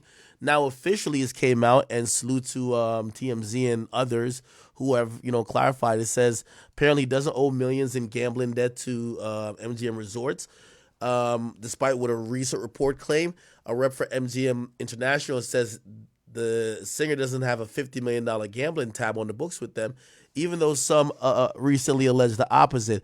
They came to Bruno's defense, calling the allegations that he owes a massive sum completely false. In fact, they're excited to collaborate with the singer again in the future. Not exactly the tone of someone would take with a dude with a fat bill. They add, we're proud of our relationship with them. One of our most thrilling and dynamic performers, from his shows at Dolby Live at Park MGM to the new Pinky Ring Lounge at the Bellagio. Bruno's brand of entertainment attracts visitors from around the globe. Their partnership is long-standing and rooted in mutual respect. Any speculation otherwise is completely false. He has no debt with MGM. Together, blah, blah, blah, blah. Okay. I'm going to be honest with you, right? I'm going to be honest with you. I think that this casino put this statement out to literally save face. You have to realize a casino is not going to publicize people's debts. A casino is built upon the thought that this is why Stake wants you to feel like Drake keep winning, right? Like you're watching Drake gambling, he's winning, making you want to feel like you could win and you could gamble. This fucking casino is not going to come out here, but of course he owes us $50 million. They're going to be like, no, there's no debt. What are you talking about? There ain't no debt. Now, here's what I think is actually happening. I don't think he owes them $50 million. I think he's down $50 million. He had 50, they have it. That's different from a debt. A debt is, hey, y'all spotted or y'all gave him markers, like in the casino world, it's markers, which is almost like a loan. Yes, a casino could give you a loan. They give you a loan, and basically you gamble with the loan. No, I think that he's probably lost a shit ton of money. And yeah, if you're in a gambling place and you have tens of millions to play with and you like to gamble, you're probably going to lose that. You get what I mean? Now, granted, I'm pretty sure they have a good relationship with him where they might give him some great comps. They might give him like even some of the money back, right? Give him some extra shit on the fucking Bellagio, on the Bellagio Pink, whatever performances. Of course. Like, you know what I mean? The casinos, even though they're robbing you, they want to make you feel happy. Like, you know, like they're going to rob you, but they want you to feel at least happy while they rob you. You get what I mean? So, of course, they're not going to come in here and be like, oh, yeah, we're robbing this nigga blind. He owes us mad money. No, because that would dissuade other people from going there to gamble. No, there's no debt. I guarantee one thing they won't say. Show us his profit loss from the last 2 years. I guarantee it's maybe like $5 or $10 million. He got a lot of money to play with. He got a lot of money to do his thing. Do you get what I'm trying to say? So I personally think that he's down money. He's down money, but it's not in debt. Debt means he needs to pay it back. He lost the money already because they're paying him either monthly, bi-weekly, or per show based on his agreement with whatever like residency he has there. So he's gotten a lot of money from them. He probably gambles with that money. So again, debt usually means you have to pay back, but you're not in debt what you already lost, right? You just lost that money. So I personally believe that he's lost. He probably does have. Yo, if you're in a casino and you are prone to addiction to anything, whether it's liquor, hard drugs, fucking smoking, anything, you put that person in a casino with a lot of fucking money, and especially if that person has, likes, chasing a dopamine high and also loves money. Who doesn't love both of those? You give that person a bunch of money. You could even give that person $10 million. They might be like, cool, I could turn this 10 into 11, right? Next thing they're down to $2 million, right? So again, I do believe this nigga's down money, and I would have to hear it out of his fucking mouth that he's not down a shit ton of money and 8 figures at that, 2 MGM casinos overall. But do I think that they got him on a payment plan to pay the money back? No, I think he already lost it. Yeah. Here's the good thing about it too. Even if he wasn't dead, shit, ain't life good when you lose 50 million and supposedly you're getting paid 90 for the year? That works, right? You lose 50 or you owe 50, but you get paid 90.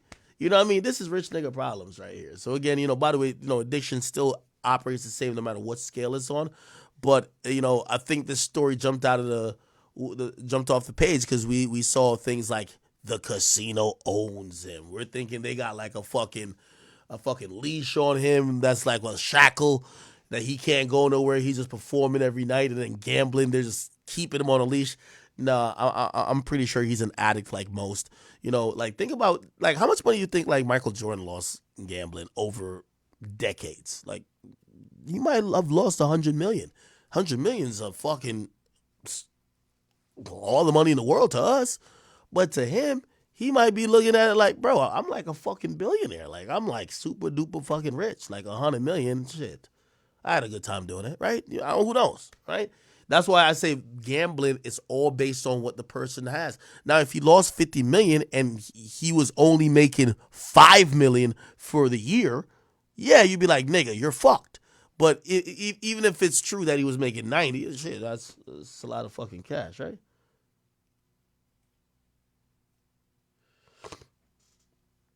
Somebody said he made almost $1 billion from the casino. He good. See, there you go. There you go. Now, granted, I'm not over here trying to co-sign gambling, but like sometimes these stories lack substance and depth. And again, I do think he's down, but at least the casino working with him because they could be like, yo, this nigga's a gambler. We could just give that money to another performer and he's still gonna gamble here, but it probably incentivizes they get a return back on the gambling level for him, and he gives a good show. Shit, it probably works out for everybody. You know what I mean? Somebody said MJ do got cigar smoke eyes. Yes, yeah. Come on now. Somebody said bro need rehab for gambling. Shit. Don't we all? Don't we all? Anyway, people, I ain't gonna lie to you. I do gotta run. It's 4 a.m. I got a lot of things I'm doing in the next few days. I can't tell you exactly why because Meek Mill's trying to kill me. So I will give you some slight updates, but I will tell you very big things are on the horizon. It's about to happen. Please go watch the first interview that dropped. I dropped the Dean interview. Hopefully you guys get to, get a better insight of who he is. I'm going to be posting up some things on the gram supporting him. Again, this ain't just about the F Meek Mill campaign. This is also trying to have this platform that these guys could use it to make whatever ends meet for them. That's the point. And I told him that. I've told Poundside Pop, I said, bro, drop some fucking music. Like, you got some attention, drop some music. And if I could help you put that out there, it's all good. Because it shouldn't only be the interviewer that wins when it comes to like a bunch of attention. So I encourage the people who I'm interviewing, put some product out. What the hell? Shit, you have more than normal amount of eyes on you at this time. Go crazy. All right? Okay, cool. So we do have more interviews dropping, but I'm cooking up some special shit. I wish I could tell you. I can't tell you some really special shit. Non-Meek related, actually. It's not Meek related, okay? But, yeah, chat, I'm about to get off of here for now. I love y'all. Appreciate y'all. Go watch that on the main channel. If you guys are watching this on either channel, make sure you got to hit the subscribe button. Hit the subscribe button. We're trying to get to 700,000 on King Akademiks, and we want to get at least like to 210K on the Academy, okay? By the way, we're going to be dropping a Troy Ave pod is like a lost episode before he had got locked up. We're going to drop one of those pretty soon. And we actually have some new piloted shows that we're trying out. So just keep your eyes open. And thank you guys for watching. I will be back, okay? Chat, love y'all. Have a safe night. Have a good sleep. Get ready for work tomorrow or get ready for school or, get ready to chill. Love y'all. Talk to you soon.